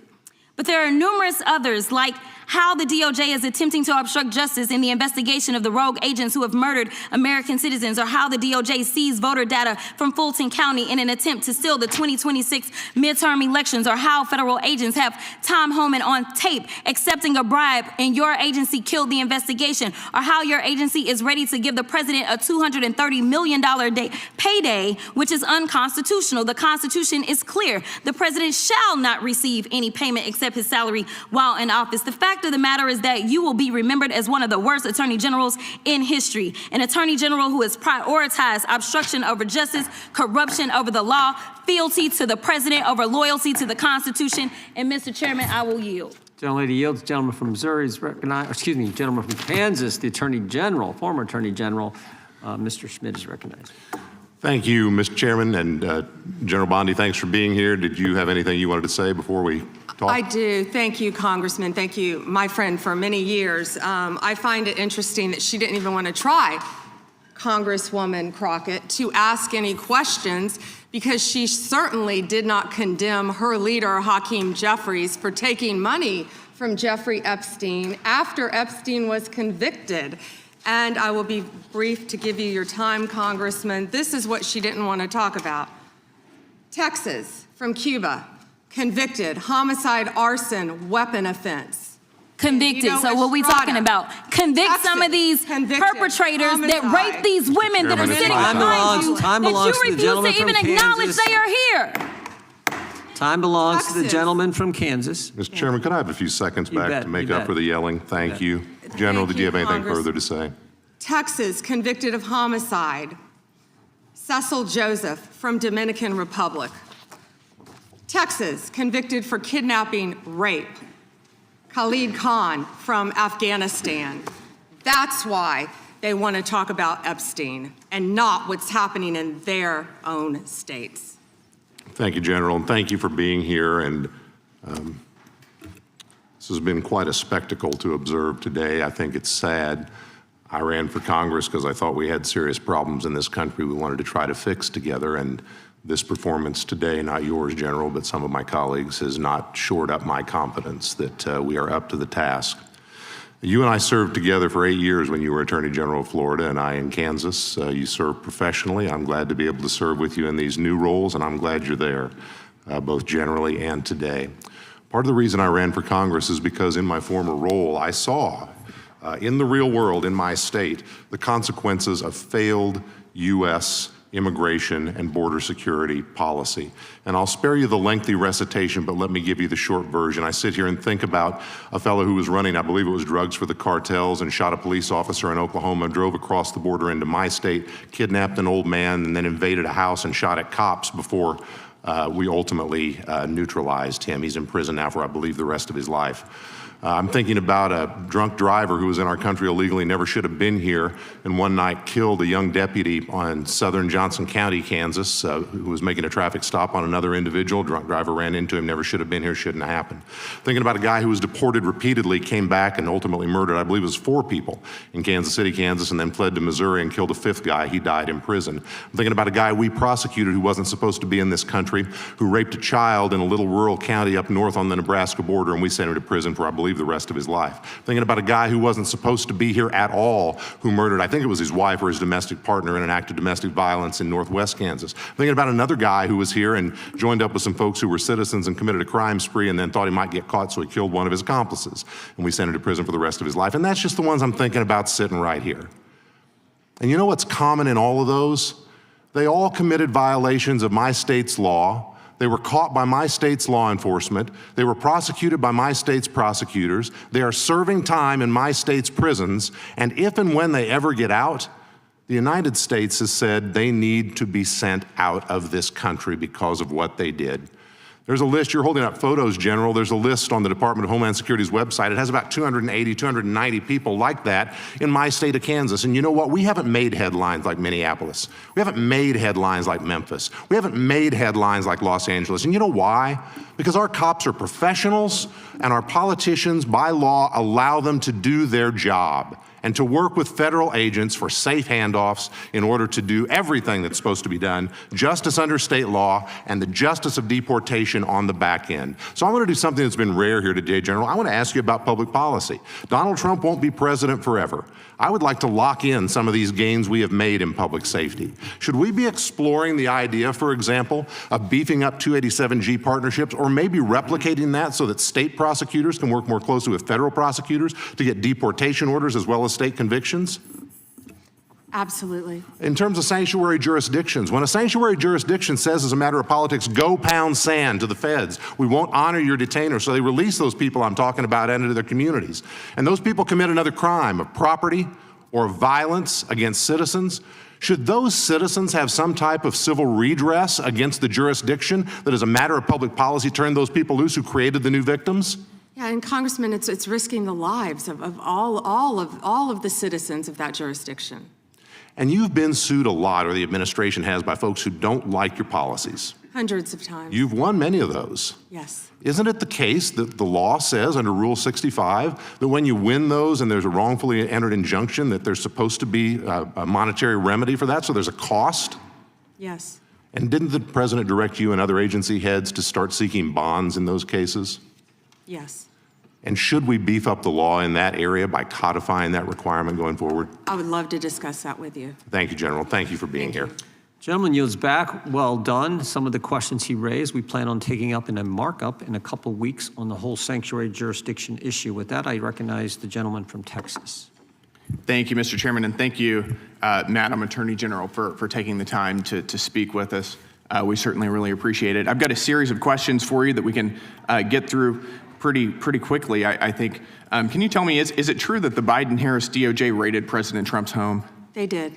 Did the Biden-Harris DOJ allow Jack Smith to spy on over a dozen Republican members of Congress? Absolutely. Did the Biden-Harris DOJ seize the phone of a sitting Republican congressman? Yes. Did the Biden-Harris DOJ and Jack Smith pay at least $20,000 to confidential human sources to provide information on President Trump?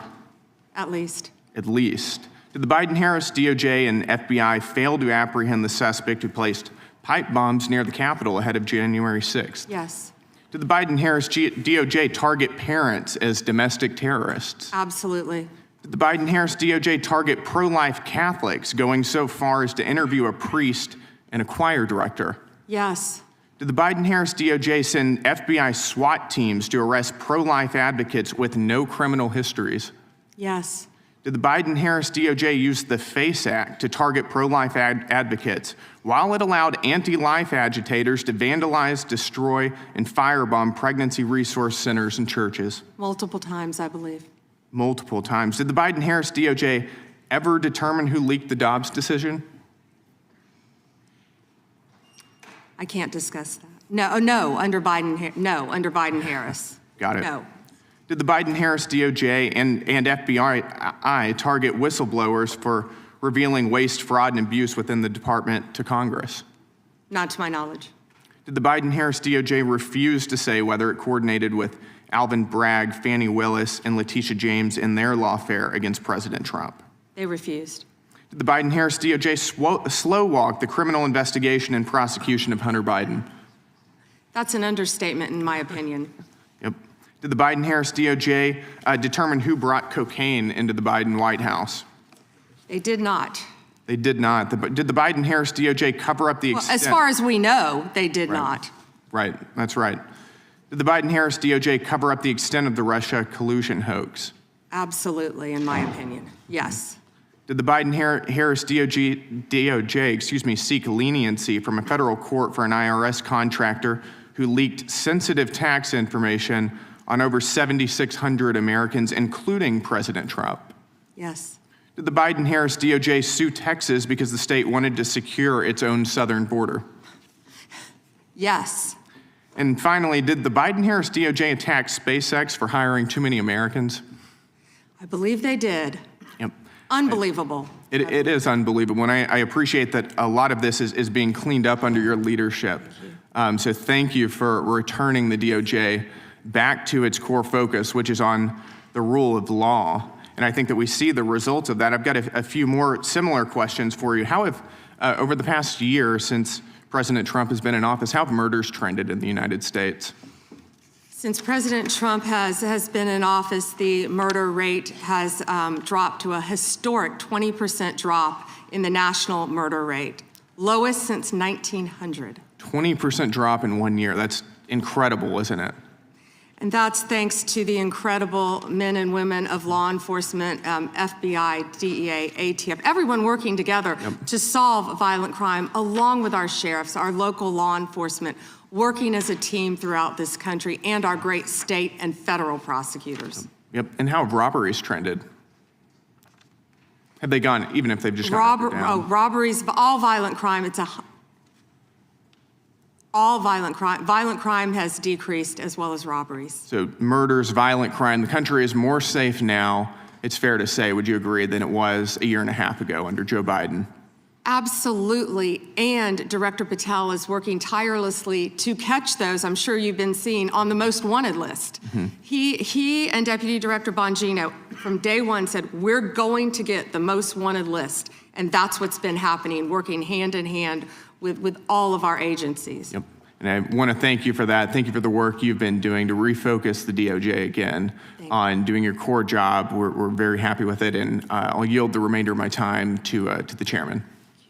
I appreciate it, gentlemen. I would just say, earlier one of the Democrats said that they said, who are you, who you are? And I think you're the Attorney General who I think on the first day disbanded the FIDF, first day on the job, rescinded the memo that required the spying on parents that Mr. Garland had issued, and stood up the weaponization working group. I think you did that all on day one. Not to mention, you're the first Justice Department that's put in place, as we've talked about earlier, this Deputy Attorney General for combating fraud. So we appreciate that, and of course, all the things that Mr. Gill pointed out with the crime stats that have went down. So our last questioner today, but not the least, is the gentleman, I'm sorry, we're gonna have two more. We got Mr. Onder and then Mr. Baumgartner. So Mr. Baumgartner, well, let's go that way since you're here. You're ready to go. Mr. Baumgartner, and then we'll come back to Mr. Onder. Thank you, Mr. Chairman, and thank you, Attorney General Bondi. You know, being a freshman on this committee, you always get a bit surprised, I guess, even 1 year into my term here, how theatrical days like this can be. But I think you've performed well today and answered the questions well today, and that's a credit to you and appreciated by the American people. You know, the Epstein issue is certainly important and is important for the victims. I think both I and the American people have a little bit of trouble taking the Democrats super seriously on this issue when they have been so uncurious about President Clinton's relations with Jeffrey Epstein. And even myself, I had no idea that there was actually a sitting Democrat congresswoman who had taken substantial campaign donations for Mr. Epstein, only when that came to light on the floor with the potential resolution. And you would think there would be more outrage on those types of things if they were going to be taken credible. But we do know the performance value of what goes on in this committee. I want to talk about the big things that Department of Justice is doing. And when I look at the dramatic decrease in crime in this country in the last year since the Trump administration has come, you'll see the board behind me. Violent crime plummets across major U.S. cities. And I guess so my first question would be, and when it comes to the big stuff, how are you guys getting this stuff so right? What contributes from your perspective to this dramatic decrease in crime in major U.S. cities under the Trump administration? When I first took office, I met with all of our agencies. And the one thing that stuck with me, that one of the heads of the department said to me, one of the law enforcement department heads, President Trump has taken the handcuffs off us so we can keep the people of America safe. And that's what he's done. He has given our law enforcement officers the tools that they need and the backing that they need, the support that they need to combat violent crime and all crime throughout this country. And, you know, I'd be remiss, we've talked about the FBI, we've talked about DEA a bit, but can I please brag about ATF? Rob Cicada and Dan Driscoll, of course, who has been our acting head of ATF, have done a remarkable job stopping guns from flowing into Mexico, not harassing gun owners, 26,965 violent crime cases have been initiated, including more than 4,300 firearms trafficking cases. More than 1,200 of those are tied to gun trafficking in Mexico. I talk to them almost daily. Thank you. And they're working so hard. Well, thank you, Attorney General. Again, you know, I look back at this last year, and we've had this historic tax cut. Yesterday in the Wall Street Journal, the National Cancer Foundation ran full-page ads thanking Congress, the administration, for doing more for cancer research than has ever been done before. I was just meeting with Habitat for Humanity out in the hallway, and they came and thanked us for doing more that's ever been done for Habitat for Humanity. So there's been so many accomplishments, but I really think this crime is the biggest deal of all. But I do have some concerns on this issue, and those also are respect to how we keep people safe with sanctuary cities and sanctuary states. And I remind everyone, and as I'm sure you know, Madam Attorney General, that when we had the terrible terrorist attacks of 9/11, the #1 recommendation of the 9/11 Commission was to reduce barriers between all levels of law enforcement. They specifically pointed to things like fusion centers, Joint Terrorism Task Force, and getting local law enforcement and federal law enforcement to work together and communicate on a regular basis. And I would just like your perspective, because we have a more complex global threat than any time since World War II. We still have Islamic terrorism. We have spies from China, Iran, Russia, all these things. And what does sanctuary cities and states do for communication law enforcement? How does it make us less safe? Sanctuary cities and states are attempting to prevent communication among all the law enforcement agencies. And of course, that's keeping all of America less safe, especially when the violent criminals are fleeing to those jurisdictions because they believe they're protected. But with all of our joint task forces, I see it every day, Congressman, how well, despite what these liberals are trying to do, Donald Trump's administration is working tirelessly to protect all of Americans, and all of our agencies working hand in hand to keep America safe. Well, you guys are getting the big stuff right. You look at that decrease in crime across the country, you ought to take a victory lap. Well done. Gentleman yields back. The gentleman from Missouri is recognized. Thank you, Mr. Chairman, and thank you, Attorney General Bondi, for being here on this long day. And I want to thank you most of all for your leadership in your whole career defending victims. And now I want to take a moment to talk about you protecting victims from a different kind of child abuse, that medicalized child abuse that goes under the banner of gender-affirming care, that far too many of my Democrat colleagues enthusiastically support and unapologetically support. Shortly after returning to office, President Trump signed an executive order directing HHS to review the clinical evidence and determine whether sex-rejecting interventions caused more harm than good. HHS reached the same conclusion that the UK and Finland and Sweden reached, that the risks are serious and that imposing this so-called care on minors was not appropriate. This executive order also directed you as Attorney General to, quote, work to draft, propose, and promote legislation to enact a private right of action for children and the parents of children whose healthy body parts have been damaged by medical professionals practicing chemical and surgical mutilation, which should include a lengthy statute of limitations. Last September, you transmitted that bill to Congress. It has been my honor to introduce that bill as the Chloe Cole Act. We named the bill after Chloe Cole, who sat where you're sitting just a few years ago on her 19th birthday. During a hearing chaired by now Speaker Mike Johnson, I'd like to play a clip of her testimony that day to remind us of our story. On to puberty blockers and then testosterone. The resulting menopausal-like hot flashes made focusing on school impossible. I still get joint pains and weird pops in my back, but they were far worse when I was on the blockers. A month later, when I was 13, I had my first testosterone injection. This caused permanent changes to my body. My voice will forever be deeper, my jawline sharper, my nose longer, my bone structure permanently masculinized, my Adam's apple more prominent, my fertility unknown. I look in the mirror sometimes and I feel like a monster. I had a double mastectomy at 15. They tested my amputated breast for cancer. And I was cancer-free, of course. I was perfectly healthy. There was nothing wrong with my still developing body or my breasts, other than that, as an insecure teenage girl, I felt awkward about it. After my breasts were taken away from me, the tissue was incinerated. Before I was able to legally drive, I had a huge part of my future womanhood taken from me. I will never be able to breastfeed. I struggle to look at myself in the mirror at times. I still struggle to this day with sexual dysfunction. And I have massive scars across my chest. And the skin grafts that they took of my nipples are weeping fluid today. And they were grafted into a more masculine positioning, they said.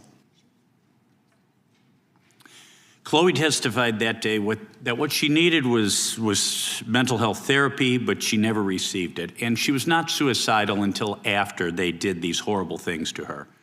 She pleaded with Congress to act so that future children would not suffer what she did.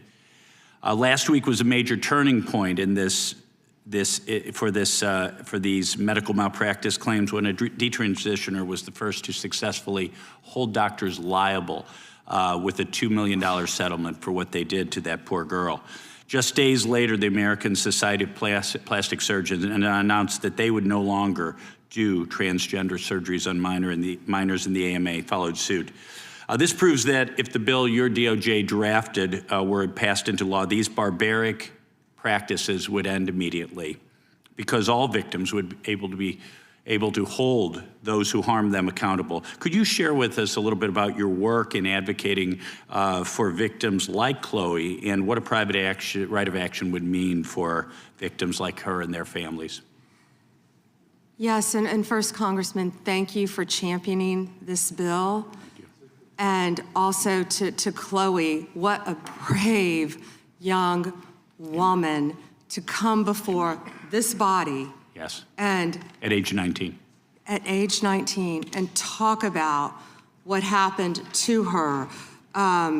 It's not about just giving relief to children who have been harmed. It allows victims whose healthy body parts have been damaged to seek relief and obtain relief. And thanks to you, and we are proud to work hand in hand with you on this issue. And I think it's pretty sad none of your colleagues on the other side of the aisle even brought that up. But I hope they support this to protect all children throughout this country.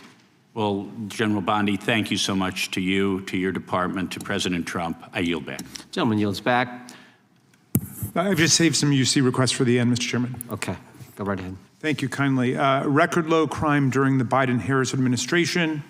Crime down in every category in 2024 under Biden. FBI report says Trump takes credit for violent crime drop where rates were already falling. From NPR, Trump administration targets ATF with plans to cut jobs and ease gun restrictions. And then a few oldies but goodies, I've introduced these before about the claim that we didn't have anything to say about Epstein before the Trump administration. Raskin joins call for Attorney General to reopen Epstein case and publicly release Acosta misconduct investigation and documents March 1, 2019. Oversight Committee plans hearing with Acosta on plea deal with Epstein, July 10, 2019. And finally, 68 House members call for resignation of Labor Secretary Acosta, July 10, 2019. Without objection, Attorney General Bondi, thank you for your service to the country. And thank you for being here for a long day. We appreciate your willingness to come and answer our questions and the great job you're doing for our country. And I got one thing I got to say. This concludes today's hearing. We thank our witness for appearing before the committee. Without objection, all members will have 5 legislative days to submit additional written questions for the witness or additional materials for the record. Without objection, the hearing is adjourned.